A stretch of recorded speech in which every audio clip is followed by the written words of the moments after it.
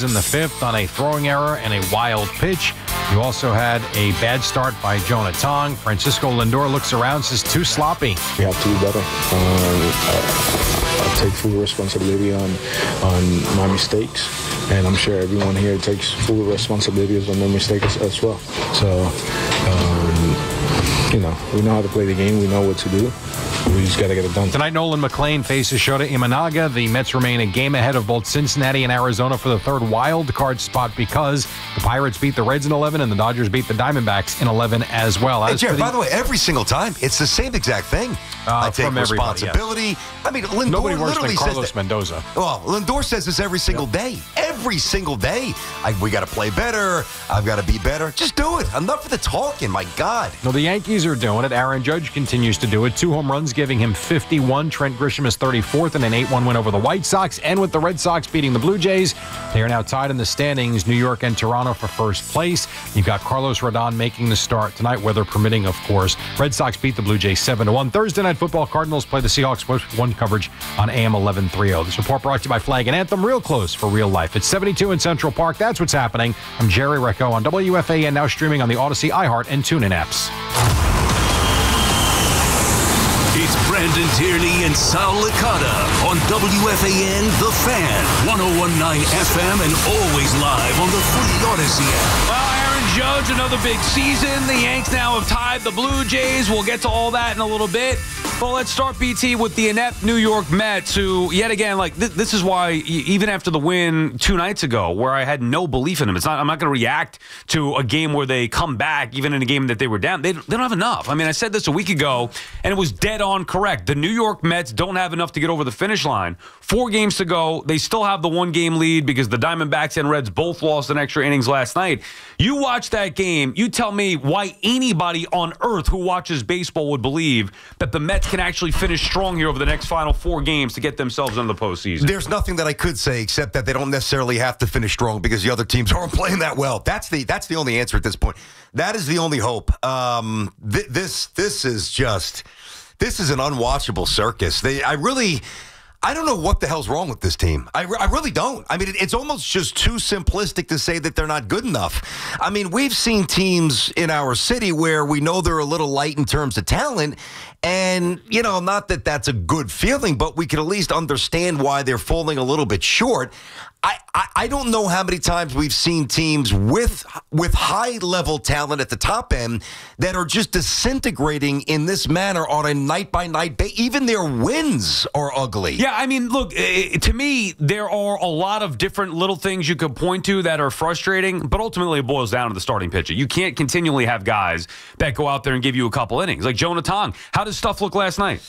Not good. Yeah, well, that's the point. And I can't even blame him because he's a young kid. He shouldn't be in this spot. But was I was more shocked what Tong did last Thursday against the Padres than I was what he did last night against the Cubs. I expected that. After now you look at his last 3 starts, 2 have been god awful. And yet everybody's telling me how great Jonah Tong is. So, and that's just one example. And it's all about Nolan McLean now. Tonight, he's got to be the savior. But think about the back-to-back starts that they had from Peterson and Tong, where you're in the bullpen immediately. And now you've got 15 guys coming out of the bullpen each night to a point where last night Clay Holmes and Sean Manaea are getting in the game. Doing throw days in games. Okay, so that's why when I say the Mets don't have enough, if you project this forward, and you could do this last week when they had 9 or 10 games to go, whatever it was, they literally don't have enough. We could argue about who you'd start, who you'd take out of the rotation, who has good stuff, who doesn't. Ultimately, there are no good answers for the Mets. And now I think it's finally caught up with them. No off days, 4 straight days to go. They've got to win these games. And they have, outside of McLean tonight and a bullpen that with Diaz and Rogers and really getting the night off last night, you would expect this to be the A game tonight. So they have to win this game tonight against the Cubs. And even if they do, what's going to follow over the weekend? Like, they don't even have. So, yeah, Sproat's going to get a start. Then it's going to be a bullpen-heavy game behind him because at max he's 6 innings. And then who the hell's pitching Saturday and Sunday against the Marlins? Like, they're toast. I'm sorry. They're done.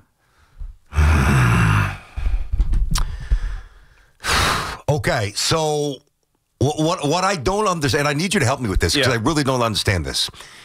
I understand being light, and I understand giving the baseball to kids who probably aren't ready at this point, and that is out of necessity because the guys who are making real money and the veterans who are supposed to carry the mail have not done their job. We all understand that. It's unfair to Tong. I do like his stuff. He looks overwhelmed right now. I can't even waste time on that. The poor kid is in a position he shouldn't be in right now. Because they have no choice. 100%. 100%. Now, can you explain to me why the other basic components of the baseball team are just falling apart? And it's not that, it can't be that, well, it's 157 games and they're tired or, they're finishing up on the road. I mean, this is the marathon that every other baseball team goes through. I mean, the Cubs are going through it as well. They didn't play well against the Reds the previous series.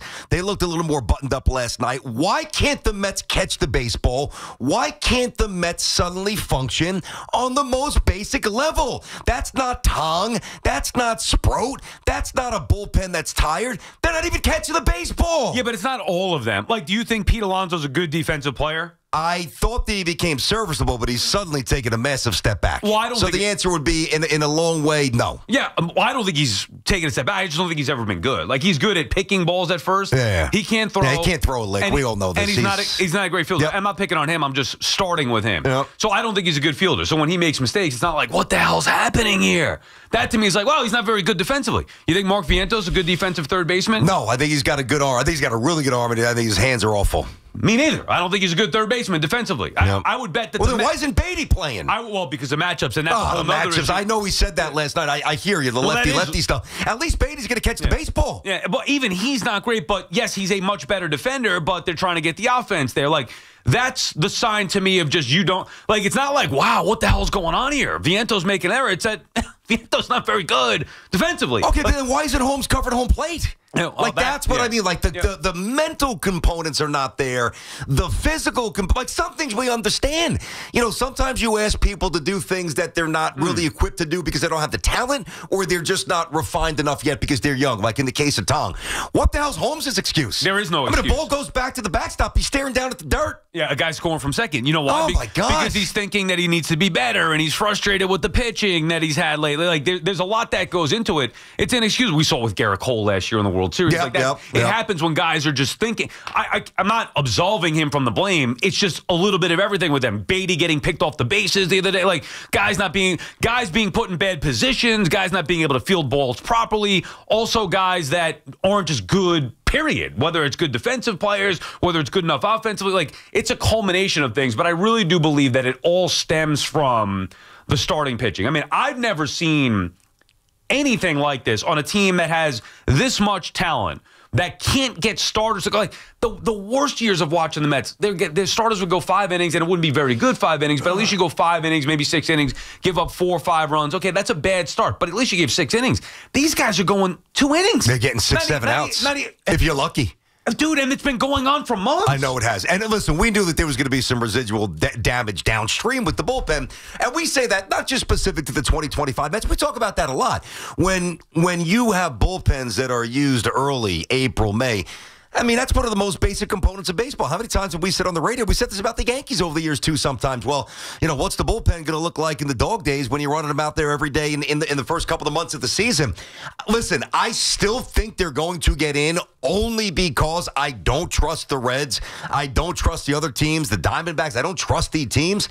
But they look and they feel and they act like a losing team. Yeah. That's what they look like right now. Like a dead team. Yep. Now, maybe if they own the tiebreaker over the Reds or Diamondbacks, I'd feel differently. But even the math to me doesn't add up to them going. I know right now it's like, well, all right, well, a day comes off the calendar and they still have a game lead. But to me, it's really not that. There's 4 games to go. Like the Mets could have a game lead on the final day of the year and lose, and one of those 2 teams win, and they're out. Yes. Like, so you could take, so 1 game lead with 4 to go to me is not comfortable. Tonight's tonight. Tonight's tonight. Well, because it's McLean. Tonight's and if he doesn't give you some, like McLean's got to go at least 6 innings, and then you have to hope, cross your fingers, stop me if you've heard this before, Rogers, Raley, Diaz, their best guys in some form, preserve whatever lead they have, assuming that they could actually get a lead and not fumble all over themselves. Like, I just think it's too much to ask at this point. And the Reds and Diamondbacks, one may keep losing. I think the Reds are going to win today. They're not going to get swept by the Pirates. They almost came back yesterday. Like, okay, they lost their 2 games. They're going to get a win today. At least one, if not both of those teams, will start to win a couple of games here in the final 4. Yeah. So even if they went 2-2, like, I don't trust that the Mets are going to win tonight, and I don't trust that they're going to take 2 out of 3 from the Marlins. I feel pretty good about tonight, but the Marlins thing, and listen, we talked about this yesterday. We were kind of just pushing this forward, like, all right, who's going to pitch Saturday? Who's going to pitch Sunday? Well, it looks like a combination of Manaea and Peterson. We talked about this. Peterson, I mean, I know things can change, but if you give the baseball to Peterson with a must-win situation on Sunday, Mets aren't going to the playoffs. If you go to in my opinion, if you go to the situation on Saturday where you have to win and Manaea starts the game, Mets aren't going to the playoffs. Like, to me, there's one hope. I mean, that they score 8 runs and they just bludgeon a couple of teams down the stretch and they outscore them. Yeah, and hope that you can hold the other team Hope off. you can hold on. Dude, here's all you need to know, and then we'll get to the calls here, 888-808-1019. The night before, their all-star, David Peterson, couldn't get it out of the second inning, okay? They had to go to 6, whatever it was. 6. Last night, there's 5 games to go in the season. You're fighting for your playoff lives. Richard Lovelady is on the mound in the 3rd inning. Dude.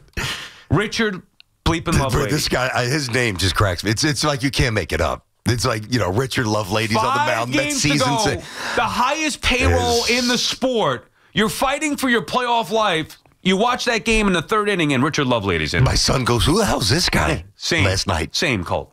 Who is this guy? And then not only that, you have to go to your starters. Like, I know.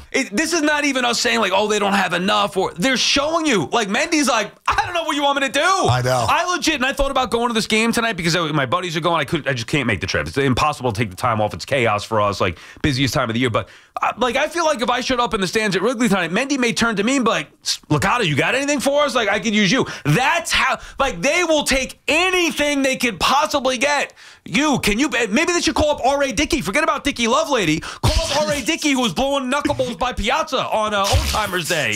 Like, maybe go get him. He can get you out of Johan looked pretty good, too, in the alumni game.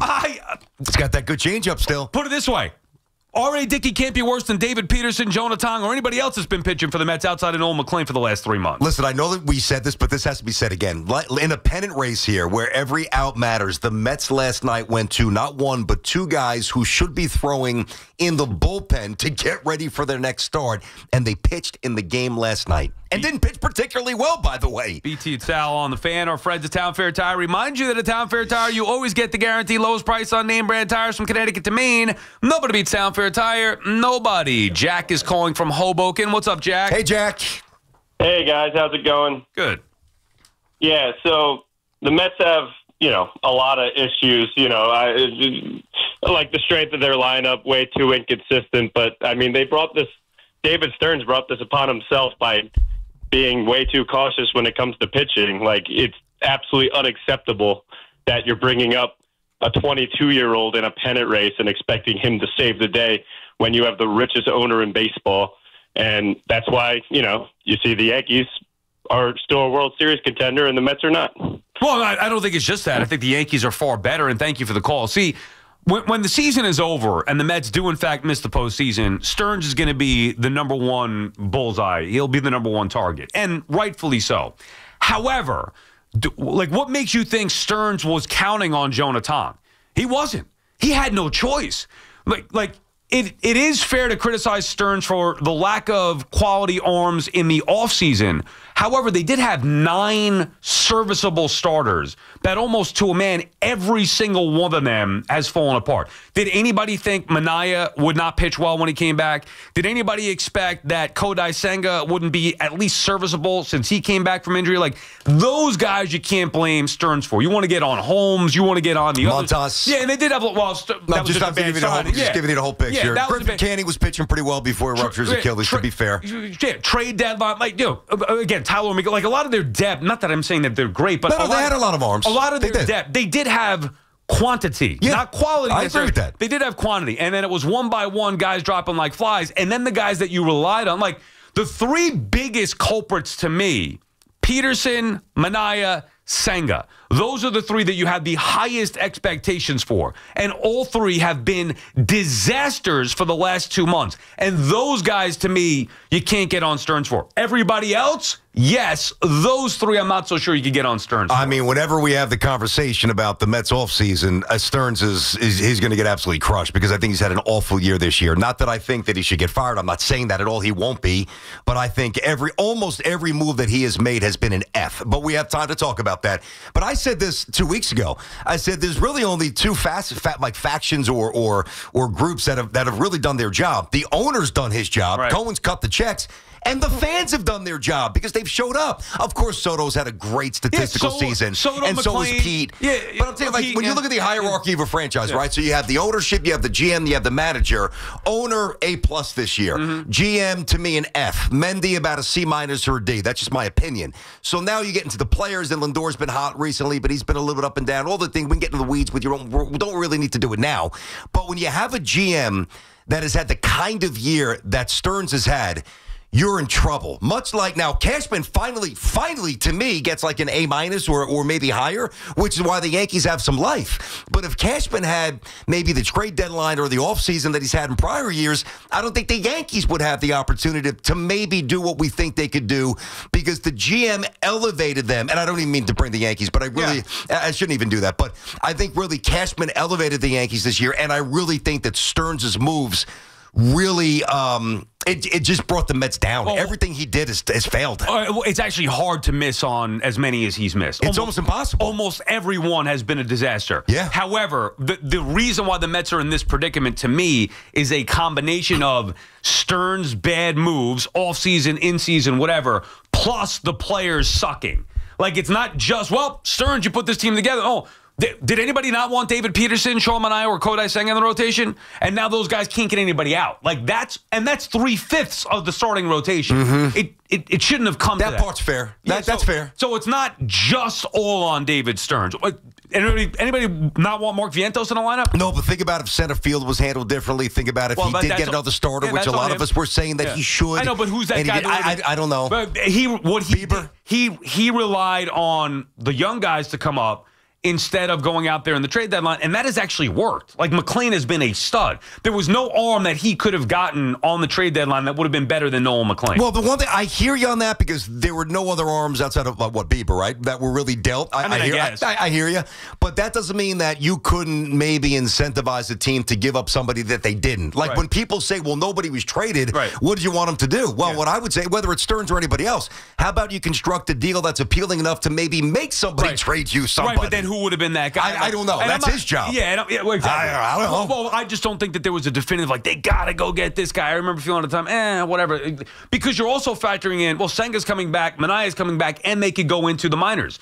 All of those things happen. It's just that Senga couldn't get anybody out. Manaea couldn't get anybody out. Peterson fell apart. They did go to the minors, and one of the guys is a stud. The other two have at least been serviceable for the most part. Like, I mean, I don't know what more he could have asked for there, but there is no doubt about it that Stearns has had an F of a season. Jimmy is calling from Smithtown. What's up, Jimmy? Hey, guys. Thanks for having me on. I know this maybe sounds simplistic, but ever since that time, Soto said that Marte was the leader in the clubhouse. I don't know. Things seem to have gone downhill. I mean, there's other contributing factors, of course. You know, the pitching and the not hitting in the clutch. But it just seems since that day, really, like the whole vibe around the team just isn't the same. Well, really, it was before that, though, Jimmy, and thank you for the call. And nobody really made a big deal about that, and I was shocked that nobody did make a big deal about that, that Soto clearly saying that Marte was the leader in that clubhouse. But that, to me, like, they've been playing bad since June 13th. That came out at the end of August. Yep. Even if you look to August, like, the Mets have been playing poor baseball from August on. So I don't think that has to do with why they're struggling. I don't either, and we talked about it a little bit. I didn't think it was a big deal. I thought it was more like Soto was trying to illuminate Marte's strengths rather than downgrade Soto. That was downgrade Lindor. Pardon me. That was my take then, and that's still my take. And by the way, if you think about the three components that were involved in that, Soto has played very well since then. Lindor has hit very well since then, and Marte has been very good since then. So the other stuff I can't possibly quantify, but see, I don't use and the Mets aren't collapsing. This is not like a 17 to go and up 7. This is not that. This is not 2007 or 2008. Though I would not use the word collapse. I would use the word implosion. Right. It's different. Like collapse tells me you got a couple of games to go and suddenly you just lose your way and somehow you fall apart and you just choke it away. It's not a choke job or a collapse. It's just an inner implosion, like the guts of the team. When you lift up the hood for the Mets, they don't have enough. It's not pretty, man. They don't have enough. A collapse is what is going on with the Detroit Tigers. I mean, that is exactly. a collapse. And by the way, the sport is it's wild. The Blue Jays are collapsing. I'm not seeing that. Let's go. I'm Suck on that, Buck. Like, that is a part of it. And not yet, but it will happen eventually. The Yankees, I can't wait. It's going to be a sweet victory lap if the Yanks do, in fact, pass the Blue Jays and win that AL East. But, yeah, that to me is like, Blue Jays choking away a division. The Tigers, full-blown collapse. The Mets just don't have enough. They've been trying to hang on. They don't have enough, and I don't know how they're going to get through the final 4 games. Maybe outside of tonight with McClain, there are no answers pitching-wise for the next 3 games beyond tonight. BT and Sal on the Fan. We'll continue the conversation about the Mets. We'll also work the Yankees in as well. Aaron Judge, another historic season for him. MVP, maybe not, with Cal Raleigh having an incredible season. Hey, the city's biggest indoor pickleball event is coming back October 10th and 11th, and it will sell out. Sign up for the fun or for the cash prizes. Go to 1010wins.com/pickleball for all the info. The pickleball tournament is presented by Nissan. At Nissan, we make cars that thrill. Experience the thrill for yourself today. Shop NissanUSA.com. All right, this fall, hydrate like the pros with home water delivery at water.com. From Primo Brands, water.com features your favorite Primo products from Poland Springs to Pure Life to Saratoga. All delivered right to your door. Get a few cases for the big game or a 5-gallon bottle for the whole household. Get what you need when you need it with no heavy lifting or no last-minute store runs at water.com. Signing up is easy. All you have to do is select your water, choose your frequency, and enjoy your delivery. Simple as that. Use code BASEBALL. Get 50% off your first order plus free delivery. Step up to the plate and stay refreshed all season long. Order now at water.com. Congratulations to the New York Yankees on clinching a playoff spot. The victory for the New York Yankees. For the 60th time in their storied history, the Bronx Bombers will be playing for a championship. These guys really believe they have something to prove. They were one step away from their 28th World Series a year ago. Los Angeles is the new champion. Do they get it done this season? I think the attitude is that these guys are hell-bent to win a title. Catch every pitch. Swing and a miss, he struck him out. Every hit. 3-2 here to Judge. Here's the pitch. Here's the drive we were looking for. Deep to left. Way out of here. He was ready for it. Here on your home for New York Yankees baseball. 101.9 FM WFAN. And always live on the free Odyssey app. Hey, it's Tiki. Are you looking to enhance your home experience? Discover the new Sloman's Shield Link, the ultimate all-in-one ecosystem for integrating your smart devices with the Sloman's Shield. Sloman's Shield Link takes everyday routines and actions based on your preferences and connects other devices to react based on your actions. Imagine arriving at home at night and your lights, favorite music, and TV turn on as you enter your home. Whether you want your thermostats to turn down when you turn on your alarm or automatically lock your doors and ensure your security lighting is on. These scenarios are a reality with the Sloman's Shield Link integration platform. The Sloman's Shield Link is compatible with devices you already have in your home. Sloman's includes installation for all devices. Plus, they offer 24/7 support. Whether you need to troubleshoot a problem or want to add programming, you can call at any time. Embrace the future of home living by calling 1-800-ALARM-ME today or visit SlomanShieldLink.com to get the Sloman's Shield Link. This is the Duke's country song. It's a song about the best mayo. It has a yellow lid and its full name is Duke's Mayonnaise. Get Duke's Mayo in store. It's got twang. Got internet? Cool. A $200 Verizon gift card for switching to our Fios 1 gig plan? Hot. And here's a pro tip. Use it to pay your bill. It's like getting 2 months free. Plus, get a 5-year price guarantee. Hurry into your Verizon store today. Offer ends 10/8/25. Must install and maintain eligible Fios service in good standing for 65 days and register gift card per offer terms. One offer per account. Price guarantee for new customers on select plans and excludes taxes and other charges. See store for additional terms and conditions. Stepping into the Kia K4 or K5 isn't just getting behind the wheel of any average sedan. It's stepping into what's next. With a K4, it's stepping into a world that's exciting, With a K5, it's one that's bold. The Kia K4 and K5, the next movement for sedans. See your local Kia dealer or visit kia.com to learn more. Kia, movement that inspires. Call 800-333-4KIA for details. Always drive safely. This is the story of the one. As a custodial supervisor at a high school, he knows that during cold and flu season, germs spread fast. It's why he partners with Grainger to stay fully stocked on the products and supplies he needs, from tissues to disinfectants to floor scrubbers. Also that he can help students, staff, and teachers stay healthy and focused.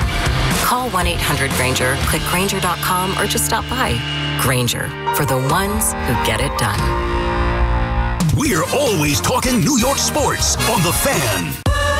I love a day on the water with friends, but my moderate to severe plaque psoriasis sometimes holds me back. Now I'm all in with clearer skin thanks to Skyrizi. Risankizumab Riza, a prescription-only 150 milligram injection for adults who are candidates for systemic or phototherapy. Teaching music is my passion, but my active psoriatic arthritis can limit me at times. Now I'm treating my joint symptoms with Skyrizi. With Skyrizi, most people with plaque psoriasis saw 90% clearer skin at 4 months. Or if you are an adult with active psoriatic arthritis, Skyrizi helps you move with less joint pain, stiffness, swelling, and fatigue. Don't use if allergic to Skyrizi. Serious allergic reactions, increased infections, or lower ability to fight them may occur. Before treatment, get checked for infections and tuberculosis. Tell your doctor about any flu-like symptoms or vaccines. There's nothing like clearer skin. There's nothing like better movement, and that means everything. Ask your doctor about Skyrizi. Visit Skyrizi.com or call 1-866-SKY-RIZZI to learn more. It's officially Ryder Cup week, and our friends over at Flag and Anthem have the best officially licensed Ryder Cup gear on the market. From polos to vests to quarter zips and hoodies, every piece is built with premium performance fabrics for all-day comfort. Shop online at flagandanthem.com. Flag and Anthem, real clothes for real life. At Odyssey, we believe in creating a diverse and inclusive workforce. We also value the power of community and encourage local organizations to help us in referring qualified applicants to our stations. If you're a community organization interested in receiving our vacancy information, simply email equalemployment@odyssey.com. You'll be notified of all our open positions. That's equalemployment@odyssey.com. And for all our listeners, please visit odysseyinc.com/careers for a list of job openings at all Odyssey radio stations. The Mazda CX-30 is more than just a crossover. It's a statement. Step inside and enjoy a refined interior with available leather seating, a sleek 8.8-inch center display, and premium sound that turns every drive into a getaway. Feel confident with standard advanced safety features like Mazda Radar Cruise Control and Smart Brake Support. When on the road, the CX-30 Skyactiv G engine delivers responsive performance with impressive efficiency. Right now, lease the Mazda CX-30 for just $199 a month. Style, safety, and value all within reach. Visit your local Mazda dealer or go to MazdaUSA.com for more information. Our transportation, water, and energy infrastructure is critical. Did you know that those projects are built by the local 825 operating engineers and their contractors? They even built MetLife Stadium and the stadium before that. That's why their advocacy organization, ELEC, the Engineers Labor Employee Cooperative, fights for those priorities every day. That's ELEC, representing the hardworking men and women who build New York and New Jersey. Talk New York sports here. Richardson in studio at 1 o'clock. Week 4 already, BT. We're just talking about it. You know, it flies by. We've gone over this stuff. You know, Mike been saying the same thing for years. It really is, as you get older, just time. I'm trying to slow it down a little bit in my mind. Good luck. Yeah, you can't do it. It doesn't work, dude. I was having a conversation with my uncle about this the other day, and he's just like, well, you have to live in the moment. Stop, like, looking ahead. Okay, well, we got to do this. We got to do that. Like, live in the moment best you can. That's good advice. He's the uncle that I met. No, that's Uncle John. No, Uncle John. Uncle John's hitting me up for Yankees tickets left and right. My Uncle Sal, he's giving me life advice. Uncle John's like, bro, I need playoff tickets. I'm like, get the hell out of here, playoff tickets. No chance. You get your regular season tickets, no playoff tickets. Okay. No, but my Uncle Sal was just, we were talking about him. I want to try to, I know it can't slow down. No. But mentally, if you could just at least feel like, and I think that is one way to do it, stop looking ahead and stop planning, or whatever, you plan your thing, but don't look to it, just live in the moment. Now, whether it's 15 minutes this morning with Sammy, playing with Lilo and Stitch, or whatever it may be, before we got to get ready, she goes to school and I go to work, whatever it may be, just live in the moment. I like that. By the way, big Lilo and Stitch fan in our house as well. My daughter loves Lilo and Stitch, the pajamas, the whole spiel. It's awesome. So there's at Costco. You do Costco? I never go. My wife goes. I told you I never go to Costco. I'll never step foot in there, ever. I love Costco. I know, no. I don't love the traffic there, but I went once years ago to get some. I had to get some shrimp for Christmas Eve, and it's just mayhem. Like they have great stuff, and I could get lost in there for hours, but I just can't deal with that amount of people. That's the thing. I'm like, I need that, and I need that. So I saw this. It's like a real FX Stitch puppet. Okay. That has sound and everything. I saw, like, I went in there. My wife said, go pick up this stuff. And naturally, I see that. I'm like, oh, I got to have this. Like, Sammy's going to freak out with this. And then we use it to motivate potty training and all that stuff. There you go. So, anyway, maybe Santa can, for Kins, get the little Stitch. They have Angel. I don't even know who the hell Angel is. Her friend there. But it's if you're a big Lilo and Stitch, that is a great toy. She loves them. She's actually got the pajamas where it's like the head of Lilo. Like, so you got to get that for Sammy. That stuff is on. We didn't have any of that cool stuff growing up. Although we did have underoos. Remember the underoos? Yeah. Were you old enough for those? Where you get like the tighty whities, but they were like Batman or Superman or Aquaman? I remember them. I don't recall wearing them. Oh, they were awesome. They came in like almost like remember the records used to come in that big square. Big square. Yeah. They would come in underoos, there. I remember my sister had Wonder Woman, I had Batman, I had Aqua, they had Iron Man, Green Lantern. Oh my God, it was the best. See, this stuff makes me happy. Yeah, I like something that's fun. I don't want to talk about the Mets. All because of Uncle Sal. He opened up another part of your brain just to enjoy life by the minute. Uncle Sal's smart. Listen to him. I can't talk. No, I'm going to listen to him. But then I get back to being aggravated with watching the Mets. I got to be honest. I'm looking forward more going home watching Black Rabbit tonight than I am the Mets. That's good. I'm serious. Come on, dude. I do not like the enjoyment that you get right now. The enjoyment that Yankee fans get right now is different from what I'm experiencing, and I would assume most Met fans. Hoff, I know we were just talking about that. Like, to me, it's not like, here we go, playoff baseball. I'm getting texts from Mitch and all my Yankee fan friends. Playoff baseball. Yeah, for you, maybe it's exciting. It is not exciting for me to put on the Mets where I know more often than not they're going to aggravate the hell out of me. And you saw that again last night. Like, a part of me was happy. Good, I could shut it off now and put it on the iPad and watch a Black Rabbit because I got 3 episodes to go in it, which is a great job. The first season, or how many seasons, Jim? It's only one. Okay, good. It's one. It's 8 episodes. Jason Bateman. It's fantastic. Yeah, I would have checked this out. You told me about it yesterday. Oh, Bateman's God, funny. I love it. But that brings me joy. Watching the Mets, I wish it did. It doesn't right now. Well, you use the word exciting. I wouldn't use the word exciting as I watch the Mets ever. I mean, I've watched I've actually watched the Mets more in the last couple of nights than I have the Yankees. Right, so usually I kind of flip. Yeah, sure. It's not exciting, but it's incredibly interesting. Now, interesting has some broad parameters. You could have an interesting car crash. You could have an interesting, renaissance at the end of the season like Lazarus. I don't know how it's going to go, but it's certainly interesting. Can I tell you, though, what's helped me through this? Drugs? No, don't do drugs. Never have. Nope, Surf not sites? that either. Yeah, well, sometimes.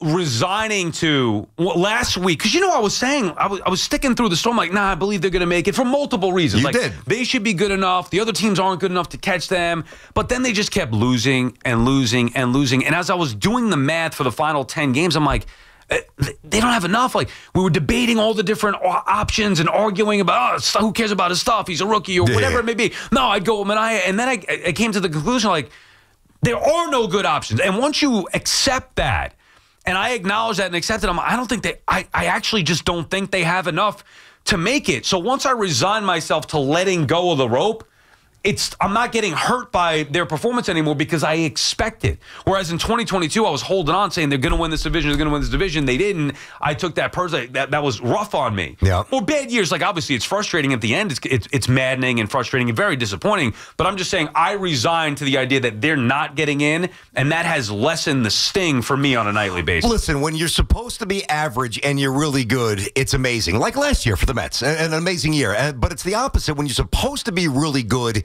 and you look broken, that's where, whether it's apathy or just a less level of interest, whatever, I understand why that's creeping in, but understand what still remains. You guys aren't dead yet. Correct. That's the part that tries to get you back in.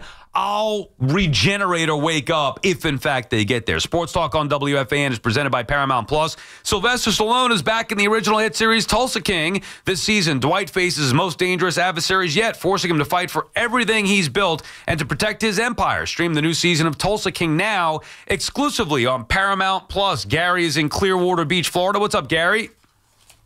BT Sal, how are you guys? How are you, Gary? What up, Gary? Excellent. I'm a longtime Mets fan. I grew up in northern New Jersey. Now I'm down here in Florida. And I look at this a little differently. I don't think talent is an issue. We know that the Mets have a lot of streaky hitters, and their pitching is streaky, where you're going to have the ebb and flows in the season. But the way I look at it, BT and Sal, is this team has completely gone off the rails on basic, simplistic play.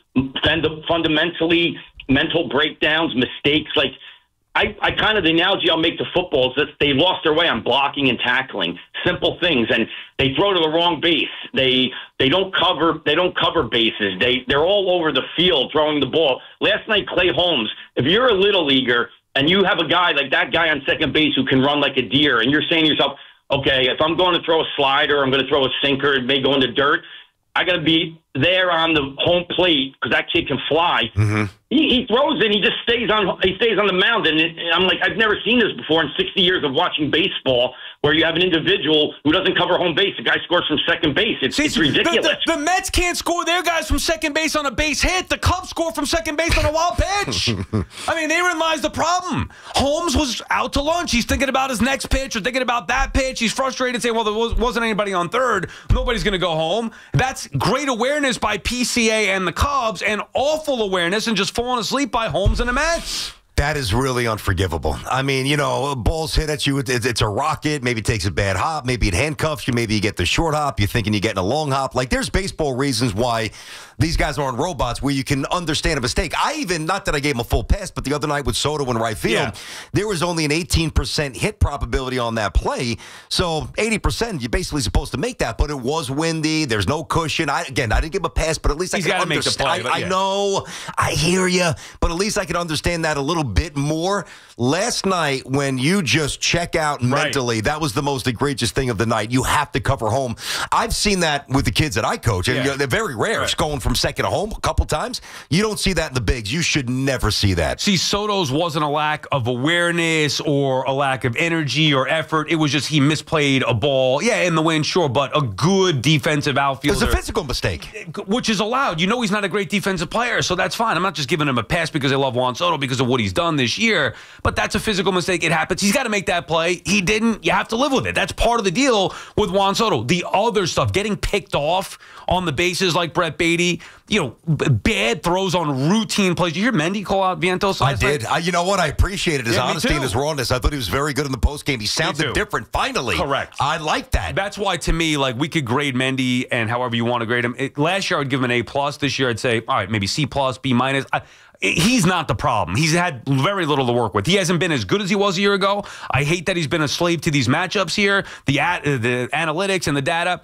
But he to me still is the right guy in New York, and he has the right temperament. Not afraid to hold guys accountable. I think there was a while where he was trying with the positive messaging. Maybe he's reached his breaking point. Thank God, finally. But hey, that's a routine play. This is a big league. You got to make that play. He Literally, did say, it was blunt. It was word for word, and I was like, oh, okay, here you go. Finally, my ears perked up. I'm like, that's what I've been waiting to hear. Yeah, that's what we all been waiting to hear. Maybe that'll wake them up a little bit. I have my doubts. I just don't know if they have it in them, but I like that. Even like with Cole with the World Series not getting over to first base, or Jazz in against the Marlins where he just wandered off for first base, or Austin Wells not knowing how many outs there are. Those are unforgivable things, and then that's in the category of what Clay Holmes did last night. A bad hop, a bad play, a bad throw. They're not robots, even though they're so talented. Sometimes they seem like it. But to me, when the mind is no longer with the body, and they don't seem to be very connected for the Mets right now, mentally they're out of it, physically they're out of it. I mean, I would be saying the exact opposite. If the Reds were better, or the Giants were better, or the Diamondbacks were better, I would be straight up saying the Mets are 100% dead. The only reason I'm saying they're not is because the teams around them, they're pretty much the same teams. BT and Sal on the Fan Warrior calls when we come back. Stop dealing with your neck pain, backache, sciatica, and go to Dr. Jay Shah at Samwell Institute for Pain Management, a migraine and nerve pain specialist who gets you back to feeling yourself again with minimally invasive and non-surgical treatments. There are thousands of 5-star reviews who trust Dr. J for pain-relieving solutions. Same day and next day appointments available with offices in Colonia, Livingston, and Englewood, New Jersey. Turn to Samwell Pain for effective pain-relieving solutions. Visit SamwellPain.com. Yeah, we were saying it's already week 4 around the NFL. Seattle and Arizona tonight. Both teams 2-1. How about this, though? Who's hot in football? Brought to you by Petro Home Services, Jonathan Taylor. And those Colts are hot. He banged out 102 and 3 touchdowns in a win over Tennessee. Want to save on heating costs? Go with Petro. Switch now and get $125 free heating oil with reliable delivery in any weather and live 24/7 service. Count on your local HVAC pros at Petro. Stay warm and save up this winter. Go to Petro.com now and get $125 free heating oil, or give them a buzz buzz, 1-888-PETRO-02. That's 1-888-PETRO-02 today. Use propane. Ask about special offers. Propane not available in all areas. It's Evan and Kiki. Afternoons on the Fan 101.9 FM. Cameron Scatterboo, you're a baller, dude. I give you your respect because you run hard as hell. And you talked about your physicality on the pregame show that we were hosting with John Schmelk. How physicality transfers. Listen to Evan and Kiki on demand on Apple Podcasts, Spotify, or wherever you get your podcasts. This is Boomer Esiason with an Odyssey Sports Minute. So week 4 of the NFL kicks off tonight with Seattle at Arizona. With both teams starting at 2-1, this should be an entertaining game tonight. Cardinals quarterback Kyler Murray is still struggling somewhat and has now lost star running back James Conner. Meantime, Sam Darnold is off to a solid, if not inconsistent start for the Seahawks, who are favored by 1.5 points. I do like the Seahawks winning, let's say by a score of 24-20. I'm Boomer Esiason. Your favorite neighborhood spots run unsquare. You know the ones. Maybe it's the popular shop that just opened a new location by you, or the big sports bar that's always packed on game day. These places make the neighborhood, and the money spent there stays in your community. Square powers more than 4 million neighborhood businesses worldwide. To learn more, go to square.com, or just stop by your favorite local business. See you in the neighborhood. Square. This is the story of the one. As a maintenance supervisor at a manufacturing facility, he knows keeping the line up and running is a top priority. That's why he chooses Grainger. Because when a drive belt gets damaged, Grainger makes it easy to find the exact specs for the replacement product he needs. And next day delivery helps ensure he'll have everything in place and running like clockwork. Call 1-800-GRAINGER, click Grainger.com, or just stop by.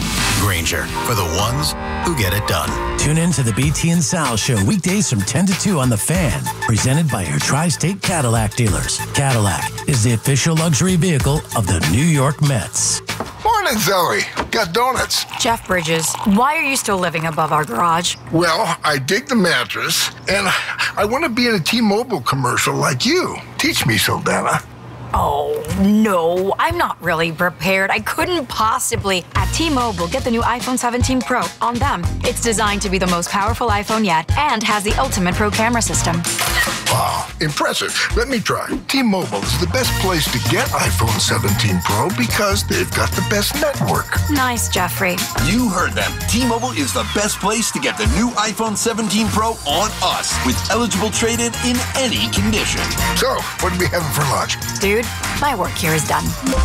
24 monthly bill credits on experience beyond for well-qualified customers plus tax and $35 device connection charge. Credits ended, balance due if you pay off earlier. Cancel finance agreement iPhone 17 Pro 256 gigs, $1,099.99 and new line minimum $100 plus a month plan with auto pay plus taxes and fees required. Best mobile network in the U.S. based on analysis by Ookla Speed Test Intelligence data 1/8/2025. Visit T-Mobile.com. Hey guys, if you're ready to pop the big question, discover why 5 generations have purchased their diamonds from H.L. Gross Jewelers of Garden City. Since 1910, the Gross family has been the place Long Island gets engaged and where you'll find all the latest styles and rings and a huge selection of GIA certified diamonds. Save yourself all the hassle and come to H.L. Gross where you'll get the guaranteed best price as well as the best education and guidance in picking out the perfect ring. H.L. Gross Jewelers, Long Island's premier bridal ring store at 840 Franklin Avenue in Garden City or at hlgross.com. Get ready for more BT and Sal on the Fan. $5,000. That's the average amount of money people in the U.S. are now spending on gas in a year. $5,000. That's crazy. If you drive, you have to download Upside, the free app that gives you cash back every time you get gas. That's right. You can earn real cash back with Upside just by buying the gas you're already buying. You can literally start earning cash back today. I use Upside every time I fill up, and I've already made around $300. You're putting gas in your car anyway. Why not get real cash back? If you like free money, download Upside. I'm saving the cash I earn from using Upside to help pay for a vacation later this year. Download the free Upside app now to earn cash back every time you buy gas. Use promo code CODE to get an extra 35 cents per gallon on your first tank. You can cash out anytime right to your bank, PayPal, or a gift card for Amazon and other brands. Just download the free Upside app and use promo code CODE for a 35 cents per gallon bonus on your first tank. That's code CODE for a 35 cents per gallon bonus. Town Fair Tire, Connecticut's largest discount tire dealer. Because we give you the guaranteed lowest price and we honor every manufacturer's rebate. We even honor all our competitors' rebates. Nobody beats Town Fair Tire.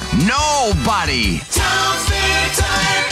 At Dick's Sporting Goods, we have always believed sport has the power to change lives. Community happens here. Change happens here. Sport happens here. Introducing the all-new Dick's House of Sport, bringing new experiences, new services, and unrivaled selection from the top brands to a new place Jersey City can call home.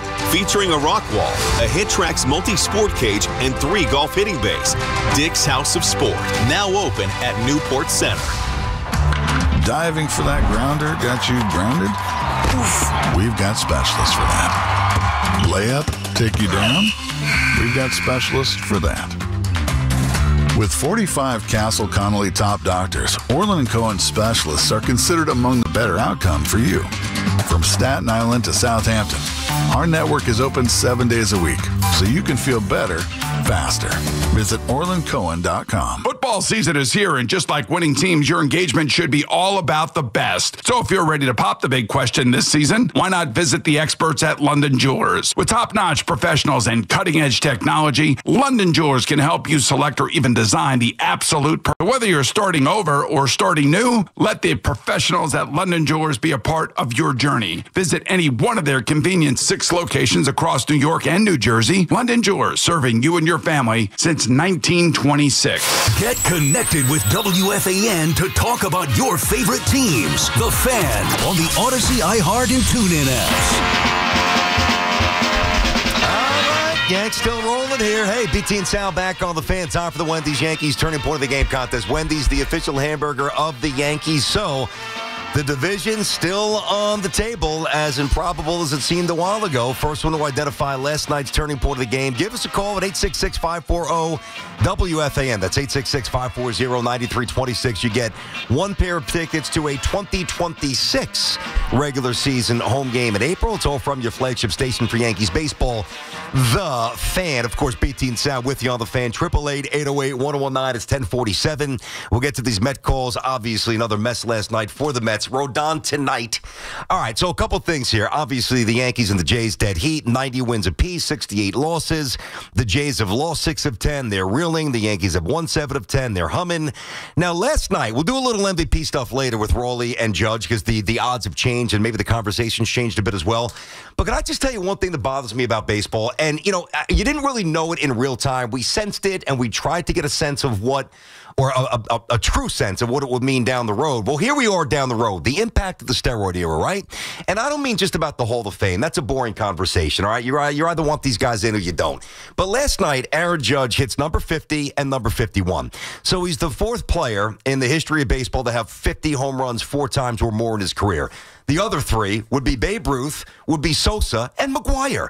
All right, so what I don't understand is... I'm shocked that that's the whole list. Yeah, like you would have thought maybe like a Jimmy Fox or even, not a Mantle, but a Fox or one of those older names like a Kiner. Which plays to the point of like me growing up in the steroid era thinking 50 is a great accomplishment, but like not that great of an accomplishment. Yeah, real quick though, because that's interesting. What was the first time that you ever heard 50? I remember... Cecil Fielder. Okay, good. Okay, so and that's the age difference between us. And I remember he hit 50 and 51, I think, against the Yankees. What year? If I'm not mistaken. I don't remember. 90? We could double check that. Okay. 90, 91, something like that.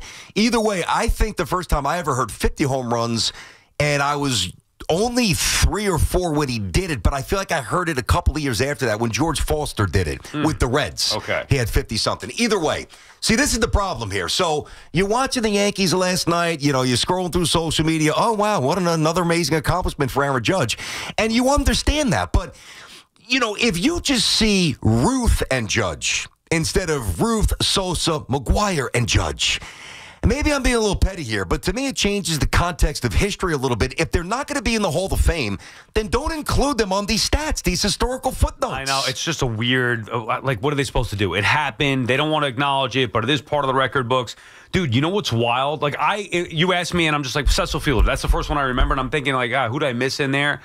It goes from Foster in 77, which was before my time. Yeah, sure. To Cecil Fielder Is that true? There wasn't 1990.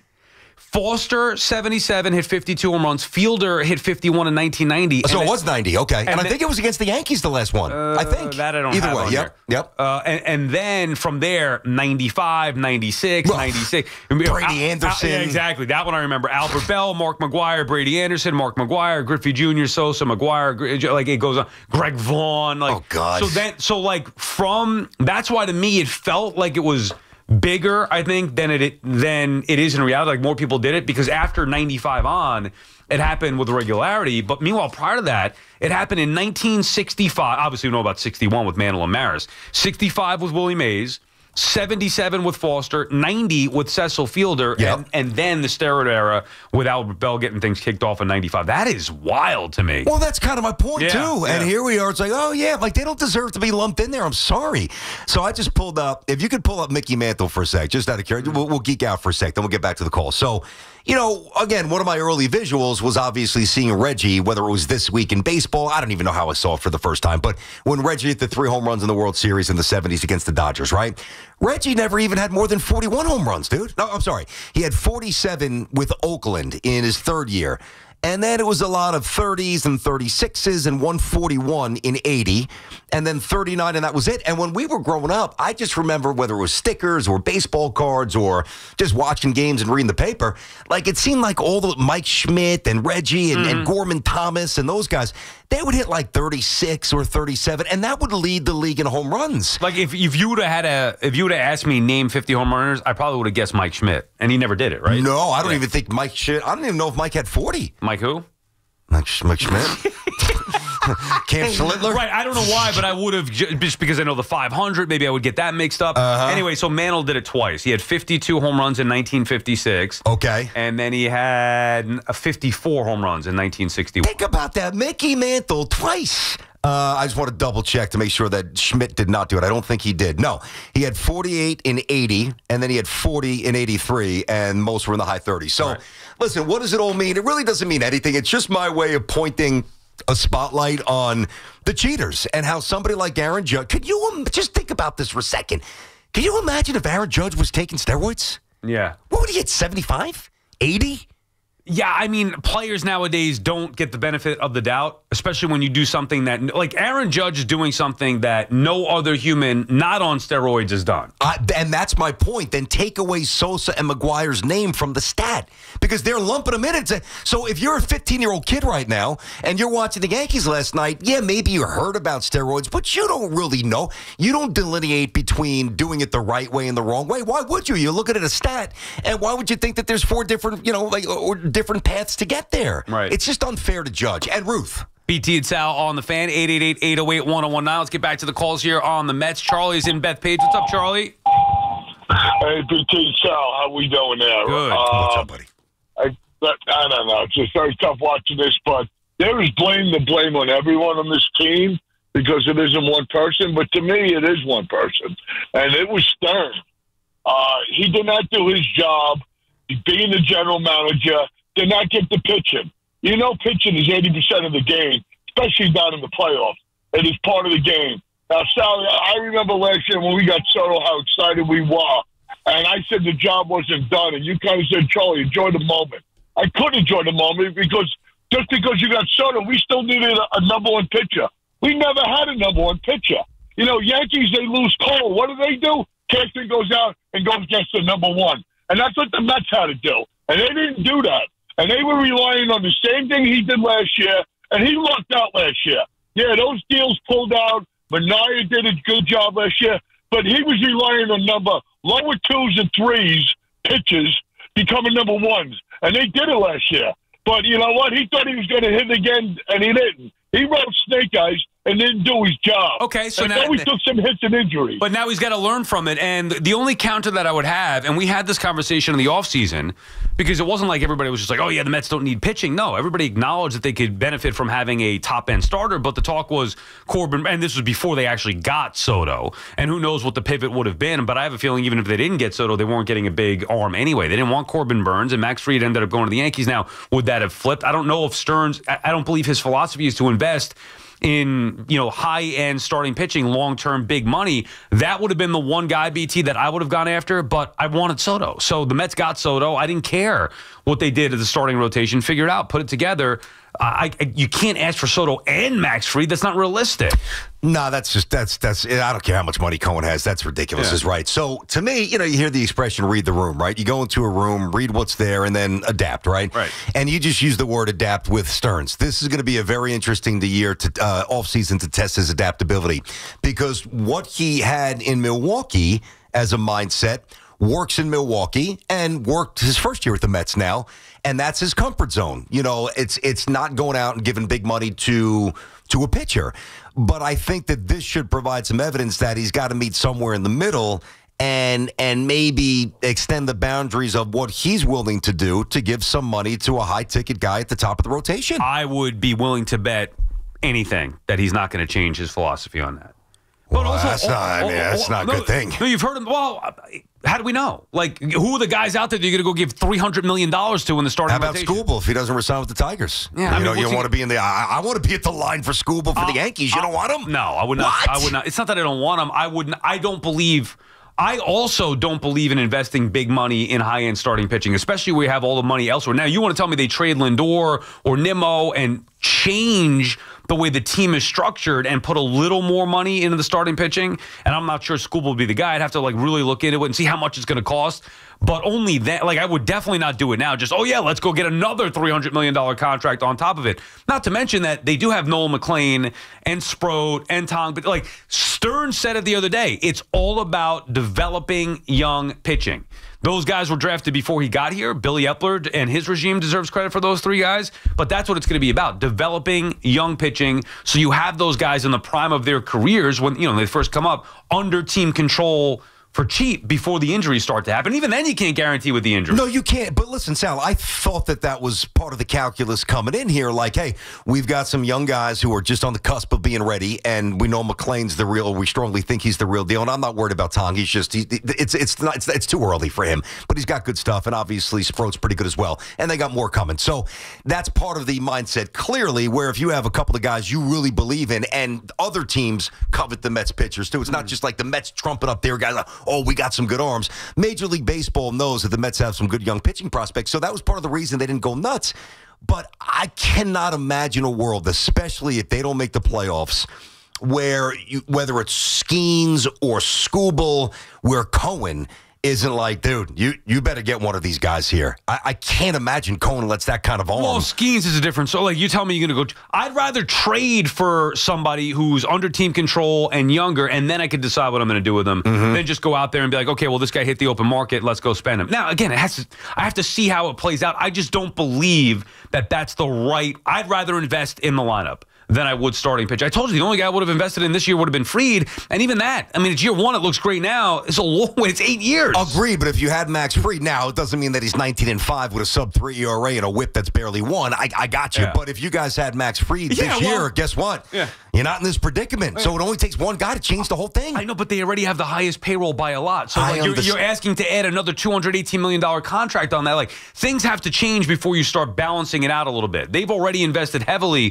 whether it be in Diaz as a closer, Nimmo, Lindor, Alonso, $30 million a year, Soto, obviously an absurd contract. To throw in Fried on top of that, well, then why stop? Why not just why stop there? Just go get everybody else. They tried to get Sasaki or they tried to get Yamamoto. That didn't happen. No, they did. But don't you think they've got enough young guys, whether it's Alvarez, whether it's Beatty, whether it's Vientos, that are making, peanuts, and even some of the young pitchers who we all like here. Again, I understand you can't expect Cohen to spend $450. Understood. But, when the starters can't get 8-9 outs, Max Fried would change everything. You got to get some. He's gone. You can't get him. I understand that now. It's too late. But I'm saying philosophically down the road, they're going to need an ace. Now, maybe it's McLean.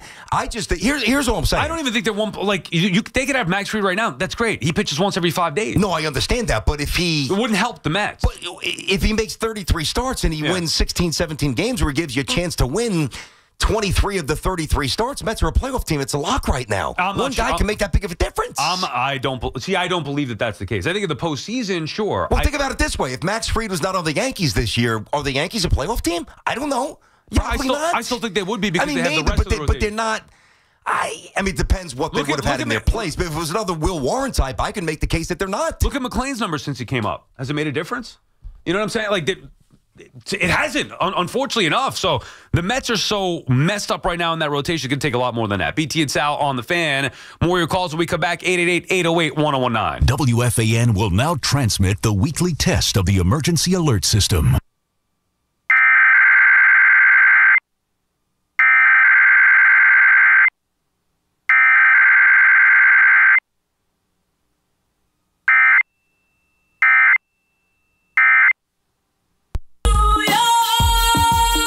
Home of Yankees radio is WFAN, WFAN FM, WFAN FM HD1 New York, and Odyssey Sports Station. WFAN Sports Flash. And this report brought to you by Bet365. Big night for the Yankees, who hammered the White Sox 8-1 as Aaron Judge went 3 for 4 with 2 home runs. Numbers 50 and 51, he drove in 4. He joins the names of Ruth, McGuire, and Sosa as the only players to have 4 50 home run seasons. With that, the Yankees also tied for first place as Boston beat Toronto. Here was Judge. Everybody just had a focused, determined look in their eye. You know, they knew that, hey, we punched our ticket, we're in the postseason, we had an opportunity to go back to the World Series, but there's still a greater goal ahead of us in the last couple of games of trying to go out there and get the division. Max Fried with the win last night, his 19th of the season, which leads Major League Baseball. As for the Mets, a 10-3 loss to the Cubs. Ian Happ, a 2-run homer. The Mets were sloppy defensively. They do remain 1 game ahead of both Cincinnati and Arizona, though, for the third wild card spot. The Pirates beat the Reds, and the Dodgers beat the Diamondbacks. Thursday Night Football, the Cardinals take on the Seahawks. Westwood One's coverage on AM 1130. This report brought to you by Paramus Chevrolet. It's currently 72 in Central Park, and that's what's happening. I'm Jerry Recco on WFAN, now streaming our podcasts on Apple Podcasts, Spotify, or wherever you get your podcasts. The Yankees and White Sox play ball one last time this season. 7 o'clock tonight, driven by Jeep. A 1 pitch, swing on a high fly ball. Deep center field, and that ball on cue is out of the ballpark. Susan Waldman and Dave Sims call all the play-by-play. The home of Yankees baseball is The Fan, 101.9 FM, and always live on the free Odyssey app. We could tell you what it's like to drive the Nissan Rogue and tell you all about its performance capabilities, like its VC turbo engine. It's I can go virtually anywhere type of freedom. Nice. But you don't have to take our word for it. Go drive it for yourself. You're up. Experience the power of the Nissan Rogue. Drive the Nissan Rogue.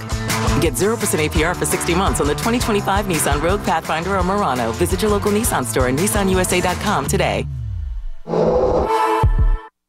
For well-qualified buyers, example, 0 down payment, 60 months financing at $1,667 per month per thousand financed. Actual down payment may vary. Subject to Nissan Motor Acceptance Company credit approval, not all buyers qualify.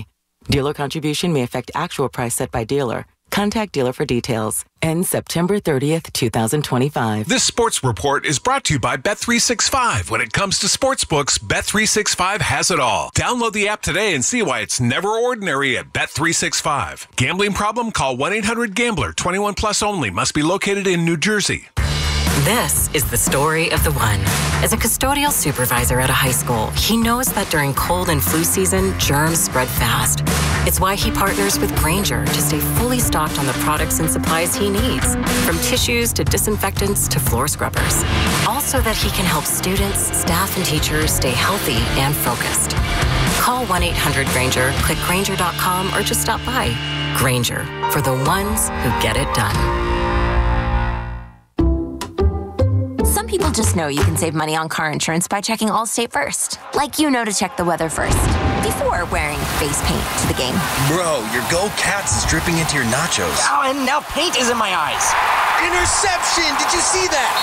No! Yeah, checking first is smart. So check Allstate first and see what you could save. You're in good hands with Allstate.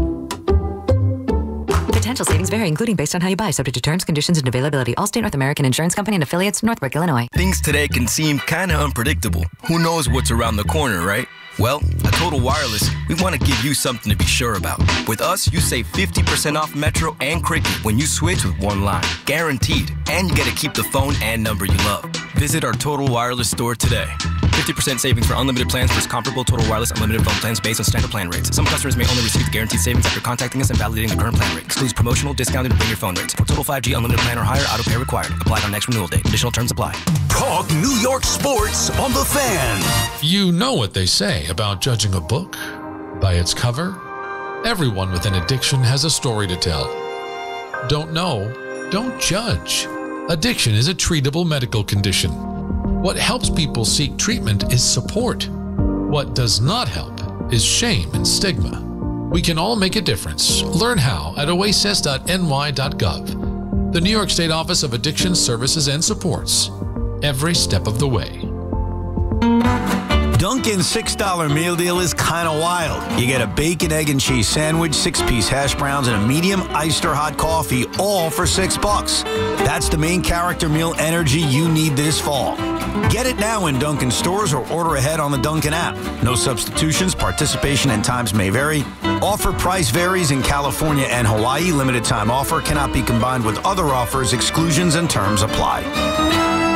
Together, let's drive at Paramus Chevrolet for just $247 a month and $1964 do it delivery. Lease a brand new Equinox 4D Wagon LT with two-wheel drive for 36 months. Buying? Enjoy 0.0% APR financing for well-qualified buyers. Visit ParamusChevrolet.com today. Town Fair Tires, New England's largest volume discount tire dealer with over 100 locations. So we sell Michelin tires for the guaranteed lowest price. Like Michelin tires with all-season capabilities and maximum performance. Plus, Town Fair will give you more free services for life on your Michelin tires for longer tread life and reliable traction in both wet and dry conditions. For the guaranteed lowest price on Michelin tires, nobody beats Town Fair Tire. Nobody. Name brands at discount prices. Town Fair Tire. You're on the list for Macy's Fall VIP Sale. That means you're invited to save big on this season's top designer looks at prices you'll love. Like an extra 30% off Calvin Klein, Steve Madden, Hugo Boss, and more. Plus, get 15% off beauty and fragrance from Estee Lauder, Lancome, and so many others. This only happens a few times a year. Don't miss the Fall VIP Sale. Today, only at Macy's. Savings off regular and already reduced prices. Exclusions apply. Hear ye, hear ye. Mega Millions is now up to $474 million. Buy your ticket today for the chance to transform your life. After all, anything can happen in Jersey. Get the scuttlebutt on your favorite team, The Fan, on the Odyssey, iHeart, and TuneIn apps.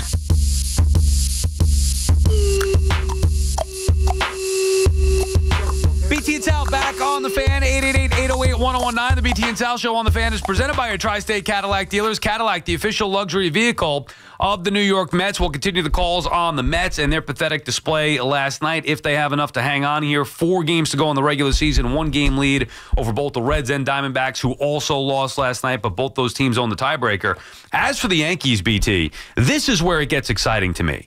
All the trash talk from the Blue Jays, their announcer, all that nonsense from Toronto was looking good until about a week ago. And now, all of a sudden, the Blue Jays have a problem. They can't buy a win. The Yankees are clearly in their heads. See John Boy and George Springer when he did the breakdown. Springer complained, they just want to give the division in New York. No, they don't, but you're going to cough it up because the Yankees are going to come get it.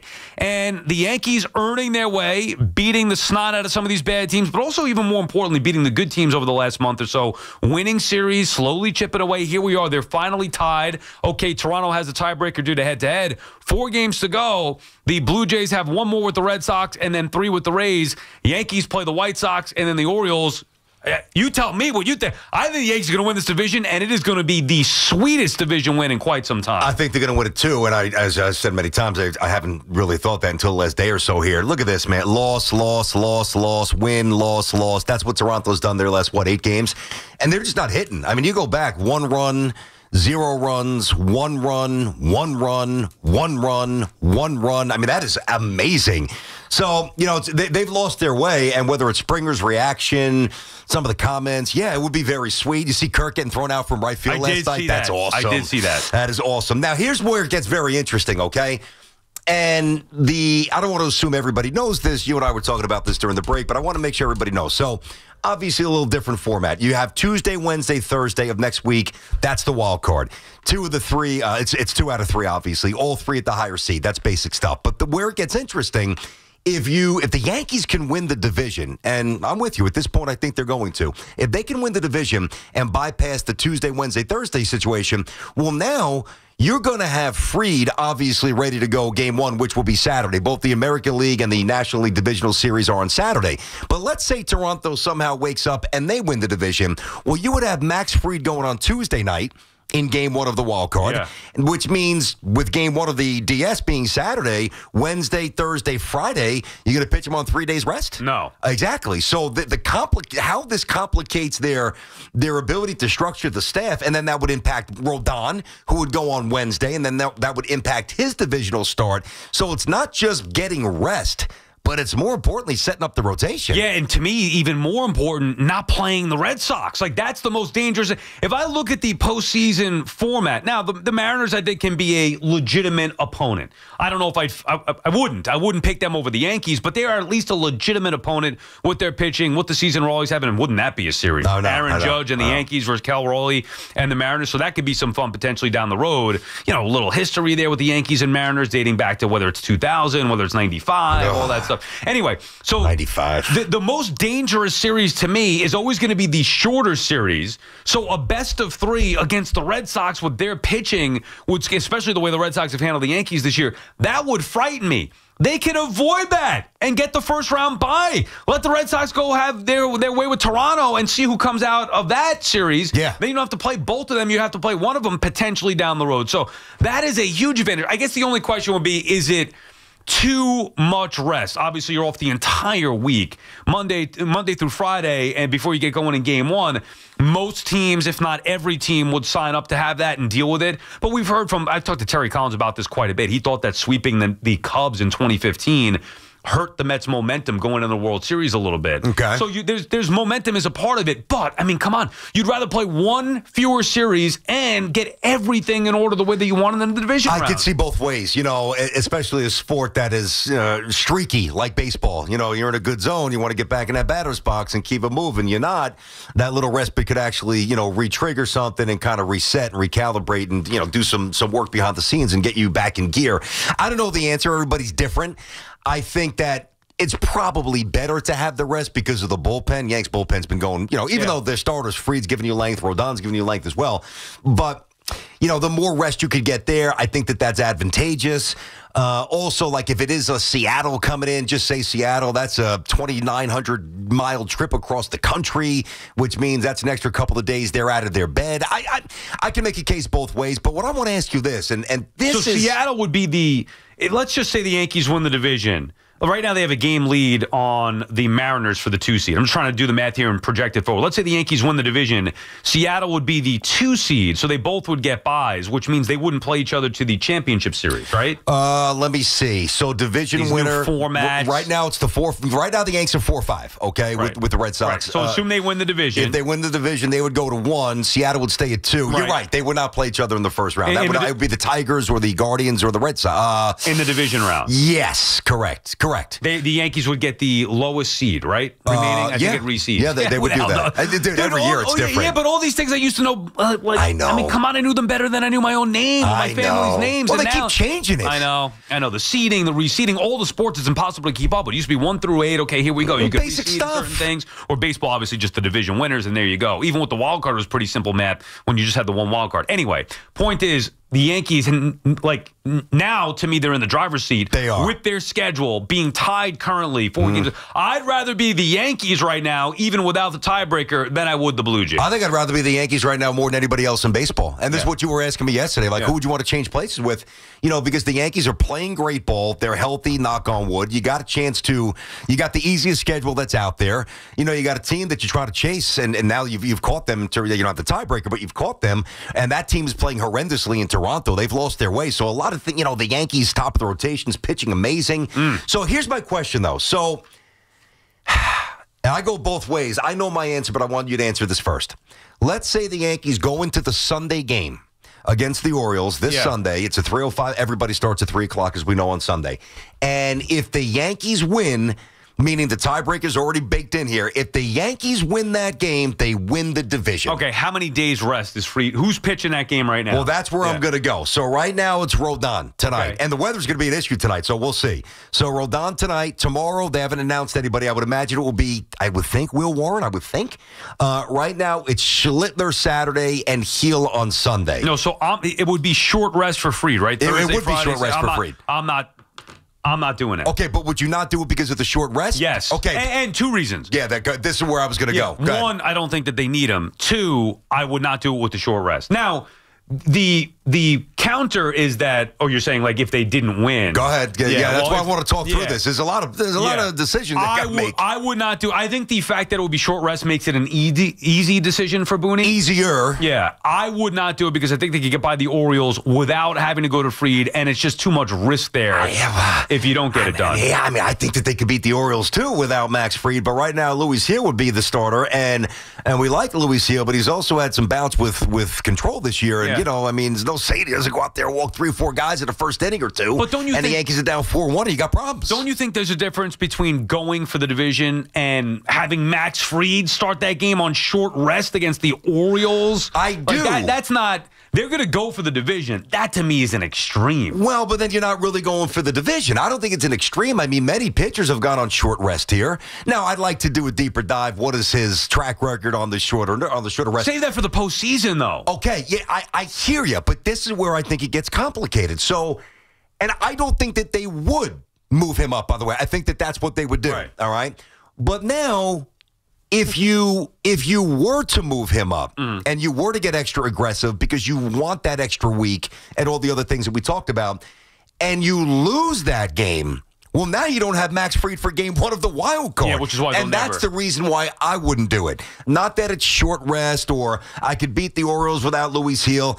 If I'm Aaron Boone, there's no way in hell that I'm going to put myself in a vulnerable spot where if we don't, and Baltimore's a major league team, it's no guarantee that you win. If you don't win, he wouldn't pitch the entire wild card series. Yeah, no, there's no way. He can't pitch. So, and I'm sure that didn't they already say that with Talking Yanks with John Boy? Didn't Boone say that? They talked about it. I don't know if it was fully confirmed. They lined it up to the point where he wouldn't be pitching that final day free. But did they follow up? Did they ask what we're talking about now? I don't know. I'm sure they did. Thing. I know you. Yeah, I mean, I'm sure that they did. So I don't think it's on the table. No, but it's a good question to ask. I mean, it's not like it's a day of rest that separates two, like going, and again, I wouldn't do it neither with you, and I don't think the Yankees will either. 3 days rest, right. Yeah, but I mean, think about this, Sal. If you have a chance to lock down the division and let other teams beat each other up and waste their pitching, and you get to chill for a week, you can't tell me that it should at least be considered on the lowest level. Problem is there's no guarantee. For me, the risk now, if it were a more difficult opponent, like I would value winning the division that greatly that, okay, it would be a consideration. Because it's the Orioles. Like, come on. See, I don't look at it that way at all. To me, it's either Yankees at home against the Orioles in a must-win spot to win the division. You think they're going to lose that game? I don't think they're going to lose. No, but I mean, you could. Yeah. I mean, if they do, I don't believe it's going to be because, it's not like Heel, who would start that game otherwise, is going to be that bad. Even if he is, you go to the bullpen, like you have a quick hook. But I don't think they're going to lose that because of Heel. They lose it because they're not going to hit enough or whatever. Yeah, I just wanted to present it for everybody because, again, I think that they'll do what we want them to do, which would mean don't get too reckless here and risk, not having Fried for the divisional round. But it's something to think about. John is calling from the Bronx. What's up, John? Hey, man. Hey, good morning, guys. I just want to thank you guys for doing a great show each and every day. Hands down, the best show on the Fan. Thank you, guys. Thanks, man. Thank you. We appreciate it. You're welcome. You well deserved. I also want to thank you both for voicing the collective frustration with New York sports. I'm a Yankees fan. I don't take their success for granted. The Knicks are finally shaking off the Isaiah years. But the Jets, the Giants, the Nets, oh, my God, it's depressing. When I hear Sal today say he's losing hope that the Mets are going to make the playoffs, it pisses me off. It's not fair. New Yorkers, we deserve better. It's terrible. I mean, let me just be clear, John, in case you didn't get the message. It's not that I'm losing hope. It's that I think this team is dead in the water and have been for a week. That's how I felt. So it's not about hope. I think they're done, dead, whatever you want to say. There's no way the Mets are making the playoffs. No, you had hope last week. No. We're in the playoffs. And no, 2 weeks ago, yes. Last week, no. After, and thank you for the call, John, and thank you for the kind words. And I get what you're saying. Like, yeah, we could all use, the Knicks have been good and at least exciting, but even they at the end have disappointed. The Jets and the Giants have both been awful collectively for far too long. The Mets have been inconsistent at best, and that's being nice over the recent years. And the Yankees have really carried the bulk of the success in this town for many, many, many years. But no, I just, to me with the Mets, it was not about hope or belief. It was always about, okay, I thought that this team was good enough to hold off the Diamondbacks, Reds, or Giants. You've seen what happens with the Giants. They've already fallen out of it, so the Giants are done. So that part of it was right. I just thought the Mets would win a game or two more, and that just hasn't happened. I was having belief, BT, or reason to think that they were going to make it before they lost 8 in a row. It was in the middle of that, and then just kept losing and losing and losing. Mm-hmm. I saw enough, and then you do the math projecting it out. That's where I lost the idea that they were going to go to the postseason. No, I get it. Listen, I've sit here every day with you, and I think that you've been surprisingly pretty balanced throughout all this. I really do. I don't think that you've been all over the map. I'm surprised.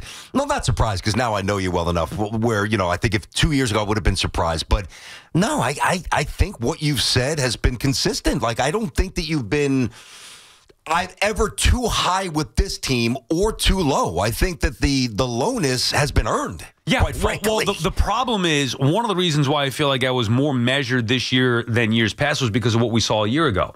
The way the sport is in itself, like the regular season, unfortunately, doesn't mean as much. So when I was quick to bury the Mets a year ago, they came back and get to the NLCS. If I see that, how could I then again say, well, the Mets are going to win the World Series because they're the best team in baseball, or the Mets are done because they went through a bad stretch. So I was letting it play out. But ultimately, it's gotten to a point now where you have to look at this realistically and say, who the hell, and I was for a week, who the hell is going to pitch? That includes Tong, who had one good, one bad in the final 10.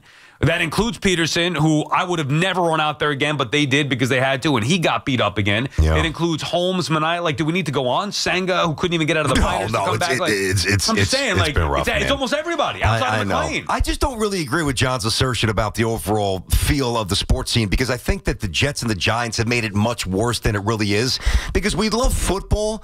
And we want to talk about good winning football, and then there's always a problem. Now, Jaxson Dart thankfully gives us a ray of hope, and hopefully Aaron Glenn and the Jets could beat the Dolphins, and maybe, the schedule is going to soften up, and we get at least the remnants of a season here. But if you really step back and you think about it, until both teams are eliminated, right now the Yankees and, I will just provide this little fact, and the Mets have a chance to win a World Series this year. The Knicks are on the short list to win a championship, and at the very least get to the finals. The Rangers, I know that they hit the reset button a little bit here. Now do the Jets and Giants. Well, no, there's not much to do there, but the Rangers... Dart's going to be exciting. That's what I'm saying. Like, the Rangers have given their fans, and this year will be a little different, I think, but the Rangers for a couple of years knocking on the door. They won the President's Cup, and St. John's, I know that everybody doesn't watch college basketball, but St. John's is going to be top 5 in the AP poll. So is it really as bad as John made it sound, or is it just that the Jets and the Giants are so bad that it makes everything else kind of lower than it should be? That's what I think. I think we have a lot more teams than everybody else, and there's a lot more losing than everybody else with those extra teams. All right, guys, by now, you've heard me talk about Collars & Co., makers of the dress collar polo. They've already sold over 1 million of these amazing shirts. Well, Collars & Co. just came out with a new Maverick Performance Blazer. This blazer is sharp and wrinkle-resistant, so you can travel anywhere with it. Just throw it in your bag, and it will remain wrinkle-free. It even comes with security zip pockets, a sunglasses loop, and an optional pocket square. So visit collarsandco.com and check them out today. Competitor, you want to play on the biggest stages in front of the best and most passionate fans. Jaxson Dart has just trotted onto the field. The Jaxson Dart era starts Sunday. Pistol set with Dart and Scattaboo. As the Giants take on Justin Herbert and the 3-0 Chargers at 1 p.m. Dart pumps his right leg, takes the snap. Handoff Scattaboo. Up the middle he goes. Scattaboo to the 10. Scattaboo to the 5. Scattaboo reaching for the goal line, and he's down at the 1. With help from fellow rookie Cam Scattaboo and the dynamic Malik Neighbors. The young QB will look to lead Big Blue to their first win of the season in front of the hometown faithful. Into the end zone, standing up, and the Giants are back in front. Don't miss a second of the action here on your home for New York Giants football. WFAN. 1019 FM and always live on the free Odyssey app. Hey, Tiki here. Imagine a world where all your smart devices work together seamlessly in one simple ecosystem. Introducing the Sloman's Shield Link. With Sloman's Shield Link, transform your home into a truly intelligent smart home experience. Control your lights, heating and cooling, door locks, cameras, TVs, just about anything in your home. Life is busy and daily stresses add up. But with Sloman's Shield Link, your home tech works in harmony, making life more convenient, safe, and enjoyable. Now imagine pulling into your driveway, and with one tap, your home welcomes you. Lights on, doors unlocked, only to hear your favorite music. A true smart home isn't just about gadgets. It's about comfort and security. With Sloman's Shield, enjoy a full integration of home security and automation, all at your fingertips. Make your life easier and your home a safer haven. Learn more at slomanshieldlink.com or call 1-800-ALARM-ME. Embrace the future of home living with Sloman's Shield Link. Listen to You Better You Bet with Nick Costa Sunday morning at 8 right here on The Fan. Nick will preview all the football action to get you ready for kickoff, presented by BetMGM. Make it legendary. Please gamble responsibly. Gambling problem? Call 1-800-GAMBLER. Oh, could this vintage store be any cuter? Right? And the best part? They accept Discover. Accept Discover? In a little place like this? I don't think so, Jennifer. Oh, yeah, huh? Discover's accepted where I like to shop. Come on, baby, get with the times. Right, so we shouldn't get the parachute pants? These are making a comeback. I think. Discover is accepted at 99% of places that take credit cards nationwide. Based on the February 2025 Nielsen report. Tulsa is my home now. Academy Award nominee Sylvester Stallone stars in the Paramount Plus original series, Tulsa King. This distillery is a very interesting business. We gotta know the enemy. From Taylor Sheridan, co-creator of Landman. What are you saying? I'm a rat! If you think you're gonna take me out, it's gonna be really difficult. Tulsa King. New season now streaming exclusively on Paramount Plus. Hear that? That's the beginning of a journey powered by the confidence that comes from driving a vehicle so reliable, it's backed by a 10-year, 100,000-mile limited powertrain warranty. Where your journey ends? Well, that's up to you. Visit your local Kia dealer today. Kia, movement that inspires. See retailer for warranty details. Always drive safely. Limited inventory available. We've got more sports talk coming up on The Fan. Every NFL Thursday is your chance to hit the jackpot on FanDuel, because with FanDuel's Thursday touchdown jackpot, you can win a share of $2 million in bonus bets each week. To get in on this action on Thursday, all you have to do is place an anytime touchdown score bet before the game kicks off. And if your player scores the first or last TD of the game, you'll win your bet plus a share of bonus bets. Just visit FanDuel.com/BT to take a shot at the jackpot. FanDuel.com/BT, and that is your shot to win a share of $2 million in bonus bets. Play your game with FanDuel, an official sports betting partner of the NFL, also the official partner of us here at WFAN. 21 plus and physically present in New York. Opt-in required. Must apply profit boost token on select market. Prize pool to be split equally among all eligible participants who made the correct pick or last TD pick. Bonus issued as non-withdrawable bonus bet that expires 21 days after receipt. Restrictions apply. See terms at sportsbook.fanduel.com. And for help with a gambling problem, call 877-8-HOPE-NY or text HOPE-NY. Let's go! You've still got it, but your immune system weakens as you age, making it harder to fight flu, pneumococcal pneumonia, RSV, and COVID-19. Ask your doctor or pharmacist which vaccines you need. Sponsored by Pfizer. This is the story of the one. As a custodial supervisor at a high school, he knows that during cold and flu season, germs spread fast. It's why he partners with Grainger to stay fully stocked on the products and supplies he needs, from tissues to disinfectants to floor scrubbers. Also that he can help students, staff, and teachers stay healthy and focused. Call 1-800-GRAINGER, click Grainger.com, or just stop by. Grainger, for the ones who get it done. My ride smells just right, just right, just right, just right. I gotta try that Febreze car. Just right, just right, just right. La la la la la. With up to 40 days of consistency. All over Febreze car clips right on your fit. You know my car's my happy place. Keep that smile on my face. When it smells just right, just right, just right. Then breathe happy Febreze. La la la la la. Our transportation, water, and energy infrastructure is critical. But did you know that those projects are built by the local 825 operating engineers and their contractors? They even built MetLife Stadium and the stadium before that. That's why their advocacy organization, ELEC, the Engineers Labor Employee Cooperative, fights for those priorities every day. That's ELEC, representing the hardworking men and women who build New York and New Jersey. Catch all the play-by-play with Susan Waldman and Dave Sims. The home of Yankees radio, The Fan, on the Odyssey, iHeart, and TuneIn apps.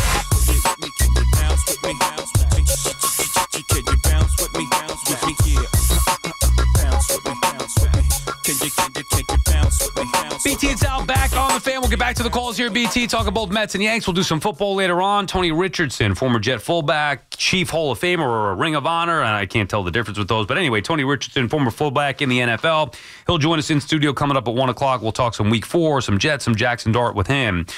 Before we did that, I wanted to just clarify one thing, because we were talking about it matter of factly, like everybody knew about the trash talk from the Blue Jays, but then I was getting texts that, hey, can you explain what you're talking about, because not everybody knows that. Okay, well, I will explain that then. Number one, Buck Martinez, who was a current Blue Jay broadcaster, he called the Yankees flat out not a good team. That is a quote, and was referring to the fact that they rely on the home run, their inability to win without hitting home runs, suggesting a lack of offensive diversity, fundamentally flawed, blah, blah, blah, blah, blah. But went on one of these rants in a Blue Jays broadcast game that basically called them not a good team.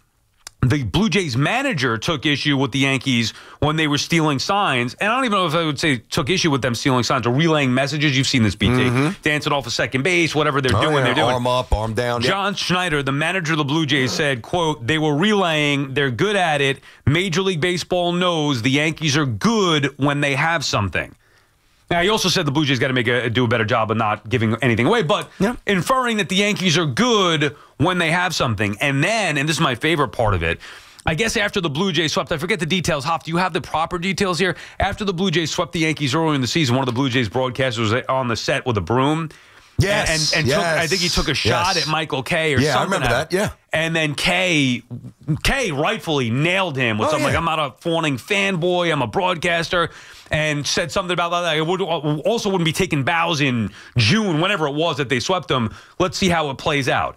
Woo, you know. I mean, you actually literally know Michael Kay. I don't. Oh, yeah. But even I know that he's sensitive with certain things. No, he is. And when he fires back, he fires back. No, he'll tell you he's sensitive. He is. But he's waiting. Oh, yeah. He's waiting for the Yankees to complete the sweep, or to complete the division win here, and then going to take a rightfully so victory lap at the expense of the Blue Jays and their broadcasters. So Kay may want this division more than the Yankees, but those are 3 examples of how there's a little bit of bad blood or maybe trash talk from the Blue Jay side toward the Yankees. Yeah, and good that everybody's up on that. It's kind of been, dripping in throughout the season. A little drip here, a little drip there. I mean, listen, the Blue Jays, I would tell them to act like they've been there before, but they haven't. It really is a group. Right, but so they should act like that. I know they don't know how to act yet. They don't know how to hit either. And we just run through the stats before. It's like 7 or 8 games. They've scored 1 run. Their offense is absolutely broken right now. Here's the thing, though. So, like, if Kay wants to dance on their grave, if and when we get to that point, see, to me, he can't do it until the Yankees win the World Series. If they do, because then he leaves himself open. Like, all right, let's say the Yankees win the division. Toronto plays the wild card. Toronto gets bounced. Kay dances on them. Look at you. And it would be good radio because he's pretty good when he wants to let it rip. He lets it rip well. And then the Yankees lose in the League Championship Series, or they have a World Series and they're booting the ball around. Then Toronto parachutes back in and they get the last word. Fair enough, but this is to me specific to the division. And catching the Blue Jays, who had the lead all the way until the final 4 days of the regular season. I know what you're saying, but then you can say that about any trash talk. Like, this is specific to the division. Nothing beyond that. I'm excited for it. I can't wait to see how Booney's sensitive to it too, as he should be. It's his team. He wants to get revenge on the Dodgers. So I bet you he's rooting for the Dodgers in the World Series. Let's go get a little rematch, and this time we'll see how much trash they're talking, how bad we are, and this and that. You could tell. Listen, Aaron does a good job of keeping his emotions in check. Otherwise, not when he's berating umpires. I mean, every time other than that. Right. He definitely keeps his emotions under control, BT. Sure. No, but I mean the other stuff. Like, he bites his tongue a lot. You could tell that, because we've had conversations with him off the air, and we know that he was pissed. I mean, what you say on the air is going to be a little bit different than what you say off. For some. For some. Well, that's true. For some. And I think that he is a proud man, as all baseball people are, baseball lifers, and the Dodgers were dumping on him. I mean, basically said, your team can't catch, you can't run, you're a mess. And if you take pride in your job, which he does, and Aaron Judge does, and other Yankees do, you don't forget that stuff. This one for the division, though, would be sweet with all that trash talk from the Blue Jays, different parts of it. All right, let's get back to the phones here. Larry in Howard Beach wants to talk about his Mets. What's up, Larry? What's going on, guys? How are you? What's up, BT? What's up, Sal? Hey, Larry. Sal, one thing with your uncle and everything, living in the moment, just tell him as a Met fan, I am living in my moment, and that's misery and torture right now. Yeah, okay, right. Just one thing, guys, before I get on to my point that I want to bring up. You guys were talking about the reseeding before. Luckily, lucky if we do get in the playoffs and whatever. But in baseball, they don't reseed. So, it's set in stone. Because if you remember last year, the Mets were the 6th seed, and they wound up playing Philly, which was the 2. So that would be say 1, 4, 2, 3 plays in the next round. Let me see. So it doesn't reseed, you're saying? No, There's it brackets? doesn't. Because, right, baseball has the bracket now. See, that's why. Right, I forgot. Right. So it has the bracket here. So what would the... I'm sorry, go ahead. Yeah, no, because like I said, if you remember last year, the Mets were 6, Philly was the 2, and the Mets then played the Dodgers, which were the 1 until the LCS. Yeah, and right now the Dodgers are 3, Mets are 6. If the Mets get in, they would the winner of the Dodgers series would play the Phillies at the 2. Would play the Phillies. See, I don't like that. I'm all about reseeding, and thank you for the call, Larry. I don't think that's right. I would rather reseed than have the brackets. Because it also hurts the team. You're penalizing the team. Would you pull up that bracket, BT? MLB.com? I think MLB.com. I got it in front of you. What do you need? No, I'm just curious. It also penalizes the teams that are in front, not just the team from the lower half of that. You're rewarding, let's say in that case, the Mets, who were the 6th seed, who got to play the 2 seed as opposed to the 1 seed, and you're hurting the Dodgers because they then have to play the higher seed as opposed to the lower seed. But you're also helping out the 1 seed theoretically by having a quote-unquote easier matchup in the first round, because think about it, if you're the 1 seed, would you rather play the 4-5 winner or the 3-6 winner? Generally, the 3-6 winner is going to be better. So but why can't you just reseed it and then they play the lower seed remaining? You could. No, I get you. Listen, I would even take it so far as I'm a proponent of reseeding the NCAA tournament. I think that reseeding is a good philosophy because that's a true barometer.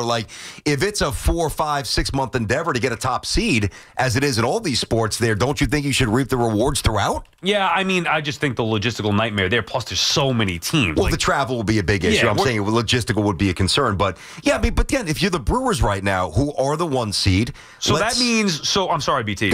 So the Yankees then, let's say they win the division, they would be awaiting the winner of the most likely Red Sox Toronto. Bingo. Correct. Rather than the Guardians, who are if let's say the Guardians beat the Tigers, Guardians right now with 3 seed, Detroit 6. Right, but also rather than the Tigers, who were the 6 seed, or whoever it could. Let's say the Astros. Yeah, it could go the other way. It could be the 6 seed, so you could benefit. Yeah, you could. Let's say the Astros get into the 6 seed. You're telling me as a Yankee fan, you wouldn't want to face the Astros, who are the worst team in. You have the number 1 seed, the Astros. Let's say they upset the Guardians in this hypothetical.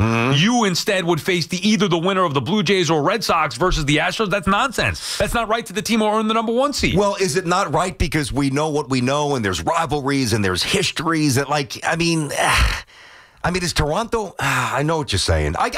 Listen, I see it both ways. I do. The 6th seed is supposed to be the worst team in. Sometimes it's not, but do you want to face Scooball twice? I don't. In a 7-game series, right, no thanks. But I'm saying it might be the Astros. The Astros could still catch the Tigers. So. Yeah, no, I understand that. And listen, would I rather take on the Astros? Yeah, number 1, the Yankees play well in Houston. Number 2, one of their best hitters is out, Alvarez, and the Yankees have played pretty well again. They've just beat them 2 out of 3. I think the problem with this stuff, Sal, is year to year, the circumstances are so fluid, and not just to take the easy way out, but no matter what Major League Baseball did, I think 1 year would seem fair. I think the next year it could seem unfair. BT and Sal on the Fan. More your calls when we come back. 888-808-1019. All right, let us tell you about Cadillac. We love Cadillac, of course. I've been at a Cadillac for well over a decade. 4 distinct all-electric Cadillacs now. Some hop into Caddy for the performance, others for the range. Some drive them because it's a nice way to make an entrance. You pull up with that Cadillac. It's sparkling. It looks good. The system, the radio sounds nice. It's good. And everybody kind of turns their head. They said, hey, look who's pulling up. 3 different ways to turn every drive into an occasion. So whatever the reason is, and there's a ton, never been a better time, Sal, to say, let's take the Cadillac. Yeah, the all-electric Cadillac family of vehicles. I love them. The Escalade IQ, the Vistic, the Optic, and the Lyric. That's the one that I drove last summer, and it was great. Visit your Tri-State Cadillac dealer today. The BT and Sal Show is presented by your Tri-State Cadillac dealers. Cadillac, the official luxury vehicle of the New York Mets. It's Keith McPherson at night on the Fan, 101.9 FM. Wins. That's the only thing people care about around here. All that other stuff is nonsense. All that other stuff, miss me with it. All that other stuff is talk that goes in one ear and out the other. Until we see a winning product on the field, we don't believe it. Stream Keith McPherson live or on demand with the Odyssey app and podcast the show wherever you get your podcasts. This is Maggie Gray with an Odyssey Sports Minute. Aaron Judge just joined Babe Ruth in the clean 50 homer club, his 4th season hitting that mark. The only other guys to do it, McGuire and Sosa, with asterisks. Judge is once again the MVP favorite, and his numbers since 2022 are insane. A better OPS than anyone by a mile. In a power-heavy year, Judge still stands alone. I'm Maggie Gray. Your favorite neighborhood spots run unsquare. You know the ones. Maybe it's the popular shop that just opened a new location by you, or the big sports bar that's always packed on game day. These places make the neighborhood, and the money spent there stays in your community. Square powers more than 4 million neighborhood businesses worldwide. To learn more, go to square.com, or just stop by your favorite local business. See you in the neighborhood. Square. If Old Spice Deep Sea Super Hydration Body Wash were music, what would it sound like? Start with the deep sounds of Old Spice's ocean waves and kelp. Layer on the smooth, renewing moisture. You wouldn't hear any parabens or phthalates because Old Spice Deep Sea hasn't got any. But you would hear that vitamin B3 for healthier looking skin. So while your regular body wash sounds like this, Old Spice sounds like this. Sounds like it smells amazing. Cloudy and humid with showers, high 74. Cloudy and humid with showers, high 74. Weather brought to you by Robert Half. Our recruiters' expertise and award-winning AI will find you the skilled candidates you want. At Robert Half, we know talent. Visit roberthalf.com/talent today. Do Crohn's disease or ulcerative colitis symptoms keep coming back? Tremfya, guselkumab, may help, with rapid remission achieved at 12 weeks and lasting clinical remission at 1 year. Some even saw visible improvement of their intestinal lining at 12 weeks and 1 year. Tremfya is a prescription medicine used to treat adults with moderately to severely active Crohn's disease and adults with moderately to severely active ulcerative colitis. Serious allergic reactions and increased risk of infections and liver problems may occur. Before treatment, your doctor should check you for infections and tuberculosis. Tell your doctor if you have an infection, flu-like symptoms, or if you need a vaccine. Healing is possible with Tremfya. Approximately 3 out of 10 patients were in endoscopic remission at 1 year, based on areas visualized on colonoscopy, which may not represent the deeper bowel layer or entire GI tract. Individual results may vary. Ask your doctor about Tremfya today. Call 1-800-526-7736 to learn more or visit tremfyaradio.com. Hey, New Yorkers! Fast, reliable internet can be yours when you switch to Fios. For a limited time, combine Fios home internet and 1 line of mobile for just $69.99 a month. Get unlimited welcome for $50 a month with autopay plus taxes and fees when you bring your phone. And add Fios 300 megabytes per second for $19.99 a month with autopay, mobile plus discount, and bonus discount. Visit your tri-state area Verizon store today to get this limited time offer and switch to our reliable 100% fiber optic 5G network. Fios, for eligible new Fios Internet and mobile customers, both the $15 monthly discounts for Fios and Bring Your Phone applied over 36 months. Mobile and home discount enrollment required. $99 Fios setup charge applies. For unlimited welcome, unlimited 5G and 4G LTE may be temporarily slower than other traffic in times of congestion. Domestic data roaming at 2G speeds. We're always talking New York sports on The Fan. Hey, I'm John Gallucci Jr., president and CEO of JAG Physical Therapy and an avid pickleball player just like you. I'm so excited to share that I've written my 4th book, Pickleball, Pickleball, Pickleball, Don't Get Hurt. JAG Physical Therapy and myself have treated many athletes throughout our careers. Each chapter gives you an opportunity to read about different injuries that you're exposed to in pickleball. Pickleball, Pickleball, Pickleball, Don't Get Hurt is a book that's written for beginners all the way up to professionals. It discusses the demands of the sport and how to prepare to play, prevent overuse injuries, proper nutrition and hydration, how to prepare with biomechanical movements and core strengthening, how to recover after participation to keep pain out of your joints and muscles. And of course, if you do get injured, please seek out one of our professionals at JAG Physical Therapy. This book is your essential guide to staying strong, playing smart, and avoiding injury. Grab your copy of Pickleball, Pickleball, Pickleball, Don't Get Hurt today on Amazon. And let's keep you playing and pain-free. Hey, football fans, tune in this week to kick off with Boomer and Valenti, where the guys break down the biggest headlines and stories from across the NFL. Kickoff with Boomer and Valenti is brought to you by Nationwide. For your insurance and financial needs, Nationwide is on your side. This is the story of the one. As a custodial supervisor at a high school, he knows that during cold and flu season, germs spread fast. It's why he partners with Grainger to stay fully stocked on the products and supplies he needs, from tissues to disinfectants to floor scrubbers. Also that he can help students, staff, and teachers stay healthy and focused. Call 1-800-GRAINGER, click Grainger.com, or just stop by. Grainger, for the ones who get it done. Life insurance. Why are you putting it off? Can't afford it? Too much hassle? Think you don't need it? There's lots of excuses for putting off life insurance. But if you weren't there, who would pay the mortgage and other bills? With Ethos, you could be covered in 10 minutes and boom, family protected. Ethos, fast and easy online term life insurance. Up to $2 million in coverage with no medical exam. Some policies as low as $1 a day. Answer a few health questions and get your free quote at ethos.com/play. That's ethos.com/play. The Mazda CX-30 is more than just a crossover. It's a statement. Step inside and enjoy a refined interior with available leather seating, a sleek 8.8-inch center display, and premium sound that turns every drive into a getaway. Feel confident with standard advanced safety features like Mazda Radar Cruise Control and Smart Brake Support. When on the road, the CX-30 Skyactiv G engine delivers responsive performance with impressive efficiency. Right now, lease the Mazda CX-30 for just $199 a month. Style, safety, and value all within reach. Visit your local Mazda dealer or go to MazdaUSA.com for more information. Talk New York sports here. The Fan. All right, Giant fans, get excited here. It's the Jaxson Dart era. It is ready to start here. We want to get you there. It's a Football Thursday on The Fan. So we will get you at the stadium to see Dart's debut. Call their number 10 at 866-540-WFAN. That's 866-540-9326. Your chance to score a pair of tickets to see the start of the Jaxson Dart era. And a lot of juice for this year. Giants taking on L.A. coming up on Sunday, this Sunday, September 28th at MetLife. Also, by the way, we've got you covered before the game. So we're going to add a pair of passes to a great pregame tailgate party with savvy seats taking place at American Dreams Parking Deck B. And you have to win your way in now at 866-540-WFAN. So a little dart, a little tailgate, a little G-Men. Listen again with Evan and Tiki coming up in the 2 p.m. hour for your chance to win. Yeah, looking forward to it. So much so that I thought about going out there. I told you about that.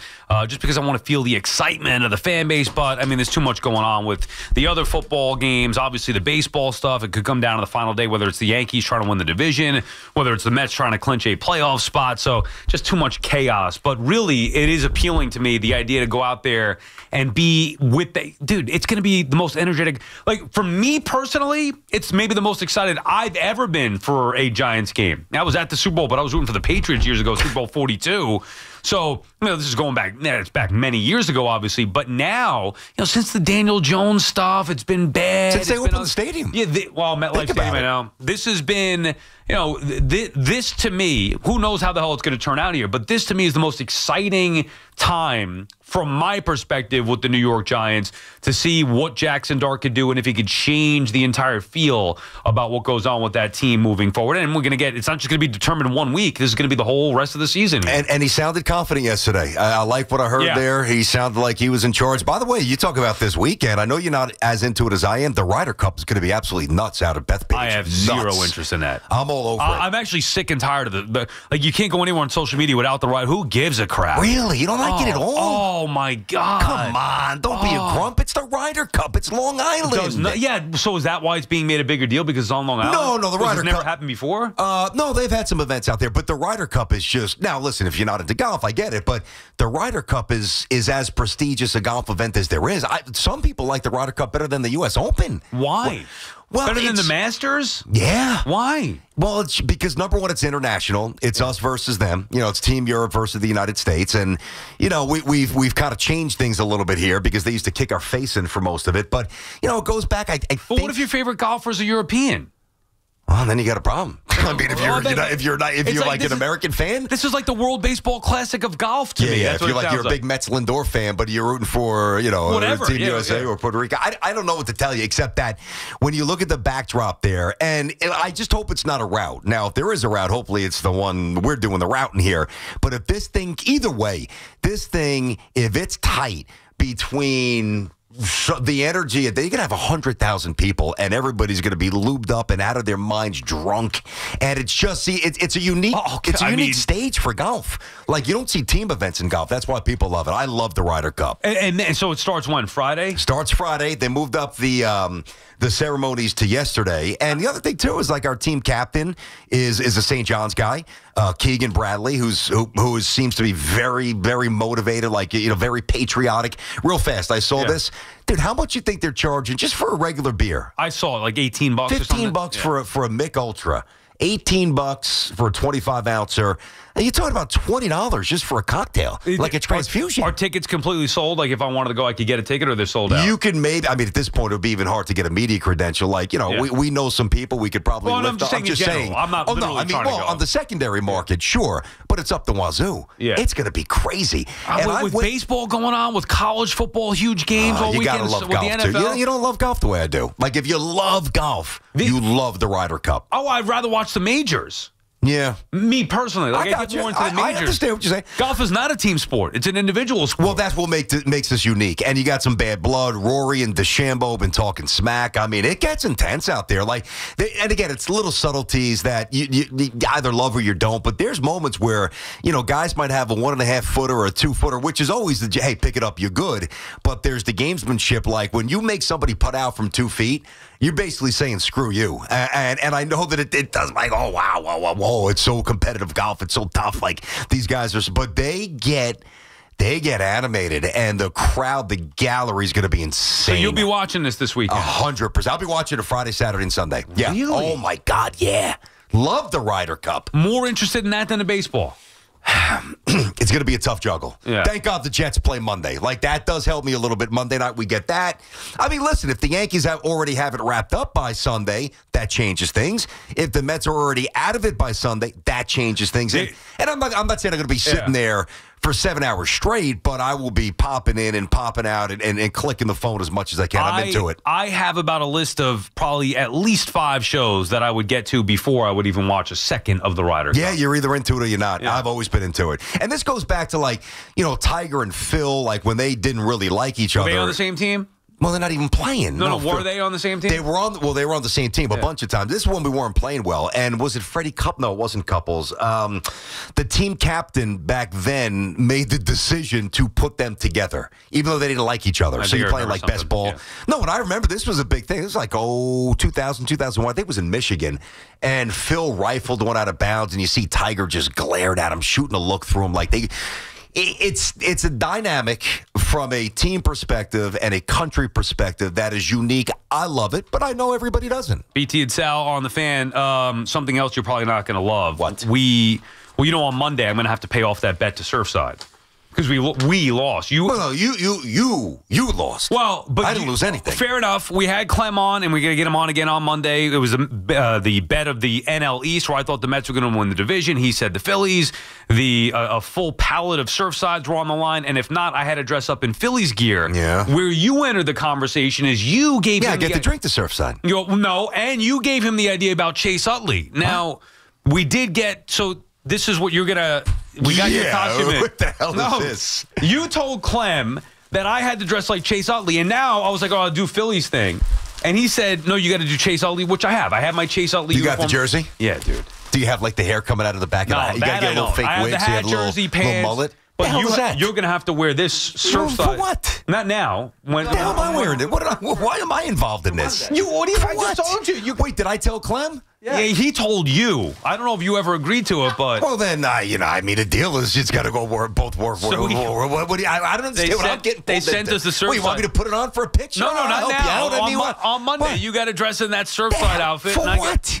Now, Hop is always against me, so I don't trust him. If I told Clem that I would do this, well, then I'll be a man of my word. Well, wait. I really just don't remember saying it to Clem because I probably wasn't listening to the conversation. Wait, shocker. I got to hear it back. Were you going to benefit if we did win the Surfsides? Yes, like I did last time. Wait, we would have won Surfside. Correct. We lost.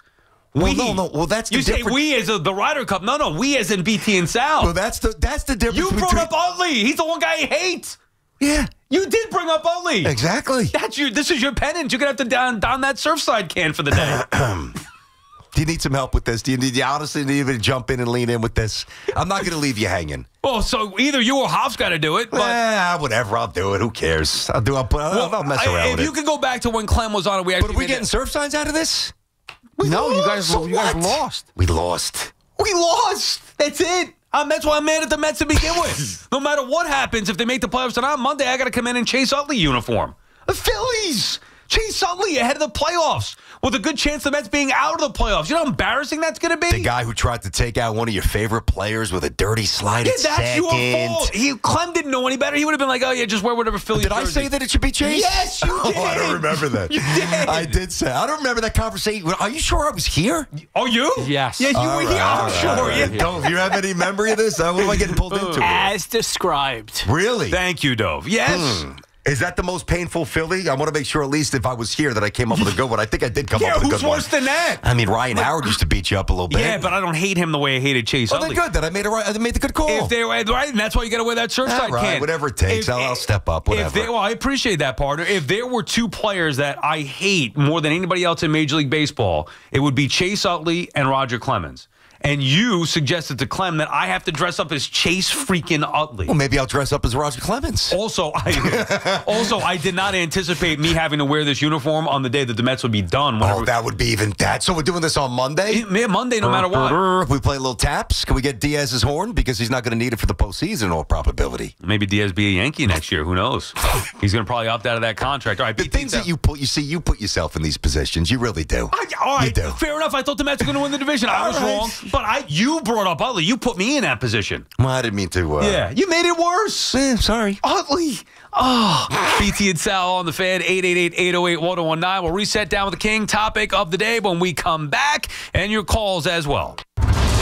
Every Saturday at 8 a.m., it's Kickoff with Boomer and Mike Valenti, where the guys break down the biggest headlines and storylines from across the NFL. I look forward to breaking down that game with you, but I know we do have some NFL news to get into and talk about. Kickoff with Boomer and Valenti is brought to you by Nationwide. For your insurance and financial needs, Nationwide is on your side. The Fan, 101.9 FM, and always streaming on Odyssey, TuneIn, and the iHeartRadio app. For over 100 years, Sloman's has been your trusted partner in comfort. When it comes to home heating oil, they deliver more than just quality fuel. They deliver peace of mind. With price protection, automatic deliveries, and 24/7 service, their dedicated team is just a call away, ensuring you stay warm and comfortable all winter long. Sloman's, the Tri-State's largest heating oil provider, proudly serving their community for generations. Give them a call today at 866-GET-HEAT or visit oil.slomans.com.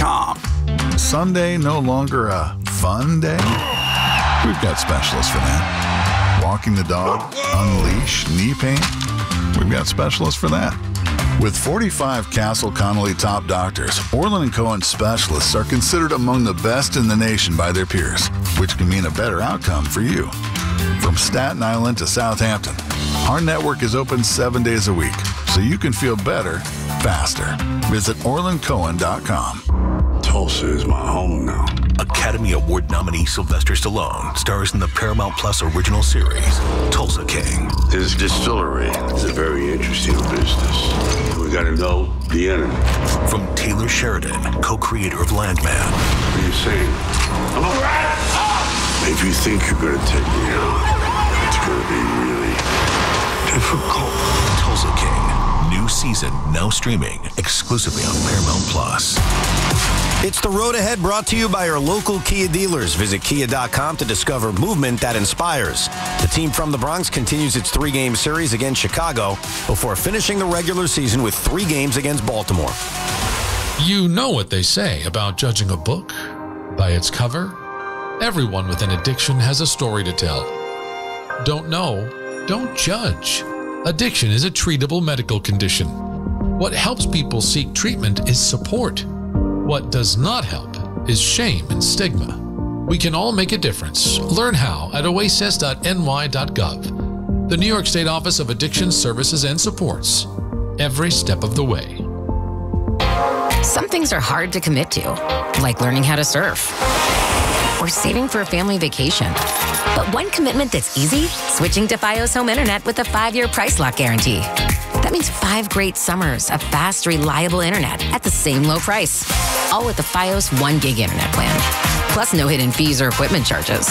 Call 1-833-VERIZON to switch today. Price guarantee applies to base monthly rate only for new and existing My Home customers. You're on the list for Macy's Fall VIP Sale. That means you're invited to save big on this season's top designer looks at prices you'll love. Like an extra 30% off Calvin Klein, Steve Madden, Hugo Boss, and more. Plus, get 15% off beauty and fragrance from Estee Lauder, Lancome, and so many others. This only happens a few times a year. Don't miss the Fall VIP Sale. Today, only at Macy's. Savings off regular and already reduced prices. Exclusions apply. Talk New York sports on The Fan. Do Crohn's disease or ulcerative colitis symptoms keep coming back? Tremfya, guselkumab, may help, with rapid remission achieved at 12 weeks and lasting clinical remission at 1 year. Some even saw visible improvement of their intestinal lining at 12 weeks and 1 year. Tremfya is a prescription medicine used to treat adults with moderately to severely active Crohn's disease and adults with moderately to severely active ulcerative colitis. Serious allergic reactions and increased risk of infections and liver problems may occur. Before treatment, your doctor should check you for infections and tuberculosis. Tell your doctor if you have an infection, flu-like symptoms, or if you need a vaccine. Healing is possible with Tremfya. Approximately 3 out of 10 patients were in endoscopic remission at 1 year, based on areas visualized on colonoscopy, which may not represent the deeper bowel layer or entire GI tract. Individual results may vary. Ask your doctor about Tremfya today.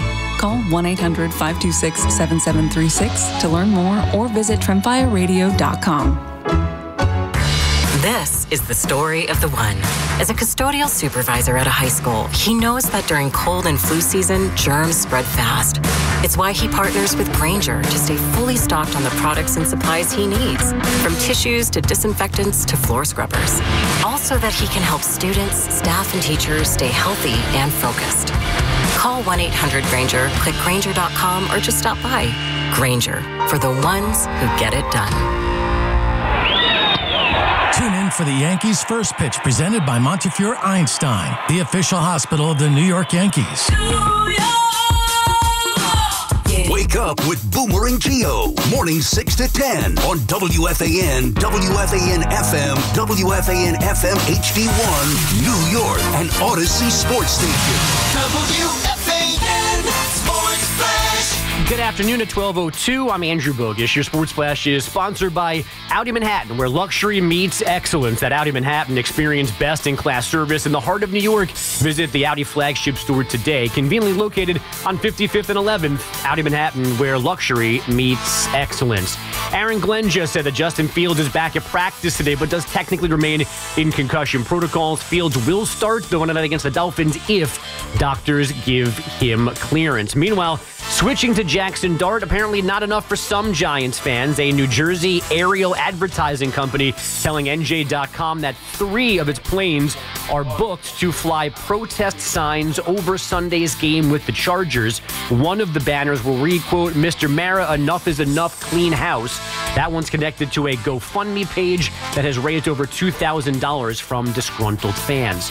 The Yankees, concerned with a different type of banner, another AL East title, is within reach, tied with the Jays, as you know, with 4 games to go. Series finale with the White Sox, 7:05 here on the Fan. Carlos Rodon will be on the mound. It's Nolan McLean for the Mets in their finale at Wrigley. The Reds and Diamondbacks scheduled to play this afternoon, so the Mets will know what's at stake exactly against those Cubs. First pitch is 7:40, Odyssey Mets Radio. That Reds game with the Pirates will not start on time because of rain in the Cincinnati area. Fan weather sponsored by Motion Sports Medicine. Living in New York is not a spectator sport. Don't let pain keep you on the sidelines.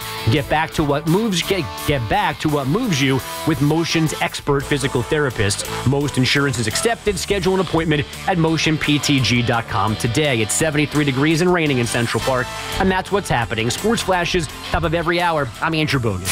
Get connected with WFAN to talk about your favorite teams. The Fan on the Odyssey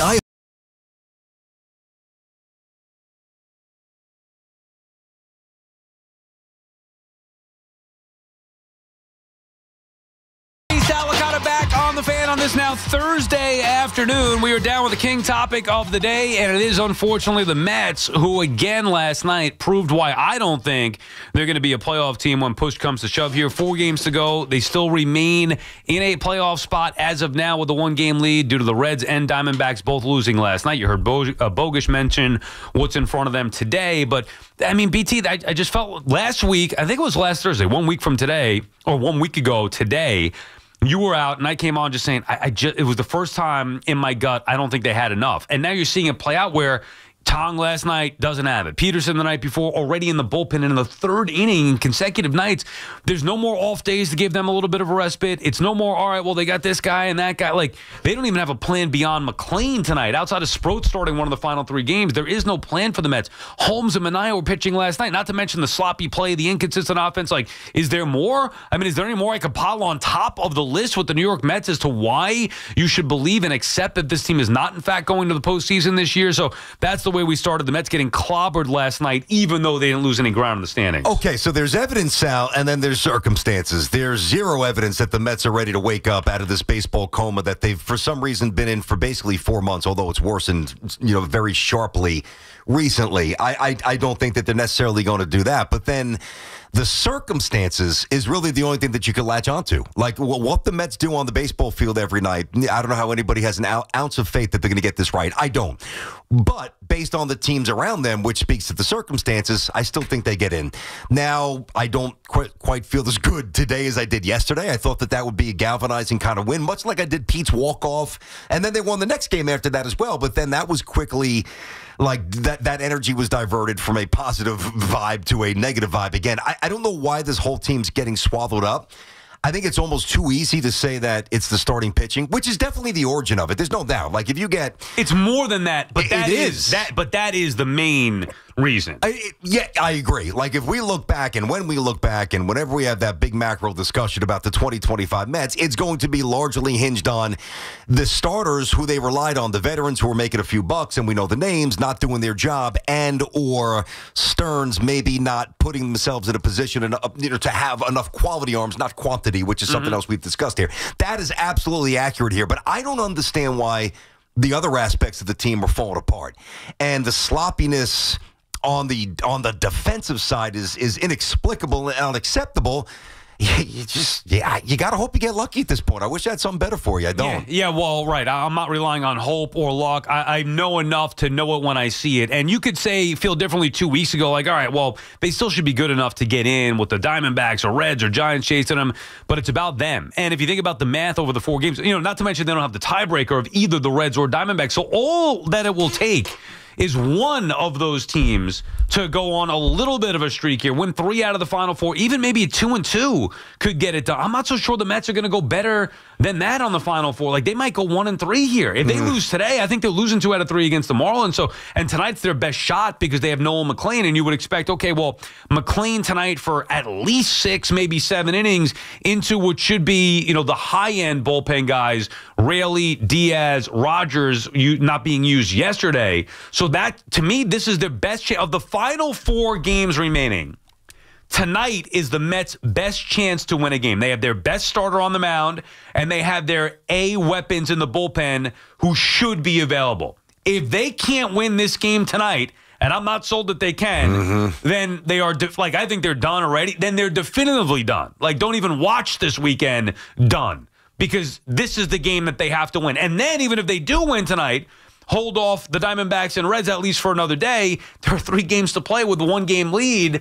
Unless one of those, both those teams lose, obviously would turn to 2. Even if they win tonight, there's nothing guaranteed to me. Okay, so this is one of the frustrating things about baseball. We love baseball, the basicness of it, the beauty of it, the constants. It's always there. We love it, right? But the thing that's tough about baseball when your team's reeling is there's really not. You can tell everybody what's wrong, clearly, but there's really not a lot of suggestions that can be made. Like, we could talk about the Giants, who are 0-3, and say, well, maybe it's time for Dart. Maybe it's time to blitz more on defense. Maybe it's time to put Abdul Carter in a different spot. Or when the Knicks didn't look great during the year, hey, maybe it's time to go to the bench a little bit more. Maybe it's time to play Jalen Brunson off the ball. What can Mendoza even try to do? What can he try to do to shake this thing up? I don't think there is anything. You're not going to mix up the lineup at this point because those guys are hitting a little bit. I mean, what's the recourse? There's nothing to do. What I would do if I were him is stop playing the numbers, stop playing the data and analytics and expecting it to work. I think he's managed in such a way that he could just say, well, I did what the analytics and numbers said. Not my fault. This is what happened. And there's a lot of truth to that, certainly with the rotation. With the lineup, it's not. He's the manager. You got to know better than to put Vientos at third base. And I don't care that he's a right-handed hitter and you want him in the lineup. I don't care. He's not a fielder. And you need to tighten things up here. Lefty on lefty, whatever it may be, bad matchup, Beatty should be the third baseman because he's your best third baseman right now. That's it. End of story. And he's gone too much. Okay, well, this lineup is going to be, he's doing what Boone used to do for years. It drives me nuts. Well, this lineup against this pitcher because these metrics say so. And it obviously has not worked for the Mets. So that would be the one thing that I would advise Mendy not to do the final 4 games. Just manage with your gut instead of the numbers, instead of the matchups. And because that's not working for you. It's not working. Go with your gut. Put your best players out there who you think give you a best chance to win, and maybe something will come positive. Yeah, I mean, listen, we'll see. And I do agree with Beatty playing third base. Vientos is a butcher over there. And Beatty's shown, a really good arm, quick feet, good hands. It's not like he's hitting 130 against lefties. He's competent. He's going to give you a competitive at-bat against lefties. I really like his growth. So I'm not saying I wouldn't play Vientos as a DH, but no, Beatty's got to play third. Outside of that, I'm not really sure what you do. You got Taylor back in center, made a good defensive play, throw somebody out at the plate early. So that helped out a little bit here. But the rest of the team is kind of a good play. That was an incredible. That throw. He's a gamer. I mean, he is a gamer. Yeah, he's a gamer. He's a gamer. He's not great, but he's their best option clearly. And when you make a play like that, dude, that's a winning play on a team with, on a losing team. I cleaned it up there for everybody who's going to get in trouble. That's a winning play on a losing team right now. That could have saved the game had the team actually had some guts or some fight or some ability to get through, I don't know, the third inning with a starting pitcher. One thing, and I know we'll get back to these calls here, but I would have gone even a little further if I was Mendoza. You and I both like his candid nature last night. Yeah.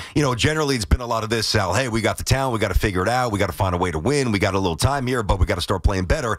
It's really been a regurgitation of the same post-game press conference for well over a month. Actually, for probably a couple of months at this point. Last night, he deviated from that, and I applaud him for it. It was a little raw. It was a little blunt. I would have gone even more. I don't know if there's not so many things that you could do from a lineup perspective, maybe outside of third base. Maybe the next or the only play is a psychological ploy, and maybe, I don't know, you run the risk of, if you go too far and you embarrass them, maybe they just shut down.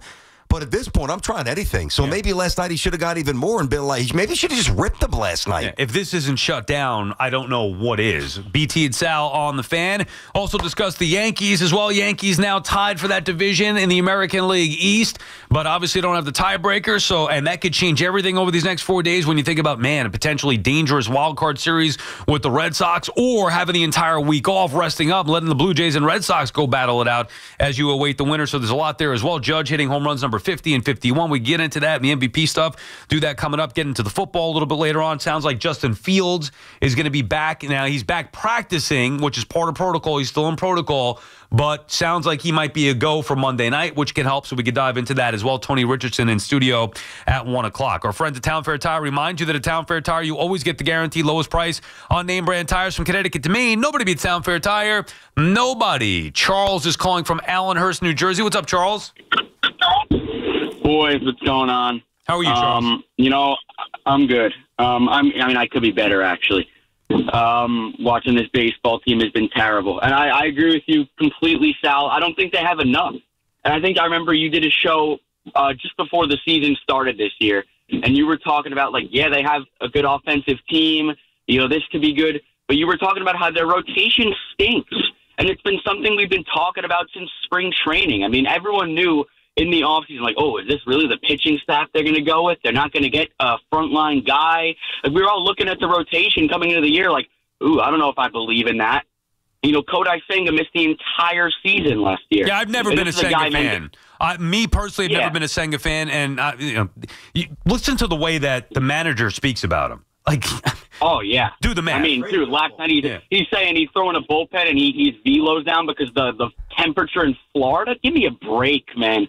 How many excuses does he need? 6 days rest. He needs his mechanics feeling perfect. He needs 68.3 degree temperature to give you 5 innings. Give me a break with this guy. You go, Peterson had a good year last year, but he was not. He had never shown stuff like that in his career. Last year, he had the hip surgery and he pitched well. You were relying on Montas, who's not even a major leaguer. Holmes has done a nice job, but he's clearly tiring out. You had to know that was going to happen given the fact that he was a reliever for all these years. You have Blackburn. Canning was pitching well, but kind of slowing down. He was the worst pitcher in baseball last year. He left a lot to be desired with this rotation, and now they have to rely on 22-year-old kids who clearly shouldn't be here yet. So it's Mendoza's made some bad decisions, but he's really been put in a really tough spot with the way this pitching staff was constructed, and it's not good enough. No, it's sorry, BT, go ahead. Good. Thanks, Charles. Thank you for the call. So, one thing that I used to say, and it's changed a little bit this year, because I do like the team a lot better now because they've made some good trades, and I think they've got a chance to win something here with the Yankees. But I was always critical of the Yankees, where I'm like, you're burning prime years of Garrett Cole and Aaron Judge. What are we doing? I've been watching the Yankees for a long time. I didn't see vintage Guidry, but, all the other guys I saw after that, and there's nobody who could tell me that they were definitely better than Garrett Cole. You want to have a conversation, maybe a year here, a Clemens, a Pettit, El Duque, whatever, but Cole's right there. That's the point. And maybe Mattingly 85, I've never seen a better player than Aaron Judge. We've talked about that. And it was disappointing to watch these all-timers, just not have enough to win a World Series. Well, it's happening to the Mets as well. Now, Soto's young, so that's a totally different timeline, all right? But Lindor's not a kid. Pete's not a kid. Diaz's contract is up. And to go, and this is the balance that I think Stearns missed here. And he rolled the dice. Last year it worked. This year it didn't. Last year we applauded that. This year we criticized it because it hasn't worked. But the prime years of Lindor and Pete, if Pete's even back, are vanishing. And they did not give themselves a chance to be a great team. They gave themselves a chance to be a good team. But to me, that's almost unfair to Lindor and Pete. You got to have better arms than that, man. I did not like the rotation coming into the year. However, they were the best rotation in baseball for the first 2 months of the season. Now, so based off what they did last year, and then it's like, hey, you know what? This guy knows what he's doing, clearly. And then everything fell apart. So to be a little bit fair to Stearns, while we didn't like it coming in, and I'm not a fan of Senga, Peterson was an all-star. As we mentioned before, in my mind, the main three culprits as to why the pitching has completely fallen apart has been Senga, Minaya, Peterson. Those are three guys that the majority of the fan base would at least trust to a certain extent. It wasn't looking at that saying, Montas, yes. Canning, Tyler Miguel, not going out at the. Also, you could say, even if you didn't sign anybody in the offseason, which some people wanted, others, I wanted Walker Buehler. He hasn't been very good, so whatever. But if you don't want to sign somebody else in the rotation, the idea would be trade somebody at the trade deadline, which they also didn't do. Holmes, you had to know that there was going to be a part of him that was going to slow down and tire. That was just common sense. It all fell off together. But to me, the main three culprits are not even Stern's fault. Senga was here before he got here. Well, really, Minaya was the one that he brought in and then kept. Peterson before he got here, Senga before he got here, and also those guys were expected and did do a lot more in the first half than what they did in the second half. Okay, I remember saying, and it was more of, hey, just let's see what happens here. And I thought he'd be a lot better, and I didn't think that this would be an issue, but I thought it could be a possibility. Maybe we just invested too much trust in Sean Minaya. Forget about Stearns and the other guys here, because Minaya, really, if you look at his stats prior coming to the Mets, average pitcher. Some years he was awful. A couple of years he was a little bit better, but never a star, okay? And then he totally changed his delivery.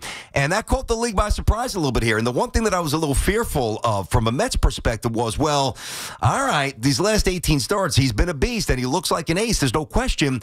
But the league eventually catches up to you. And I don't think Sean Minaya has ever had great stuff. Even last year when he was on that great run of almost 20 starts, I think it was a combination of good stuff with the ability to now conceal the baseball and give the hitter something different to look at. Hitters go to school. We always talk about this like a young hitter. Well, yeah, when he comes back for his second year, the league's going to, have a book on him, and he's going to have to make the adjustments to the adjustments they make on him.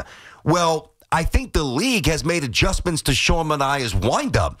And I also think, and I don't know this, but, I think part of the reason he's been jacked up physically this year, Sal, is because he's had such an abrupt change in his windup, and it's been a jolt and jarring to his body. Well, we all talked about it, that you were going to, or they were going to gamble. The idea of bringing him back was going to be, well, do you think he's what he was in the second half or what he's been the majority of his career? I would have brought him back. I had no issue with it. I thought he was going to get more money than that. He has been a disaster. So there's no other way to put it. He's been a disaster this year. And furthermore, we talk about, I don't believe investing big money in starting pitching. However, the Mets, while the length of the deals are not the same, the Mets invested $25 million a year in Minaya for 3 years, $17 million in Frankie Montas for 2 years. Oh, God. That's $42 million a year. Yep. Forget about Senga, 25 a pop, right? Leave him out of it for a second because these are the guys that they brought back in free agency. Max Fried is not anywhere close to that, $42 million per year. So what do you get, 8 years, 160? What was Fried's total number? It was over 2. It wasn't. Was it really? Okay. Yeah, 8 years, $218 million. Jeez. So it goes up to after the next 2 years, where I guess they have it on the payroll. There's, why does it say 14 and a half, and then it goes up to 31 after that. But even if you just say 31 at the high end, I'd rather pay $31 million for Max Fried per year. Yes. Than I would $42 million for both Minaya and 100%. Montas. Oh, there's no question. Now, even with the commitment, that's what, but that's what they did. So it wasn't like they just completely didn't spend. Oh, I'm not accusing them of being cheap. I'm just saying they spent it the wrong direction. And the other thing, too, is, yes, it's a lot of money. And yes, the Yankees had to pay an extra year or so to get Fried to come here. But, Rodon only has, 3 years left of his deal. Garrett Cole, they played that perfectly. Hey, you want to opt out? That's great, man. Go. See ya. I mean, Garrett Cole wanted to be a Yankee. Yankees weren't going to get fooled by that again, with some others in the past. So while Fried is a lengthy, big-time, big-ticket commitment. I mean, he's 31 and they signed him to an 8-year deal. That's a lot. I know it is, but what I'm saying is it's not going to look as bad when Cole's contract is off the books and Rodon's contract is off the books. Also, there was one starting pitcher to make a big investment in this offseason. That was Max Fried. Yep. BT and Sal on the Fan. More of your calls when we come back. Power Up coming up at 12:40 as well. September is Prostate Cancer Awareness Month. Men, please get screened. It's a simple blood test, and when detected early, the survival rate of nearly all cases increases to 99%. The Yankees, Montefiore, and Fans for the Cure will have a free screening at Yankee Stadium before and during the game on September 25th. That is tonight. So make sure you check that out tonight at the stadium. Everyone who gets screened gets a voucher for 2 tickets to a game in 2026. For more information, visit fansforthecure.org. Good stuff. Stay healthy, everybody. All right, let me tell you about Cash App built for this city. Let's face it, you got built-in security that's rock solid. Face ID, scam warnings, 24/7 chat support. Basically, it's like having a bodyguard for your money, and who wouldn't want that? Let's face it, we all work hard for our money, so you don't want to let anything slip through a crack here. Download the Cash App. It's simple, and use code WFAN10. That's WFAN10. Send $5 to a friend within 14 days, and Cash App will then drop $10 right back in your account. Terms apply. That's money. That's Cash App. Cash App's a financial services platform, not a bank. Banking services provided by Cash App's bank partners. Prepaid debit card issued by Sutton Bank, member FDIC. Direct deposit, overdraft coverage, and discounts provided by Cash App, a Block Inc. brand. Visit cash.app/legal/podcast for full disclosures. Congratulations to the New York Yankees on clinching a playoff spot. The victory for the New York Yankees. For the 60th time in their storied history, the Bronx Bombers will be playing for a championship. These guys really believe they have something to prove. They were one step away from their 28th World Series a year ago. Los Angeles is the new champion. Do they get it done this season? I think they had it. He struck him out. Every hit. 3-2 here to Judge. Here's the pitch. Here's the drive we were looking for. Deep to left. Way out of here. He was ready for it. Here on your home for New York Yankees baseball. 1019 FM WFAN. And always live on the free Odyssey app. We could tell you what it's like to drive the Nissan Rogue and tell you all about its performance capabilities, like its VC turbo engine. It's I can go virtually anywhere type of freedom. Nice. But you don't have to take our word for it. Go drive it for yourself. You're up. Experience the power of the Nissan Rogue. Drive the Nissan Rogue. Get 0% APR for 60 months on the 2025 Nissan Rogue, Pathfinder, or Murano. Visit your local Nissan store and nissanusa.com today. For well-qualified buyers, example, 0 down payment, 60 months financing at $1,667 per month per thousand financed. Actual down payment may vary. Subject to Nissan Motor Acceptance Company credit approval, not all buyers qualify. Dealer contribution may affect actual price set by dealer. Contact dealer for details. Ends September 30th, 2025. Listen to You Better You Bet with Nick Costa Sunday morning at 8 right here on The Fan. Nick will preview all the football action to get you ready for kickoff, presented by BetMGM. Make it legendary. Please gamble responsibly. Gambling problem? Call 1-800-GAMBLER. This is the story of the one. As a maintenance supervisor at a manufacturing facility, he knows keeping the line up and running is a top priority. That's why he chooses Grainger. Because when a drive belt gets damaged, Grainger makes it easy to find the exact specs for the replacement product he needs. And next day delivery helps ensure he'll have everything in place and running like clockwork. Call 1-800-GRAINGER, click Grainger.com, or just stop by. Grainger, for the ones who get it done. All right, gentlemen, this is Emmett Smith on behalf of Depend, and I've got the perfect play. Run straight to your doctor's office for a life-changing catch. Because when prostate cancer is caught early, it's up to 99% treatable, and one blood test might be all it takes. And now through November, Depend is donating to the Prostate Cancer Foundation for select purchases. Talk about a great play. From September 1st to November 30th, Depend is donating 25 cents to the Prostate Cancer Foundation for Depend Shields Guards Real Fit products purchased in the U.S. up to a maximum of $300,000. Sold in Mississippi. Nassau County Executive Bruce Blakeman invites you to celebrate the Ryder Cup coming to Nassau County. Thursday, September 25th, kick off the festivities with a concert and fireworks at Eisenhower Park. Friday to Sunday, watch all the action on the giant screen with games, food, and Ryder Cup ticket giveaways from 12 to 6 each day at Field 6. Friday night, don't miss world-renowned EDM DJ Steve Aoki at 8 p.m.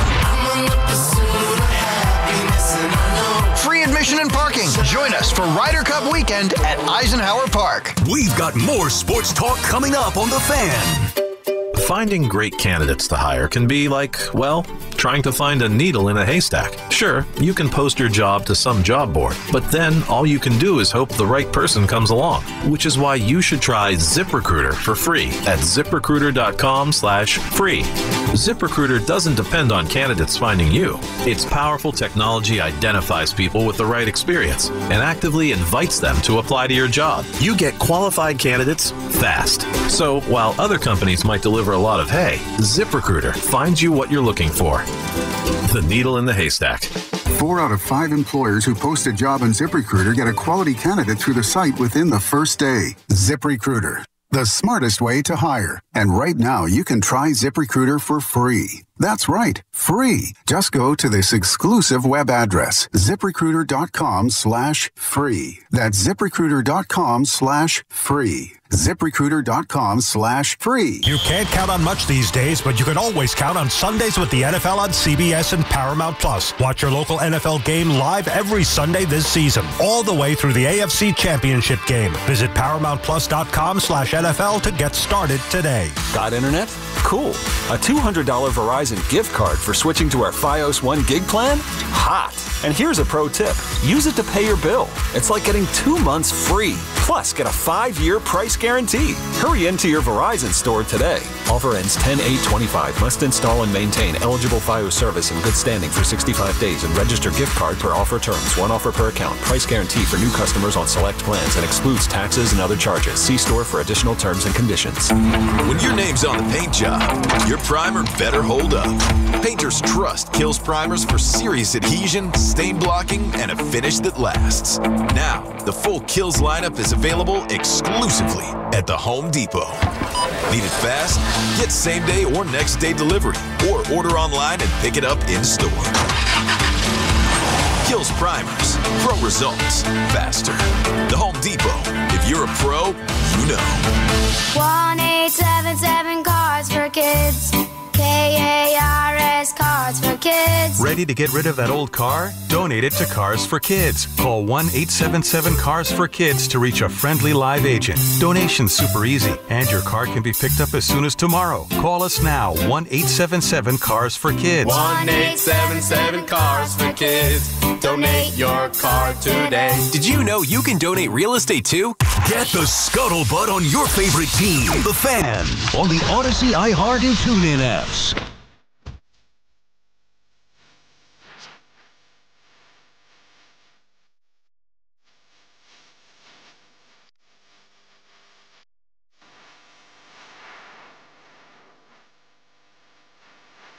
BT Sal back on the Fan, 888-808-1019, the number to call. I have Tony Richardson in Studio 1, talk some more NFL, whether it's Justin Fields, Jaxson Dart, have some fun. We get the power rankings coming up in 10 minutes. I was just looking over that for a little bit. You know, we talked about it yesterday, BT, the MVP race in the American League. What a race we have. Both guys hitting 2 home runs last night. Judge going 50-51.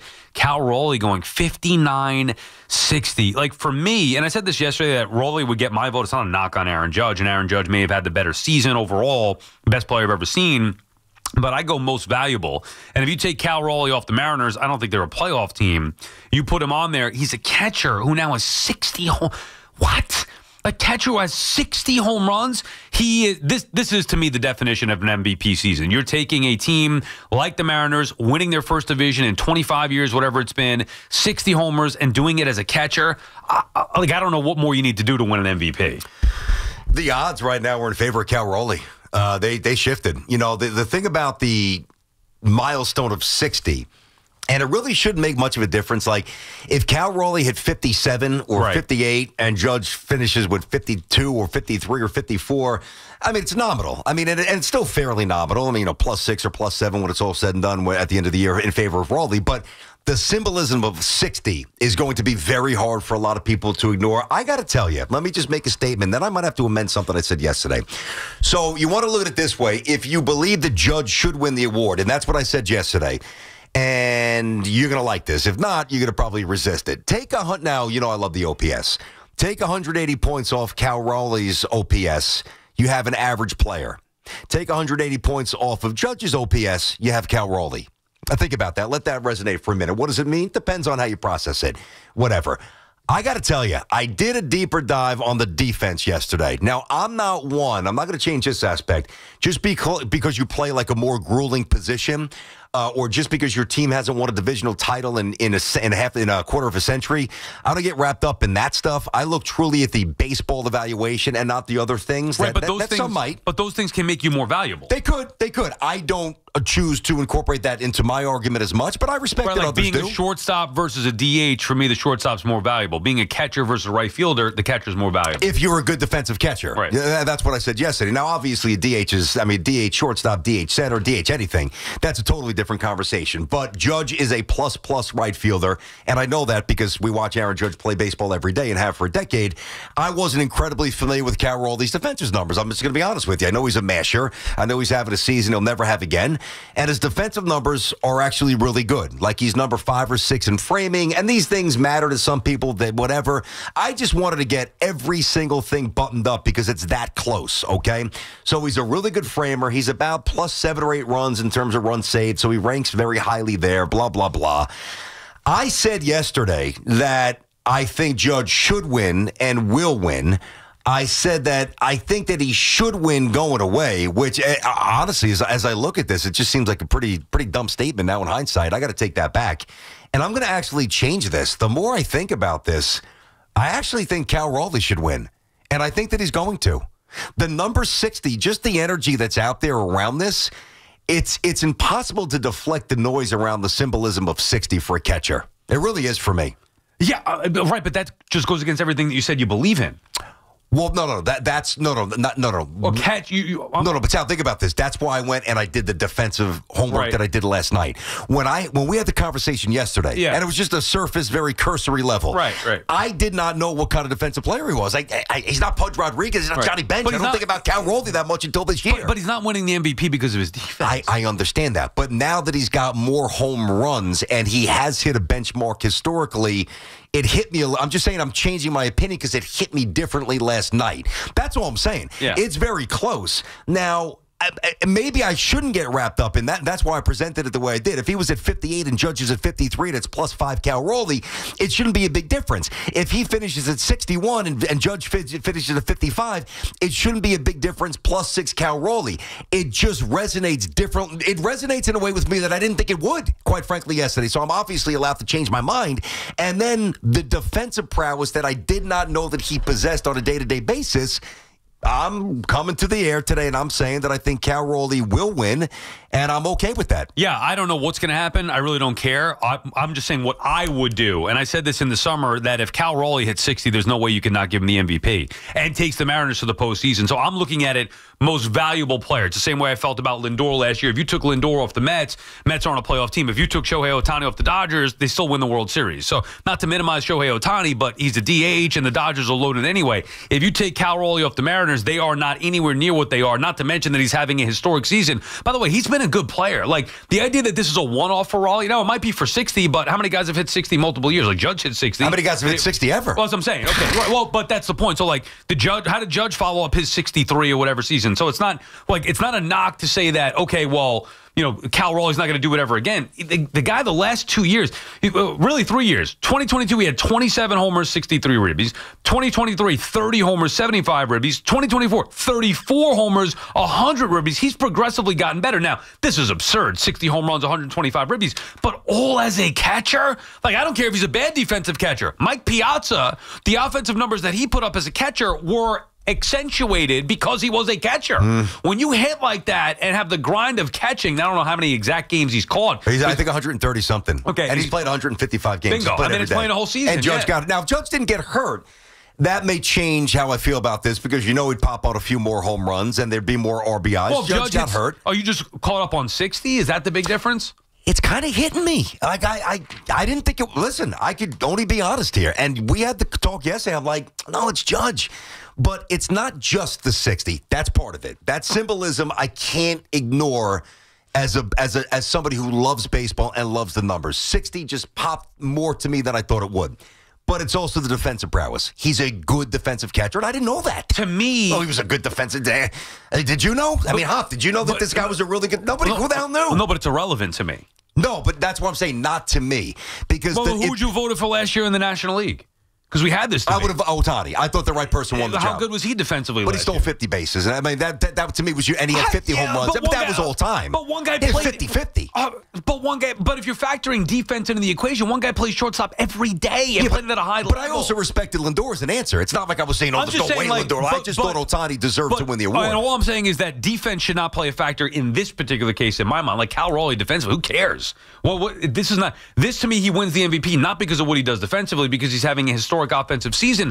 Furthermore, like Judge is the best player. Nobody's going to dispute that. But if we're just going based off of MVP, most valuable, this type of season is exactly, in my mind, what the MVP should be about. A guy like Cal Raleigh is having an all-time season, the most valuable player for a single year. While Judge is the best player, it's not automatically, well, give it to A-Rod every year, give it to Ohtani every year, give it to Bonds every year, give it to Judge every year. This is the type of season that, to me, is perfect for an MVP award for Cal Raleigh. There's also voter fatigue here. So I'm telling you what I would do, and then obviously trying to project what I think is going to happen. And at this point, I do think that Cal Raleigh's finished. He deserves it. And I just didn't feel that yesterday. I don't know how else to be. I just telling you how I feel. It's very different. But I do think that the voters also probably feel that way. And even if they didn't, even though Judge is revered and a really good guy, we've seen this in the NBA where sometimes the string ends because of voter fatigue. You want to see somebody else win it. Listen, at the end of the day, let's say 10 years from now, I would have if I had a vote and I cast it yesterday, I voted for Judge. I think in 10 years or 5 years, I'd have a rough time looking back and saying, man, how did I not vote for a guy with 60 home runs and was a good defensive catcher, which I value more than you, I get, and played every day, and his team won a division for the first time in 25 years. If they do, I changed my mind. Jim is calling from Long Branch. What's up, Jim? Hey, guys, and you know what? You're both right about Cal Raleigh. Should he win it? Should Judge win it? My thing is, as a Yankee fan, if Cal Raleigh breaks Aaron Judge's home run record and he gets the MVP, he's going to destroy this trivia question that I've won money and drinks and shots on. Let's hear it. Well, that's all that matters. The American League MVP being a switch hitter. That's why I'm going to be mad. And I'm a diehard Yankee fan. All right. Yeah, you guys are both right. And honestly, Cal Raleigh deserves it. Well, there is no right or wrong in this. And thank you for the call, Jim. It's who you would vote for. I mean, it's a very simple. This is not brain science here or rocket science, whatever it may be. This is very simple. Who would you vote for MVP? We had the conversation last year with Lindor Ohtani. We could have it now with Judge or Cal Raleigh. Now, I personally don't get caught up in that stuff. The Mets have never had an MVP, so maybe from that aspect, could it be intriguing or interesting? Yeah, sure, whatever. If Juan Soto won the MVP this year, you think that would make me happy? I think he's third in the odds right now, too. Don't even care. It doesn't even register to me. And if Judge doesn't win the MVP, it doesn't take away from what we know is another great season by, in most people's opinions now, the game's best player.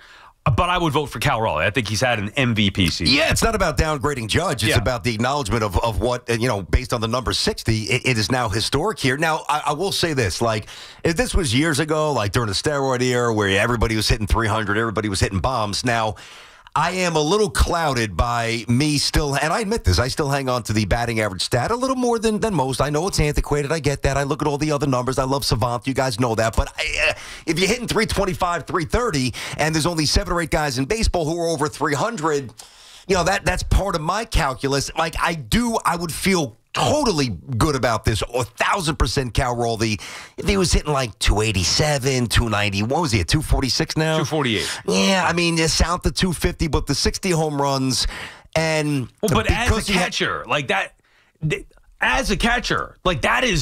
this is not, if Cal Raleigh were doing this as a first baseman, maybe I would even change my mind. I'd still think that, okay, most valuable, Mariners, all that stuff. But the fact that he's doing this as a catcher. Yeah, but you're telling me the defense doesn't matter. You're just so basically what you're saying is the difficult, like the arduous nature physically of crouching. Yeah. See, that's what I don't care about. And a premium position. It's obviously premium.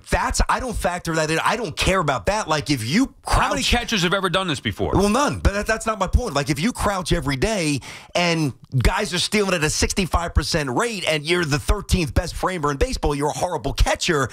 I don't care that you play every day as a catcher. Like, I don't give you points for that.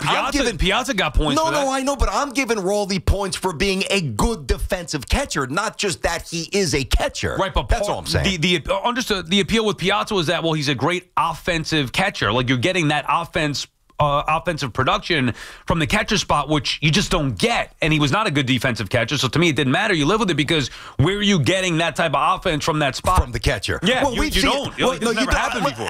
And I can appreciate that because historically there's a few other positions in baseball like second base. You know, rest in peace. Ron Sandberg just passed away recently. You know, he was putting up some big years, but we didn't really see that because he came up when we were young. Most second basemen slapping the ball, not doing a whole lot, stealing, bunting, that stuff. You know, Joe Morgan was a great second baseman, some names back in the day.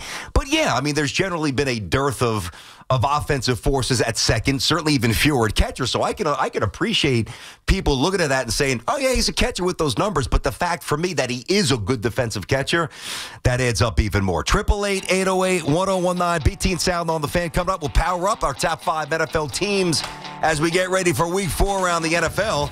Hey, this fall, hydrate like the pros with home water delivery at water.com from Primo Brands. Water.com features your favorite Primo products from Poland Spring to Pure Life to Saratoga, all delivered right to your doorstep. Get a couple of cases for the big game or a 5-gallon bottle for the entire household for the week. Get what you need when you need it. No heavy lifting, no last-minute store runs. At water.com, signing up is easy. Just select your water, choose your frequency, and enjoy your delivery. Use code BASEBALL. Get 50% off your first order, plus free delivery. Step up to the dish and stay refreshed all season long. Order now. Water.com. It's Boomer and Gio, mornings on the Fan, 101.9 FM. There's a real disappointment that is associated with the Giant fan right now, and rightfully so for that matter. I mean, the Jets are going through their new transition and their rebuild and all that other stuff, but the Giants right now, they were trying to save their season by bringing Russell Wilson in here, but, what we see is, exactly kind of like what you expected. Listen to Boomer and Gio on demand on Apple Podcasts, Spotify, or wherever you get your podcasts. This is Maggie Gray with an Odyssey Sports Minute. The Dodgers threw $111 million at their bullpen this offseason, and it's backfired hard. Tanner Scott, Blake Trinan, and Kirby Yates were supposed to lock things down. Instead, they've blown every loss this month. Injuries haven't helped either, but with October around the corner, LA is leaning on rookies, rehabbing arms, and maybe even Clayton Kershaw for relief. Not ideal. I'm Maggie Gray. Your favorite neighborhood spots run unsquare. You know the ones. Maybe it's the popular shop that just opened a new location by you, or the big sports bar that's always packed on game day. These places make the neighborhood, and the money spent there stays in your community. Square powers more than 4 million neighborhood businesses worldwide. To learn more, go to square.com or just stop by your favorite local business. See you in the neighborhood. Square. It all comes down to this, folks. Yep, the entire season is on the line. But my throat has officially thrown in the towel. Sounds like you need Vicks VapoCool drops. They're max strength and vaporize sore throat pain. Whoa! These VapoCool drops hit fast. Speaking of fast, did you just see that play? Yeah, he vaporized that ball. That pun should have come with a penalty. Vaporize sore throat pain with Vicks VapoCool drops. Use as directed. Morning, Zoe. Got donuts. Jeff Bridges, why are you still living above our garage? Well, I dig the mattress, and I want to be in a T-Mobile commercial like you. Teach me, Saldana. Oh, no, I'm not really prepared. I couldn't possibly. At T-Mobile, get the new iPhone 17 Pro on them. It's designed to be the most powerful iPhone yet and has the ultimate pro camera system. Wow, impressive. Let me try. T-Mobile is the best place to get iPhone 17 Pro because they've got the best network. Nice, Jeffrey. You heard them. T-Mobile is the best place to get the new iPhone 17 Pro on us with eligible trade-in in any condition. So, what are we having for lunch? Dude, my work here is done. 24 monthly bill credits on experience beyond for well-qualified customers plus tax and $35 device connection charge. Credits ended, balance due if you pay off early or cancel. Finance agreement iPhone 17 Pro, 256 gigs, $1,099.99, and new line minimum $100 plus a month plan with auto pay plus taxes and fees required. Best mobile network in the U.S. based on analysis by Ookla Speed Test Intelligence data 1/8/2025. Visit T-Mobile.com. Town Fair Tire has the area's largest inventory of name brand tires at discount prices, including Michelin tires, which give you the perfect match. A relaxing driving experience from your vehicle, along with all-season design for superior performance that stands out from the crowd. And Town Fair stands out from other dealers with a guaranteed lowest price on Michelin tires and gives you more free services for life than anywhere. Nobody beats a Town Fair tire deal. Nobody. Name brands at discount prices. Town Fair Tire. Get ready for more BT and Sal on the Fan. Lunch was great. Greenwich Village is a fun spot. Can we stop at a bathroom? Are you all right? I keep having stomach issues after eating, like diarrhea, gas and bloating, abdominal pain, and sometimes oily stools. Sound familiar? Those stomach issues may actually be a pancreas issue called exocrine pancreatic insufficiency, or EPI. Creon pancrelipase may help manage EPI. Creon is a prescription medicine used to treat people who can't digest food normally because their pancreas doesn't make enough enzymes. Creon may increase your chance of fibrosing colonopathy, a rare bowel disorder. Tell your doctor if you have a history of intestinal blockage or scarring or thickening of your bowel wall, if you are allergic to pork, or if you have gout, kidney problems, or worsening of painful swollen joints. Call your doctor if you have any unusual or severe gastrointestinal symptoms or allergic reactions. Take Creon as directed by your doctor and always with food. Do not chew capsules as this may cause mouth irritation. Other side effects may include blood sugar changes, gas, dizziness, sore throat, and cough. These are not all the side effects of Creon. Call 800-633-9110 or visit creoninfo.com to learn more. That's CREONinfo.com. I'm asking my doctor about EPI and if Creon could help. This is the story of the one. As a custodial supervisor at a high school, he knows that during cold and flu season, germs spread fast. It's why he partners with Grainger to stay fully stocked on the products and supplies he needs, from tissues to disinfectants to floor scrubbers. Also that he can help students, staff, and teachers stay healthy and focused. Call 1-800-GRAINGER, click Grainger.com, or just stop by. Grainger, for the ones who get it done. 4 distinct all-electric Cadillacs. Some drive them for performance. Others drive them for the range. And some drive them because it's the only way to make an entrance. 3 different ways to turn every drive into an occasion. Whatever your reason, there's never been a better time to say, let's take the Cadillac. The all-electric Cadillac family of vehicles. Escalade IQ, Vistic, Optic, and Lyriq. Visit your Tri-State Cadillac dealer today. Dunkin's $6 meal deal is kind of wild. You get a bacon, egg, and cheese sandwich, 6-piece hash browns, and a medium hot or iced coffee, all for $6. That's the main character meal energy you need this fall. Get it now in Dunkin' stores or order ahead on the Dunkin' app. No substitutions. Participation and times may vary. Offer price varies in California and Hawaii. Limited time offer cannot be combined with other offers. Exclusions and terms apply.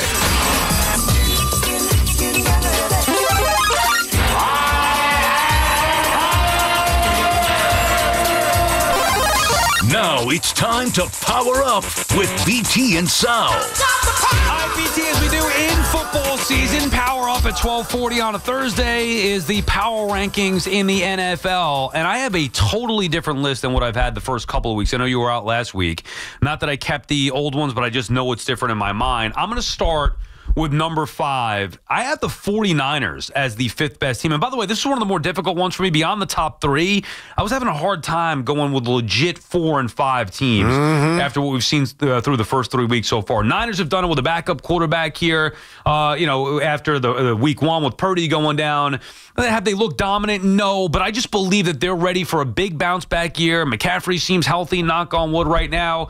I believe in their defense. Had some impressive wins early on here. 2-0 in the division, 2 wins on the road. So even I know one was against the Saints. Still, the fact that the Niners are undefeated, doing it with a backup quarterback, at least a part of it, and the way that I project them to be one of the top teams in the NFC, I have the Niners cracking my top 5 for the first time. Yeah, these couple of slots were tough for me as well. I don't have the Niners in my top 5, but I thought about them for a little bit here. That's a very competitive division, by the way. So I've got Green Bay at number 5, okay?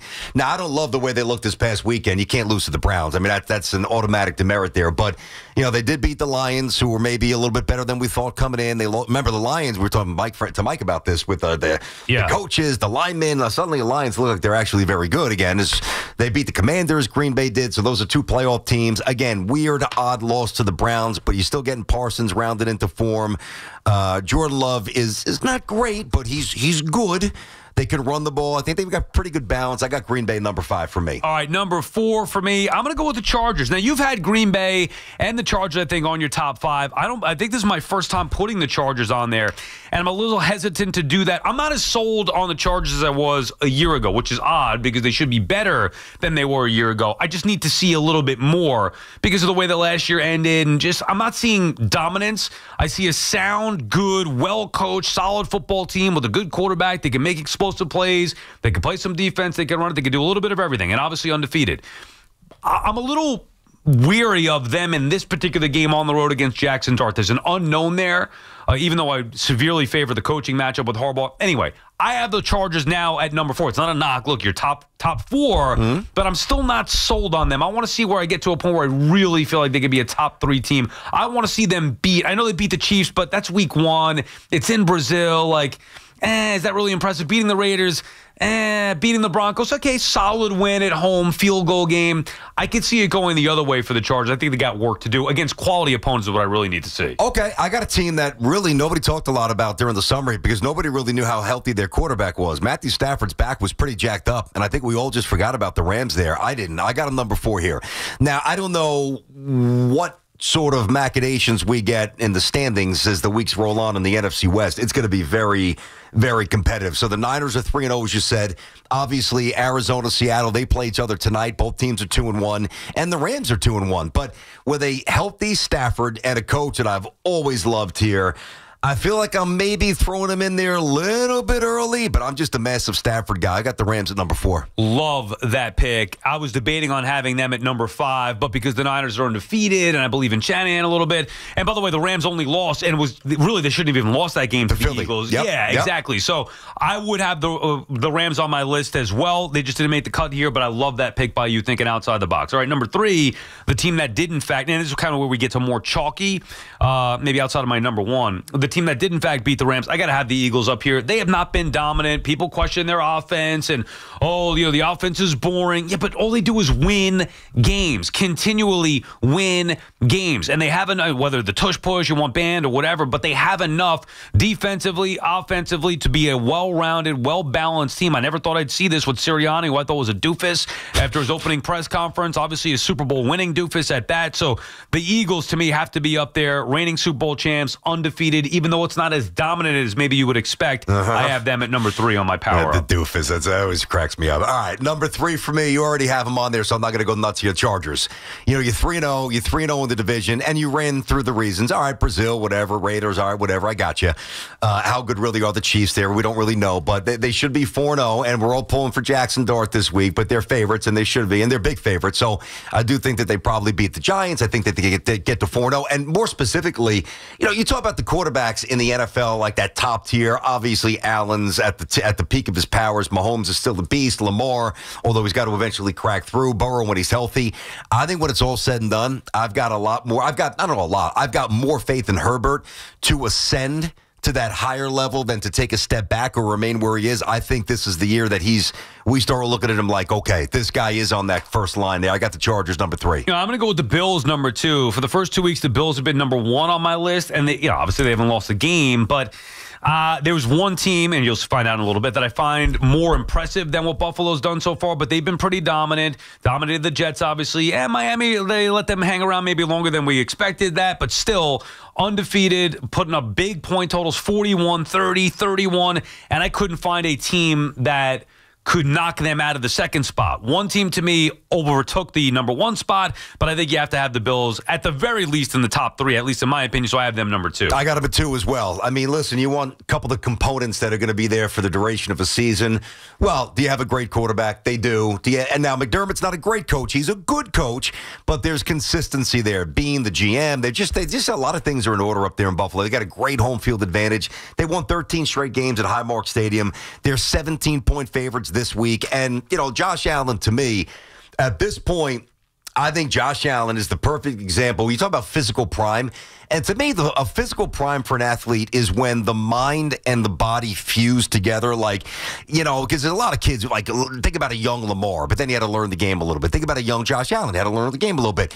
his mind has caught up to his body and his ridiculous physical traits. Josh Allen is my favorite quarterback in football. I got the Bills number 2. All right, so give me your 5 through 2 again. I got Green Bay at number 5, Right. Rams at 4, Chargers 3, Bills at 2. Because I'm trying to guess your 1 here. Mm-hmm. But we're definitely going to have different, I would think, a different team here. We do. I'm going to go number 1. It's the Lions, dude. What? Yeah. The Lions from nowhere, from out of the top 5 to number 1. That was as impressive a win as there has been in the NFL this year. By the way, they take the spot of the team that they beat. I had the Ravens at number 2 for the first 2 years. They are now out of my top 5 after that. Like, you can't trust the Ravens. Their defense hasn't looked good enough. The offense hasn't done enough to win. Henry's fumbling left and right. Yeah. So even though they had an impressive performance against Buffalo, they lost. Same thing against Detroit. Looked great to start. But ultimately, Detroit's defense, that is something, Hutchinson being healthy, that is something we have not seen last year. Like, it was just the high-octane offense and no defense. Well, that was an impressive performance to go get a win on the road like that, to stop or at least slow down Lamar Jackson and take control of that game with their defense, the way they manhandled the Bears the week before that. I'm throwing week 1 out because it's kind of preseason, but even with that, losing to the Packers, okay, on the road, it's going to happen. I think the Lions are better than they were a year ago. That was as impressive a win as I've seen in the NFL, period, and certainly from the Lions in a long time. I think Detroit is the best team in the NFL. We're going to have to follow this because I don't agree. And I love Detroit. I always root for them. It's a good story. I mean, they torture like us with the Jets and the Giants now, too. But I just think that they're good, and they're better than I thought they'd be, but I also think the Ravens have taken a colossal step back, and I think that's part of the reason, not to discredit Detroit, but I think that's part of the reason why maybe some think that they are as high as you do.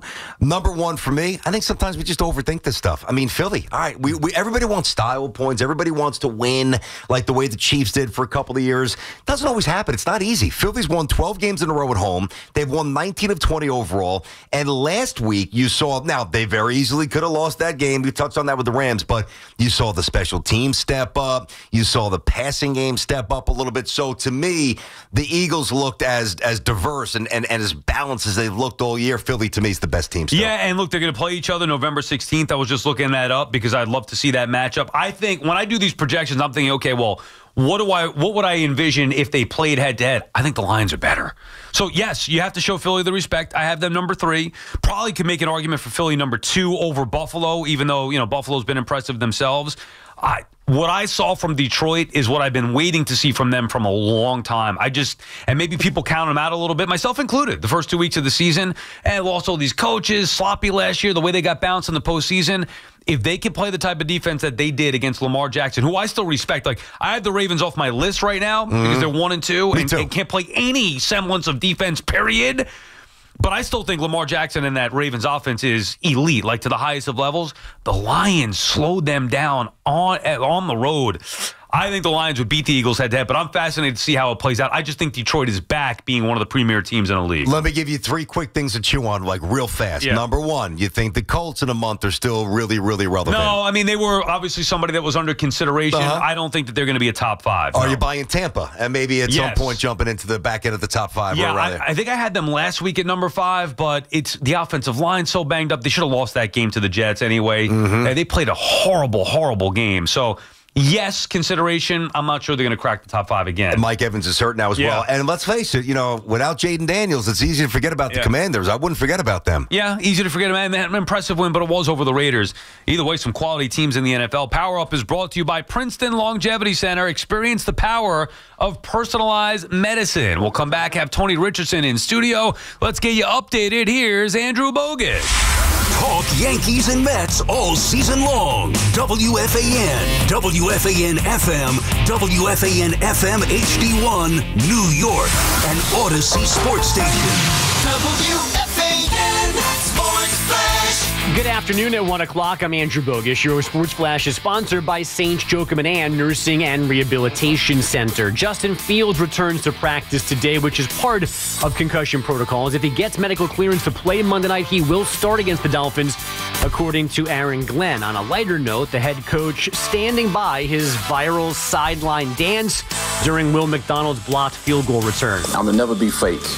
I'm always be me. Some people like, some people don't. It doesn't matter, but I'm glad that, people get to see me, my authentic self, no matter what. Far from all of that, the Kraft family is reportedly selling an 8% stake in the Patriots. The transaction values the franchise at $9 billion. And Thursday Night Football features the Seahawks and Cardinals. You can hear Westwood One coverage on 11:30 a.m. because Yankee baseball is on the Fan. Series finale with the White Sox at 7:05. The Blue Jays and Red Sox start at that same time in Toronto. The Mets have a 7:40 first pitch at Wrigley. Nolan McLean trying to give them their first good start of this series. Fan Weather is sponsored by Robert Half. At Robert Half, they found that 67% of companies want to increase contract talent. That's why the recruiter's expertise and award-winning AI work quickly to find the skilled candidates you want. At Robert Half, they know talent. Visit roberthalf.com/talent today. It is 73 degrees, maybe still some rain in Central Park, and that's what's happening. Sports flashes, top of every hour. I'm Andrew Bogish. The Yankees and White Sox play ball one last time this season. 7 o'clock tonight, driven by Jeep. For one pitch, swing on a high fly ball. Deep center field, and that ball on cue is out of the ballpark. Susan Waldman and Dave Sims call all the play-by-play. The home of Yankees baseball is The Fan. 101.9 FM and always live on the free Odyssey app. Hey, healthcare workers of New York. Are you looking to make a difference? Saints Joachim and Ann Nursing and Rehabilitation Center is actively hiring nurses and CNAs. Call 718-714-4800. That's 718-714-4800. For over 100 years, Sloman's has been your trusted partner in comfort. When it comes to home heating oil, they deliver more than just quality fuel. They deliver peace of mind. With price protection, automatic deliveries, and 24/7 service, their dedicated team is just a call away, ensuring you stay warm and comfortable all winter long. Sloman's, the Tri-State's largest heating oil provider, proudly serving their community for generations. Give them a call today at 866-GET-HEAT or visit oil.slomans.com. Recovering from an addiction is an individual accomplishment. A young mother who chose recovery to care for her family. A high school athlete overcoming opioid addiction. A couple celebrating his recovery. Everyone's recovery is different, and there's no shame in asking for help. Call 844-REACH-NJ. Trained counselors are available 24/7 to help you find the recovery option that's best for you. Tell us your story, and let's begin your recovery today. A message from New Jersey Human Services. Hey, bro, weirdest thing is happening at the game. This guy sitting next to me says, "You're our good luck charm." Every time I crack a Bud Light, we score a touchdown. Now his entire family wants to buy me Bud Lights. I think I'm some kind of a football prophet. Talk soon. The team needs me. Anything for Bud Light, the official beer sponsor of the NFL. Stock up today. Enjoy responsibly. Copyright 2025 Anheuser-Busch Bud Light Beer, St. Louis, Missouri. Listen weekdays from 1 to 2 on The Fan for the call of the day with BT and Sal, brought to you by Wind Creek Bethlehem.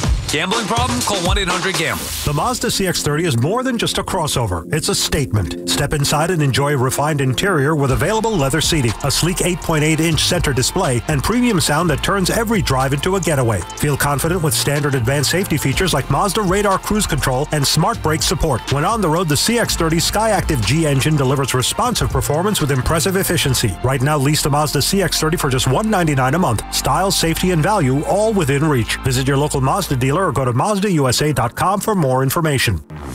You're on the list for Macy's Fall VIP Sale. That means you're invited to save big on this season's top designer looks at prices you'll love. Like an extra 30% off Calvin Klein, Steve Madden, Hugo Boss, and more. Plus, get 15% off beauty and fragrance from Estee Lauder, Lancome, and so many others. This only happens a few times a year. Don't miss the Fall VIP Sale. Today, only at Macy's. Savings off regular and already reduced prices. Exclusions apply.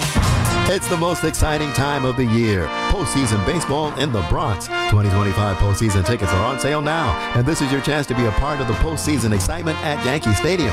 Hurry up and visit Yankees.com/postseason so you can have the chance to lock in the best seating locations. Again, log on to Yankees.com/postseason or call 212-YANKEES to learn more about all the ways you can be at Yankee Stadium for some postseason baseball.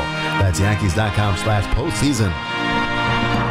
We're always talking New York sports on The Fan. This is the story of the one. As a maintenance supervisor at a manufacturing facility, he knows keeping the line up and running is a top priority. That's why he chooses Grainger. Because when a drive belt gets damaged, Grainger makes it easy to find the exact specs for the replacement product he needs. And next day delivery helps ensure he'll have everything in place and running like clockwork. Call 1-800-GRAINGER, click Grainger.com, or just stop by. Grainger, for the ones who get it done. Your cold is coming. Your cold is coming. When you feel a cold coming, shorten it with Zicam, the #1 cold shortening brand. Oh, no, not before my big trip. The big trip you've been planning is coming up, and so is your cold. But Zicam can shorten your cold and get you back to planning sooner. Thanks, Revere. We really should keep Zicam in the house. Shorten your cold with Zicam. Take it from America's most revered messenger. Shorten your cold at the first sign with cold shortening products from Zicam, the #1 cold shortening brand. Available in stores or see where to buy at Zicam.com. Did you know you can get more with New York Lottery Plus? You pulling my leg? No, seriously. Just enter scratch off and draw game tickets and get more points. Pulling a fast one? No. And you can put your points towards chances to win gift cards, cash prizes, and more. Is this a stunt? No, you even get points for playing new games. You're pulling my chain, aren't you? No. Pulling my finger? What? No. Man, put that thing away. Sorry. Introducing New York Lottery Plus. Download the app, sign up, get more. Please play responsibly. Must be 18 plus. Gambling problem? Call 1-877-8-HOPE-NY or text HOPE-NY. Dude, did you order the new iPhone 17 Pro? Got it from Verizon, the best 5G network in America. I've never looked so good. You look the same. But with this camera, everything looks better, especially me. You haven't changed your hair in 15 years. Selfies? Check, please. New and existing customers can get the new iPhone 17 Pro, designed to be the most powerful iPhone ever, with eligible phone trade-in and unlimited ultimate. Any condition guaranteed. Visit your local Verizon store today. Best 5G source. Root Metrics Data, United States, 1H2025. All rights reserved. Additional terms and conditions apply for phone offer. See Verizon.com for details. Our friends at Town Fair Tire remind you that at Town Fair Tire, you always get the guaranteed lowest price on name brand tires from Connecticut to Maine. Nobody beats Town Fair Tire. Nobody. Catch all the play-by-play with Susan Waldman and Dave Sims. The home of Yankees radio. The Fan on the Odyssey, iHeart, and TuneIn app.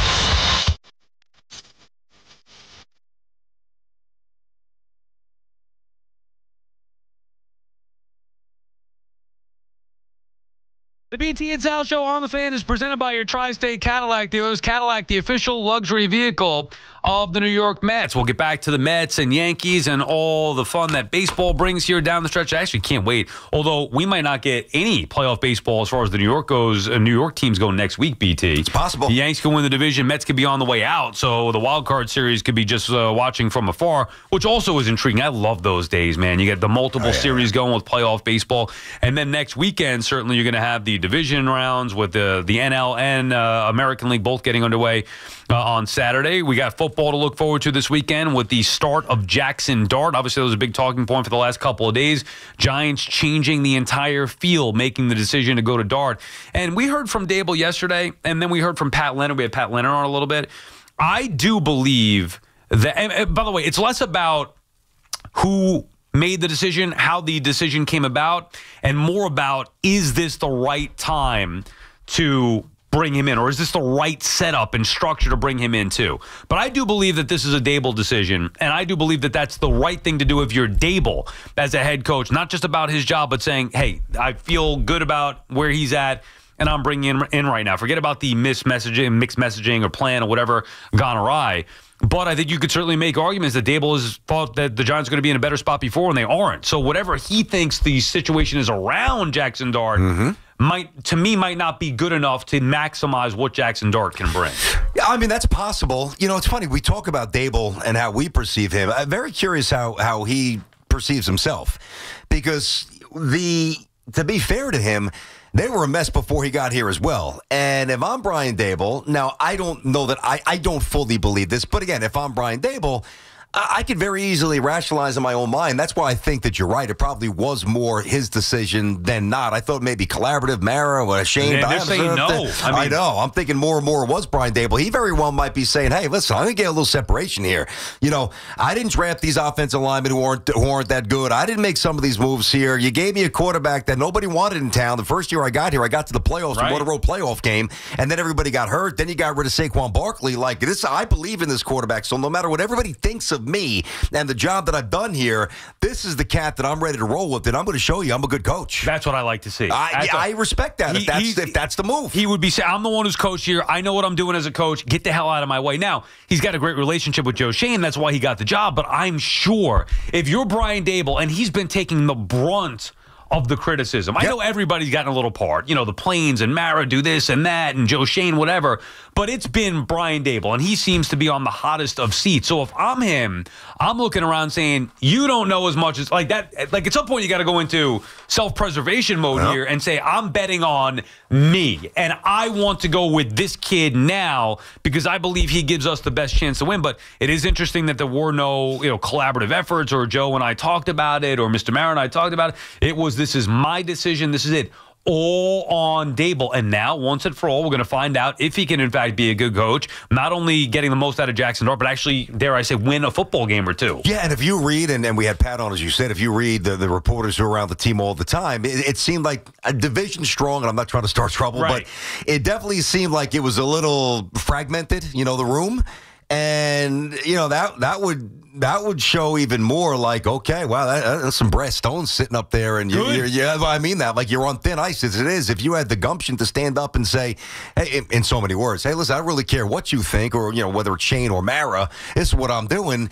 You got to respect that. Now, it's got to work. Right. You just got to be able to play. Oh, that's exactly right. And it doesn't have to work just right out of the gate. No, it doesn't. You can't count on much, but you can always count on Sundays with the NFL on CBS and Paramount Plus. Watch your local NFL game all season long, kicking off with the juicy Week 4 matchup between the LA Chargers and those New York Giants. Visit ParamountPlus.com/NFL to get started today. We're joined in studio right now by former New York Jet fullback and obviously Chiefs Ring of Honor, Tony Richardson, longtime NFL player. What's up, Tony? How are you? I'm doing pretty good. It's funny. I actually live in Jersey City, so it took me about 8 minutes to get here, about 25 minutes apart. So, but I'm like, it's a stone's throw. I can see the studio from my building. I'm like, it took forever. Holland's easy. Holland's easy. What are you doing driving in? It's a rookie move. It's funny. I was actually going to take the path, and then I was just like, you know what? I'm going to have some errands I need to run later, so I, kept the car. And it's probably going to cost me. I'll probably get towed, but it's okay.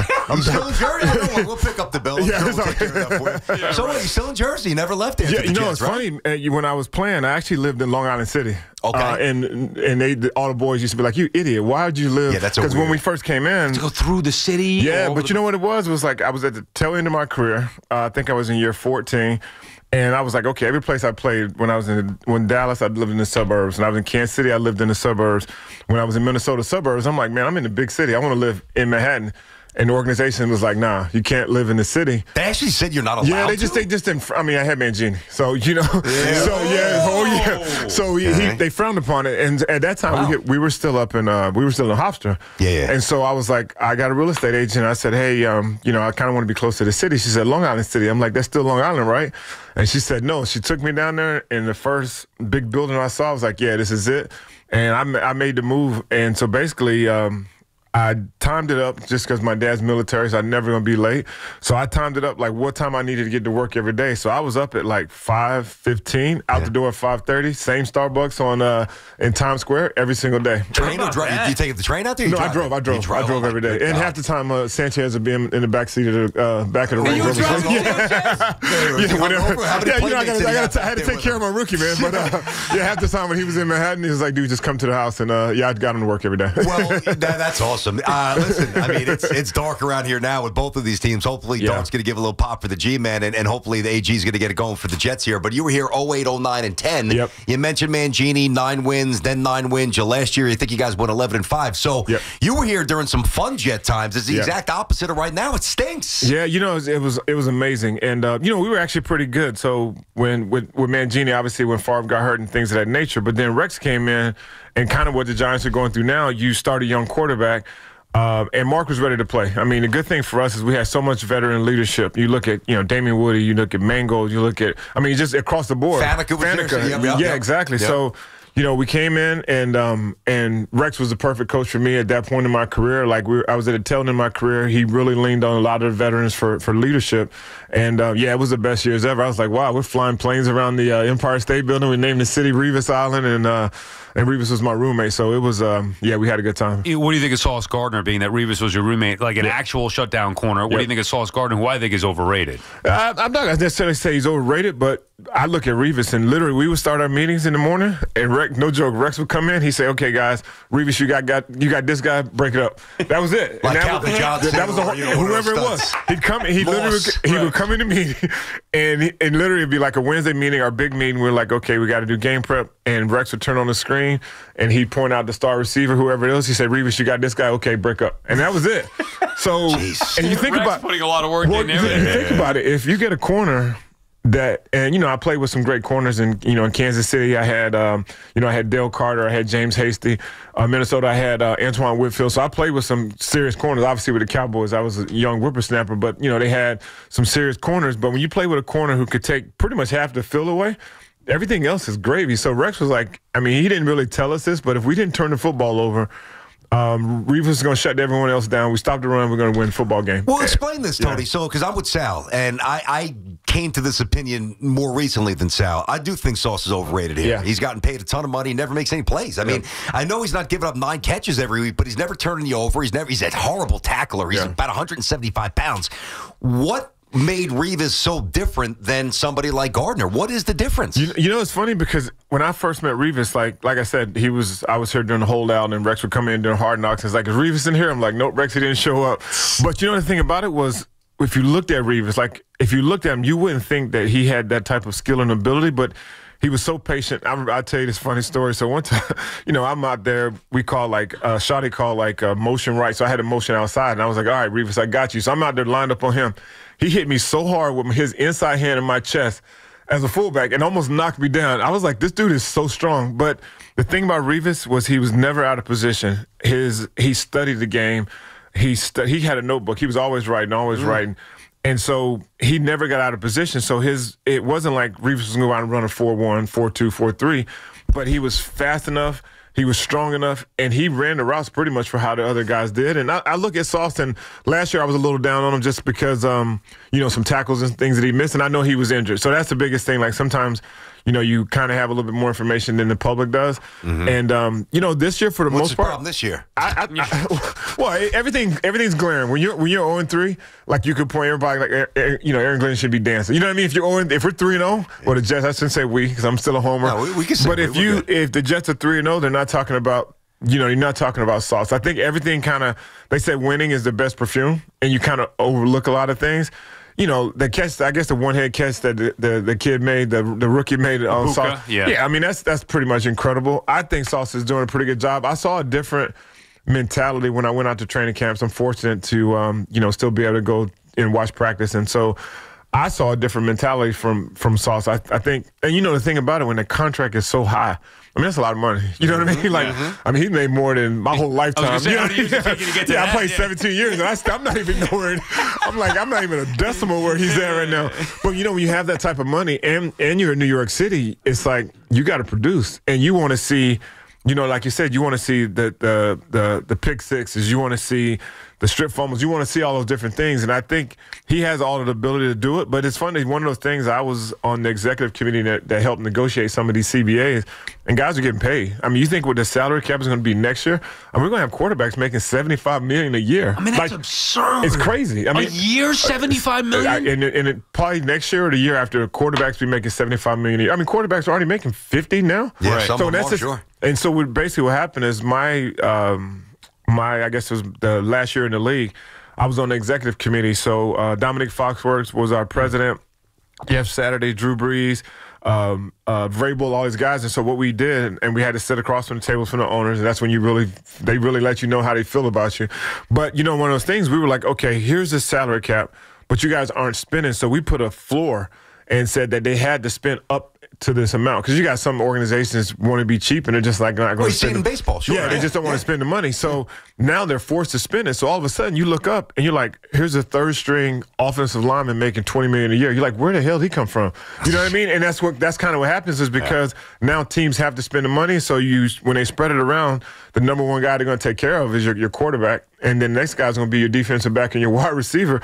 I mean, receivers are going to be making $40 million this year. I mean, it's pretty much there now. And I like it. I'm never going to be the old man sitting on the porch like, man, you know what? Back in my day, fullbacks made this, because I want to see our guys prosper and I want to see, guys make money.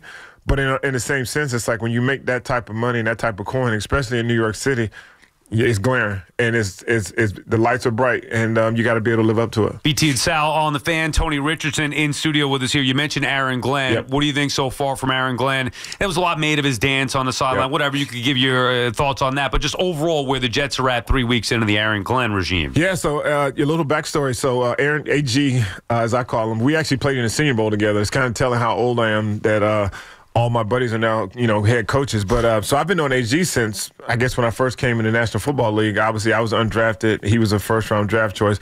But we always kept in contact. Just we had a lot of mutual friends and thing of that nature.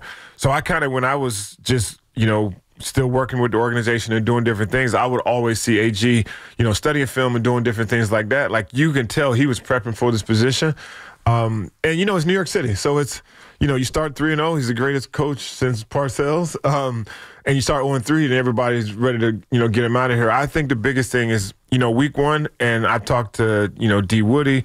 I've talked to a lot of, former players, and that week one performance was the best performance I think I've seen in the last 10 years. Because normally when, and I'm with AG, I hate when people say the same old Jets, but normally when you see it just didn't look like football over the last few years. You're like, man, every pass is a struggle. Is he going to catch it? Is he going to get sacked? To where the first game looked like NFL football. Because that's the thing, man. I live right here in New York, and, I still go to most all the Jets and Giants home games. And it really gets me upset when I'm, like, watching the games, and then I turn on the TV, and, like, other teams are like, oh, you can run the ball for 6 yards. Oh, it's 3rd and 1. We're going to get that. Where with the Jets, it was like every single play seemed like pulling teeth, and you just never felt like that you could win a football game. Where now I feel like, especially after that week one performance, week two, walked into a beehive. And then going into Tampa last week was a kind of a good indicator. So I think so far I would just say stay patient, because we're quick to just like, okay, we need to bench the quarterback. Well, he was kind of benched because he's hurt. I'm not sure if he's back this week or not. It looks like he's going to be back. He's back on the practice field today, yeah. And then everybody wants to, fire the head coach. And so I'm just like, because it's going to take a while. It's not, if the Jets were in any other market, people were like, okay, give him a year, give him 2 years, give him 3. New York City, you lose 3 games, they're like, man, this guy's a bum, he needs to get him out of here. But I really believe in what he's doing.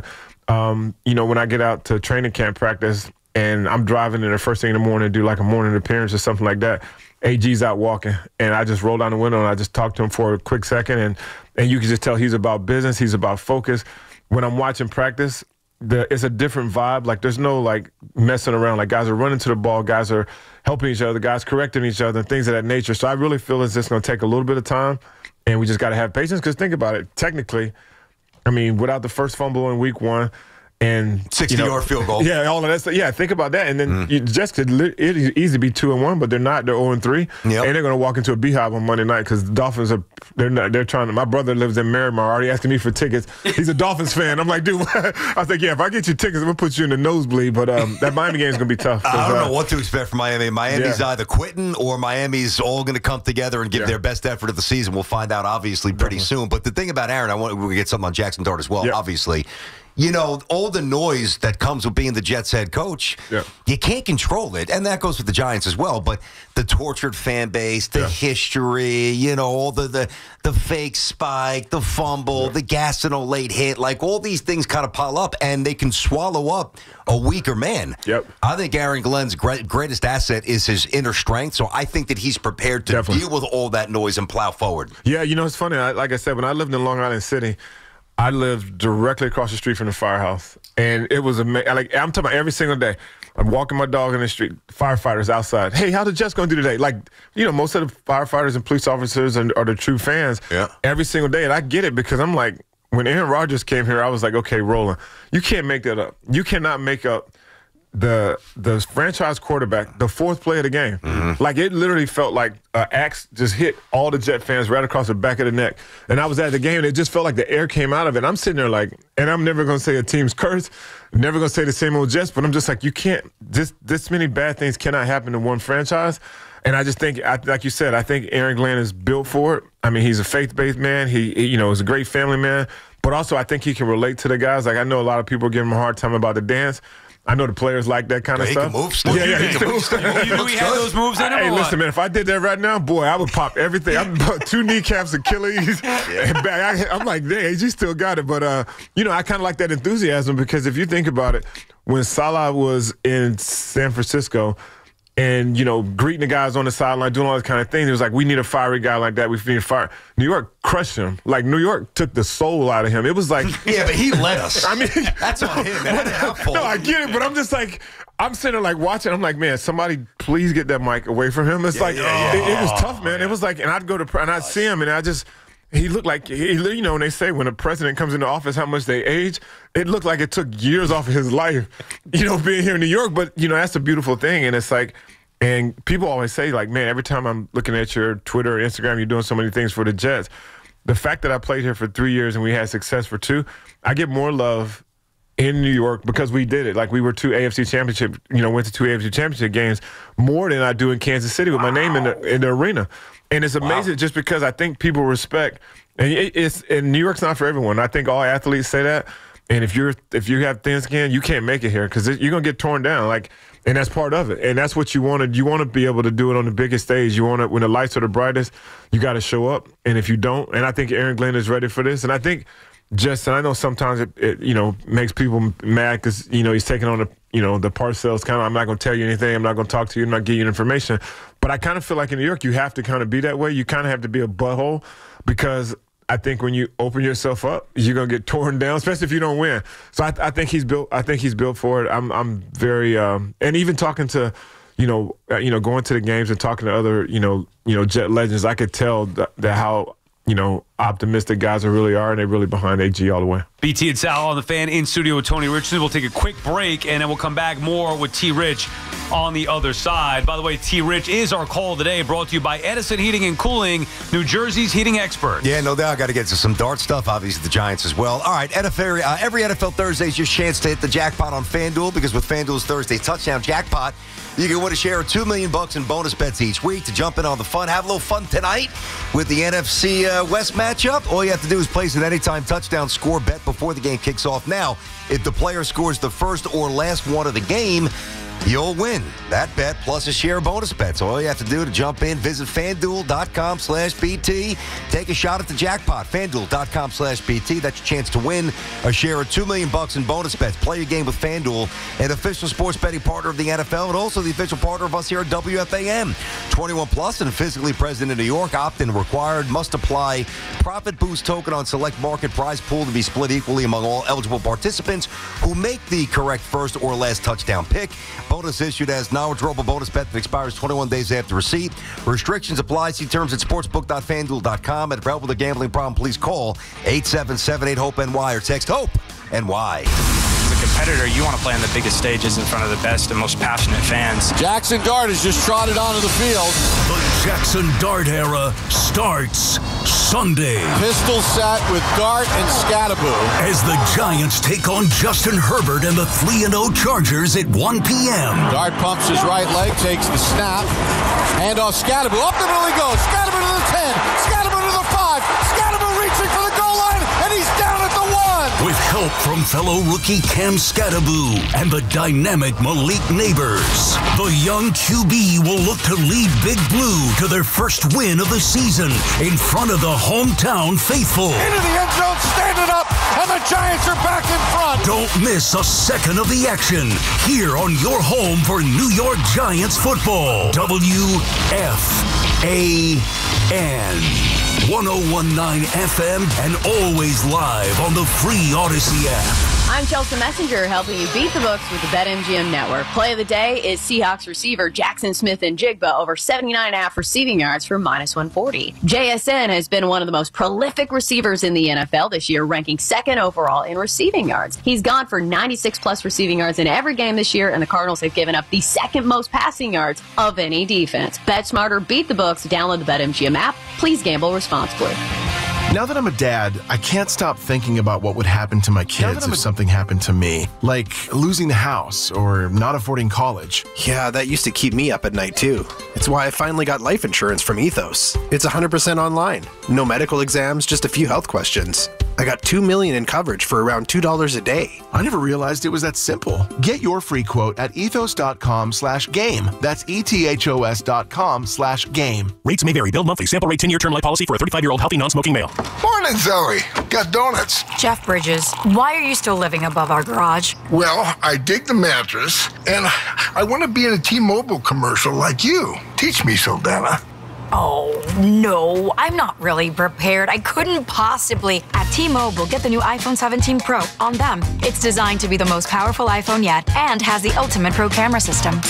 Wow, impressive. Let me try. T-Mobile is the best place to get iPhone 17 Pro because they've got the best network. Nice, Jeffrey. You heard them. T-Mobile is the best place to get the new iPhone 17 Pro on us with eligible trade-in in any condition. So, what are we having for lunch? Dude, my work here is done. 24 monthly bill credits on experience beyond for well-qualified customers plus tax and $35 device connection charge. Credits ended. Balance due if you pay off earlier. Cancel. Finance agreement iPhone 17 Pro 256 gigs, $1,099.99 and new line minimum $100 plus a month plan with auto pay plus taxes and fees required. Best mobile network in the U.S. based on analysis by Ookla Speed Test Intelligence data 1/2025. Visit T-Mobile.com. Lowe's knows that free makes everything better.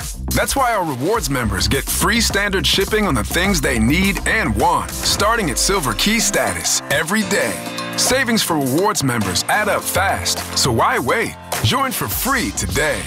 Lowe's, we help, you save. Not available in Alaska and Hawaii. Exclusions and more terms apply. Loyalty program subject to terms and conditions. Details at lowes.com/shipping terms. Subject to change. Huge savings on Dell AI PCs with Intel Core Ultra processors are here, and they're newly designed to help you do more faster. They can generate code, edit images, multitask without lag, draft emails, summarize documents, create live translations, and even extend your battery life. That's the power of Dell AI with Intel inside. Upgrade today by visiting Dell.com/deals. That's Dell.com/deals. Get ready for more BT and Sal on The Fan. Today, we're constantly taking photos and videos to remember our favorite moments. But what about those captured before the smartphone? What about the memories tucked away on aging VHS tapes, film reels, or in fading photos? These cherished memories are fading away with time, vulnerable to threats like heat, moisture, and mold. But fear not, there's a solution to safeguard your legacy. Hi, I'm Adam. And I'm Nick. Together, we founded Legacy Box over a decade ago with one mission, to bring your memories into the 21st century. It's time to bid farewell to old tapes you can't watch and faded photos. Legacy Box transforms them into digital treasures, ready to share with a click. Just like magic, your shoebox of memories is now safely stored in the cloud or on a thumb drive. Over 1 million families have trusted Legacy Box, so you can rest assured your priceless moments are in good hands. Don't let your childhood fade away on old tapes. It's time to digitize those priceless moments. Fast forward into the digital age. Visit legacybox.com/value and unlock 50% off your order. That's legacybox.com/value. Fall is in the air, and that means spectacular savings at Open Road Mazda of Morristown and Open Road Mazda of East Brunswick. Lease the versatile 2025 Mazda CX-5 all-wheel drive for only $239 per month for 36 months. Or choose the rugged 2025 Mazda CX-50 all-wheel drive for just $249 per month for 36 months. Prices are falling at Open Road Mazda of Morristown and Open Road Mazda of East Brunswick. Visit us today for exceptional seasonal offers. Click shop, we deliver. OpenRoadMazda.com. Must finance through Mazda Financial Services. See dealer for complete details. Hey, listen to this. All I needed was a new starter. Got a great deal on eBay. Did it myself. Yeah, that's cool. But how about the soft purr of an upgraded exhaust when it fits just right? For me, it's the little things. Like these new windshield wipers from eBay I installed. From small fixes to big upgrades, eBay has all the parts you need at prices you'll love. Guaranteed to fit every time. eBay. Things people love. Eligible items only. Exclusions apply. Dunkin's $6 meal deal is kind of wild. You get a bacon, egg, and cheese sandwich, 6-piece hash browns, and a medium hot or iced coffee, all for $6. That's the main character meal energy you need this fall. Get it now in Dunkin' stores or order ahead on the Dunkin' app. No substitutions. Participation and times may vary. Offer price varies in California and Hawaii. Limited time offer cannot be combined with other offers. Exclusions and terms apply. Talk New York sports here. The Fan. My middle name must be that shoe. Cause every time I walk by, it be like, I'll be there.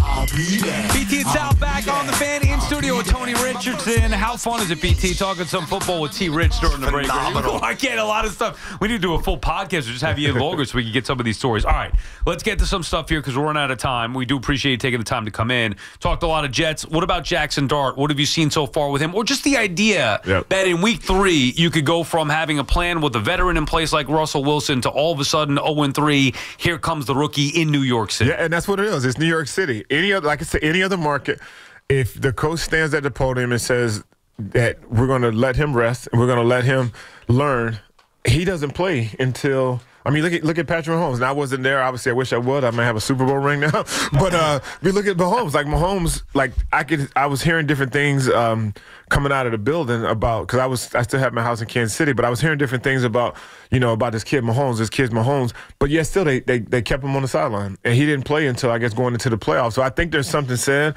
to let a young player develop, at least sit and learn. But I think the key thing right now is like if you don't have a running game, you could put John Elway out there as a rookie. It's just like you have to be able to run the football. And I know Daboll. He was with me when I was with the Jets with Rex, and so I know him. But the thing about it is like, man, I'm not sure. I don't know. You put that kid out there against the Chargers in New York City. I think he's. I mean, obviously been in the SEC. I got a chance to watch him play quite a bit. He has the moxie.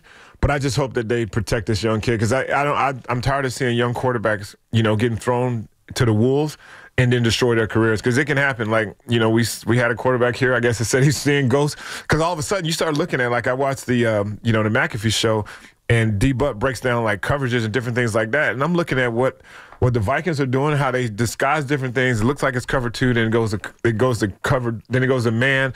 It looks like zone blitz and all that stuff. Like a young quarterback, you got to be careful. So, I mean, I think Giant fans are going to be, pretty happy with him. Obviously, they were booing, Russ, but I think, I just want to just pump the brakes, and I pray the kid gets out of there alive because that's going to be tough, man. He's got a lot of confidence. Yeah, he does. It doesn't seem like it's fake manufactured. No. This kid seems like he's got some big ones, and he's ready. Yeah, I mean, you have to. I mean, and that's the thing. And that's the thing I used to tell Sanchez. I'm like, bro, there's only 2 of you here in New York. Obviously, we don't count Buffalo. But here in New York City, I'm like, this is the main stage. And Sanchez was ready for it. Good-looking kid. He was able to deal with me. He was so goofy. I think sometimes Sanchez didn't know what was going on. But I think, like, it's one of those things that you're going to have to face the music every single day. And if you play well, they're going to love you. And if he struggles, they're going to be like, this dude's a bust. And I don't want to see a young kid, fall by the wayside. Yeah, but I thought, and I can't wait to watch Jackson play, but I thought the sequence inside the 5-yard line the other night, it was just unbelievable. It's tough to justify to the rest of the locker room. Yeah, we're going to run this guy back out there when he's throwing the ball in the stands, not wanting to take a hit. Yeah. So do you think that was the final straw? Like, I don't think they want to do this that early, but it was so bad, the film, that you almost had to. Yeah, I didn't quite understand that as well. I'm at home watching it. I'm just like, if anything, throw a pick. You know what I mean? Like, throw it in there. Give your receivers. You got great receivers. Give them a chance to make a play. But I was thinking, and a lot of my friends are Giants fans, and I was thinking that you might go with Jameis now. I said the same thing. And that's the biggest thing is, like, he's built for it. Like, Jameis is going to go out and throw for 400 yards, and he might throw 400 interceptions. But, the thing, but, I think he's built for it. He's mature enough. He's been in different markets. And I thought that, okay, because you can still have your plan. Put Jameis in, and you can still have Dart as your second-string quarterback, and you can still mix him in. Because I kind of like, how you can, maybe give him a package where you give him 2 to 3 plays, get his feet wet, and then now they're going to throw him to the wolves. And so I guess does Jameis go to 2 or does Jameis go to stay at 3? Probably he's going to be 3. Yeah, probably still 3, I would think. You mentioned Daboll. So he was on the coaching staff with Rex. I'm assuming he was an offensive whatever with you. Yeah. So he did all of our, I wouldn't say gimmick plays, but like all the plays we ran, like, because we had Brad Smith. Remember all the stuff we did with Brad? I mean, Wildcat. Wildcat. He was so, and that's when I loved him. And it's interesting because, it was 2 guys that I knew they were going to be head coaches, and one was Kevin O'Connell. Because remember, Kevin O'Connell I sat behind him and Mark. Well, one I had to keep kicking Mark's seat to make sure he was awake. Oh. But he sat next to. He said, "No, I'm joking." He said, he sat next to Kevin O'Connor. He sat next to Mark. But it was funny. Like if I had a question, I would always ask KO, just because he was so smart, and I knew one day he was going to be a head coach. And the second was Daboll, because Daboll was so creative in putting those things together. And when that Wildcat, we were rolling. And the things that he was able to do with Brad, and I'm like, man, I like this young guy. And I just kind of followed his career. And he's a very, very, very bright offensive mind. And, I think he has the ability to be a great head coach. So why can't they score touchdowns? And that's the thing. It's like when you're offensive-minded head coach, you got to score. Right. And that's, obviously the Dallas Cowboys defense had nothing to write home about. But, that was the one game. Man, it was funny because I had just left the Jets game, and I obviously live in Jersey City, and there's a bar called Boots and Bones. So I parked my car, took my dogs out, went to Boots and Bones, and I'm watching the game. I'm like, holy crap, that bar is going crazy. First of all, I'm like, okay, how in cover 2 are you letting the receiver get behind you like that, like wide open? I'm like, but, that was some optimism. Like, okay, they're rolling. Then obviously, I don't know what Russ was doing that last play of the game. I mean, they never put the fullback pass in. I'm going to dust one at least to somebody. I'm going to throw the ball at least to the running back and then try to let him break a play, but you can't just dart it into the end zone. Tony, I don't know what kind of opinion you have on this, but you certainly have more intel than we do. We focus on the coaches and the draft picks and the quarterbacks and all the things that we hit on a day-to-day basis. At the end of the day, you either have good ownership or you don't, right? You played for the Chiefs, very stable franchise. Minnesota has had a lot of success, even going back to the 70s where they went to 4 Super Bowls. Didn't win, but they won 4 times. The Jets and the Giants, the Jets have always been a mess, going back to Leon Hess. And really, since Wellington passed on, the Giants have been a mess. Right now, the ownership for both of these teams, is it where it needs to be? I think it is. It's kind of difficult to, point at the front office especially when they give the keys to the car. And I think that's the biggest thing is like, you don't see either owner getting in the way of like contract negotiations or not like you're not trading part. You're not. I can't wait till Sunday night. I'm not watching any football except against the Packers and the Cowboys. But it's those kind of things. So it's like what he's not doing, out doing press conferences and all those different kind of things. And I really believe that. Woody wants to win, and that's the biggest thing. I get a chance to talk to him quite a bit on the sideline. I talk to Chris, his brother, and they want so bad to win. And I just think sometimes, and I think, decisions are made. And I live here. So my thing is like every year you sign a new head coach and it's like about mid-season of the first season or the second season, they're ready to run him out of town. Mm-hmm. And I think the pressure sometimes gets to some of the owners just because, you're human nature. This thing here, everybody carries around. It's like, when you get everyone just on you, it's like, okay, I got to make a change. But I'm embarrassed. No, it is, and to me, when New York football, and I pull for the Giants as well, because when the Jets or Giants are rolling, I can't remember the last time the Jets and Giants both won on the same day. Seriously. But when it happens, it's a beautiful thing. Like the sun comes out, like the dogs are out barking, people out. All kind of things. But when the Jets and Giants are not winning, it sucks to live in New York City. But just to be clear, have good football. I don't think that the owners don't want to win. Yeah. I would never say that. That's disrespectful. But do you believe? I believe they give. I don't know if they know how to win. How to win is you hire capable people and let them do their job. And I think from that standpoint, I do believe that both ownership groups allow. I allow the general manager and the head coach to do their job. And that's the biggest thing, because I think, like even, like Mr. Hunt, God rest his soul, Lamar, when he was, he allowed Marty to do his job. And we had some tough times. We had, I can't remember how many seasons we were in, 13-3, bye in the first round and we lose. Yeah, I remember those well. And that used to crush us. But and that was the biggest thing. I was so happy when the Chiefs won a Super Bowl, just because the trophy that the Hunt name, they bear the name on the trophy, the AFC and to be trophy. able to present that, to Clark at that particular time was probably one of the greatest moments of my life, to be at the stadium when that happened. And I think that and I even think with Clark, I think he allowed. The new regime to come in, you bring in Andy Reid, and you let him do his job. Because I don't think that the Mahomes pick wasn't a sex. I promise I didn't even know who. I knew who Patrick Mahomes was. No one knew that he was going to turn out to be this great of a quarterback. And I, to be honest, I really believe if Mahomes went anywhere else, if he came to New York, he probably he might not be in the league now. He'd be finished by now. No, seriously, that's the problem. No, it's one of those things. It's like. Because I've been in so many quarterback meetings. I used to literally just love sitting in the quarterback meeting room just because I learned so much. But you would never allow a quarterback to roll right and throw the ball all the way. He would get yanked out of the starting lineup so quick. But the fact that Andy just says, you know what, let this kid be him and let him do his thing, like anywhere else, like any other market, he would have been on the bench. And I think sometimes, New York has a way of not necessarily, it can crush you. And I do believe, to answer your question, I love talking, so you guys can tell. But I do believe that both ownerships allow the general manager and the head coach to do their job, and that's all you really want. Okay. Because you're not going to see Mr. Mayor out doing press conferences outside the locker room. You're not going to see him, having fans coming to watch, all that kind of crazy. But doesn't mean they're not doing stuff behind the scenes. I don't want to belabor, but doesn't mean they're not doing stuff behind the scenes, whether it's Daniel Jones's contract or maybe weighing in with opinions. Well, you think about it, and we saw this front page of the Hard Knocks.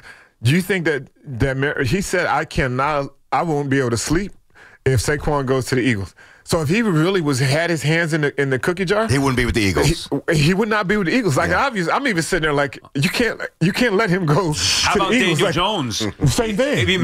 Maybe force Daniel Jones on Daboll, and Jones couldn't have success here. Now he goes to Indianapolis and having success there. Yeah, and that's the same thing. And I think if Mr. Mayor was putting his hand in the cookie jar, neither one of those two things would have happened. Because I think a lot of times they would have probably sided with the player versus the coach. Because the coach, they're making a fraction of what the players are making. So I really believe both ownership groups definitely want to win, and I do believe they put both group head coach and general managers in position to win. All right, last one here quickly, and we do appreciate your time. And we got to go. The end of the show here, dude. You're like 6 degrees of separation for Tony Richardson in football is tremendous. You played 17 years. You played in all these great organizations. You alluded to it before. You didn't actually play with Dallas, but you were brought in. Yeah, I was there the whole year. I was there. You played with them or no? No. So my rookie year, I was an undrafted free agent, and so my rookie year was the year of the White House. So with the Cowboys, you missed out, man. That's a whole other segment. That's a whole other segment. Give us. You have any good Jerry Jones stories? Or anything? You know what's funny? I think I was so young. I was so young, and I didn't even. I knew who the ownership was. I talked more to Steven because. It's funny when draft day came around and we were 11-0 at Auburn, and so they had me in between like 3rd and 5th round pick. So all of a sudden, draft goes by, my name doesn't get called. So my agent is Pat Dye Jr. So Pat calls me up and I'm devastated. I'm like, man, what am I going to do? I'm undrafted. All my boys are getting drafted and all this. Bar none, William Floyd went 1st round. And I'm just like, wow, 1st round fullbacks. So my agent was like, hey, Tony, I think the best opportunity is to go to the Cowboys. And I'm like, I'm not the smartest guy in the world, but I do know they have Daryl Johnson. They have Tommy Agee, who's a backup to Moose, and he was an Auburn guy. And Derek Lights had all these. I'm like, Pat, there's no way I'm gonna make this team. So I got there, put my helmet on, mouthpiece. I'm knocking fire at every last single person on defense. They were the #1 defense. Come on back-to-back Super Bowls. So they brought me in and they said, hey, we're gonna put you on practice squad. So I was there the entire season. Practice squad. Yeah, I was on practice squad. You watched the Netflix series, I'm assuming. Yeah. So my main job, my rookie year, was to make sure that Emmett's helmet never touched the ground. I had to bring in breakfast sandwiches. Did go to the White House a few times. I gotta say, I did. I had to go. What do you mean? That's awesome. So the White House. So the book. How awesome was it? So the White House was. So basically, it was a. Not everyone. It's all documented. It was a house that the veteran players put in the rookie players' names just to have a place just to hang out. Be able to. Instead of going to clubs to get in trouble, you do it at the White House. Yeah, no drinking and driving. No, you turn on the TV, safe. You watch some sports. You play video games. Nothing. That's all that was happening over there. Right, but it was all my buddies. So they put it in the young guys' names, and so that was a thing. We would okay.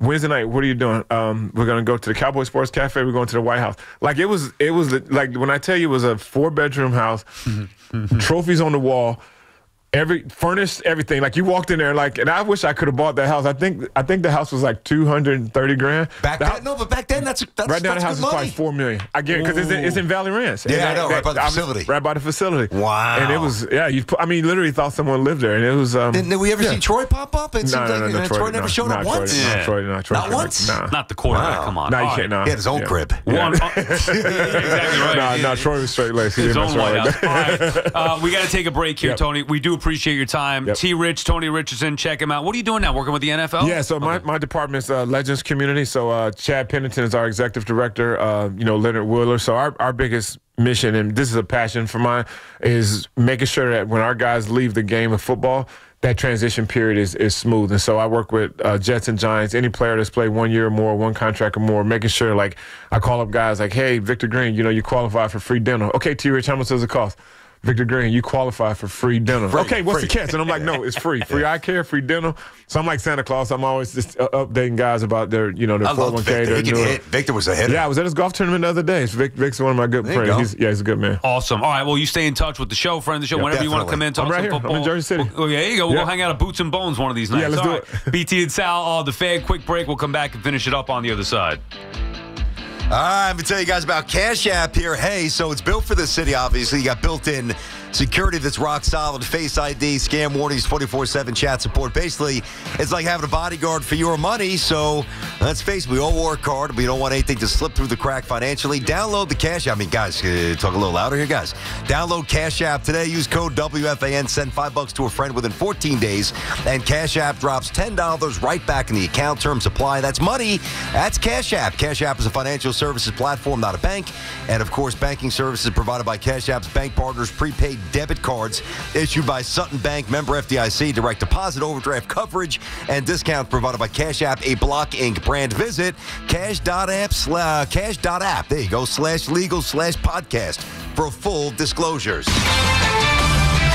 This is Andrew Perloff with an Odyssey Sports Minute. When Kansas City meets Baltimore on Sunday, Patrick Mahomes has reason to feel confident. The Chiefs quarterback is 5-1 against Ravens quarterback Lamar Jackson. Mahomes has decidedly outperformed Jackson individually as well. No surprise, Mahomes has outdueled everyone except for Tom Brady. Even though KC has started off slow, knocking off Mahomes is always a daunting task, even for a two-time MVP like Lamar Jackson. I'm Andrew Perloff. Your favorite neighborhood spots run unsquare. You know the ones. Maybe it's the popular shop that just opened a new location by you, or the big sports bar that's always packed on game day. These places make the neighborhood, and the money spent there stays in your community. Square powers more than 4 million neighborhood businesses worldwide. To learn more, go to square.com, or just stop by your favorite local business. See you in the neighborhood. Square. Hey, want to hear something great? Right now at Wendy's, you can get 2 of the #1 selling bacon cheeseburger in all fast food, the JBC, plus medium fries and a medium soft drink for just $8. Want to hear something else great? Double the burger means double the bacon. Now that's a game changer. 2 of the #1 bacon cheeseburgers with fries and a drink for just $8. Gotta be Wendy's. Limited time only. U.S. price and participation may vary. Request $8 JBC meal deal to obtain discount. Individual items at regular price. Move and be moved in the Mazda CX-30. With advanced safety features, intuitive technology, and a refined, comfortable interior, you'll love every drive. Right now, lease the CX-30 for just $199 a month. Visit your local Mazda dealer or go to MazdaUSA.com for more information.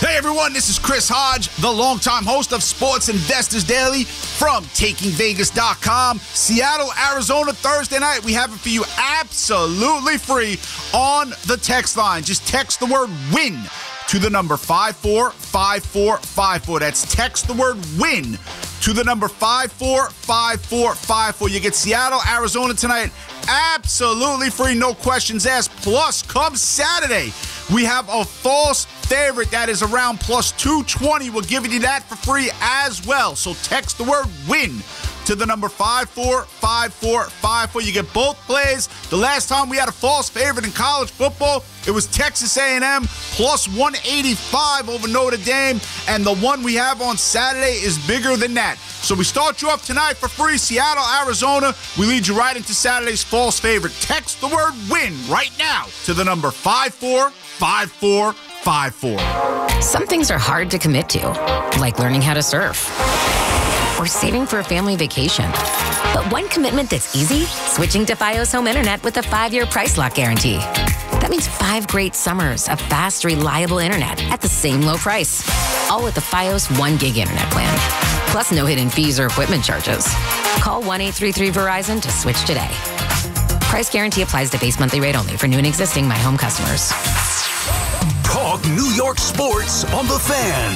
If you're in the market for Michelin tires, get to Town Fair Tire and get them at the guaranteed lowest price. With Michelin's innovative technologies designed for durability and performance, you can trust you're getting the highest quality tires over all the toughest of road conditions. Plus, at Town Fair, you get free services for life. So if you're looking for the best deal on Michelin tires, get to Town Fair, because nobody beats Town Fair Tire.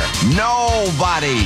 Name brands at discount prices. Town Fair Tire.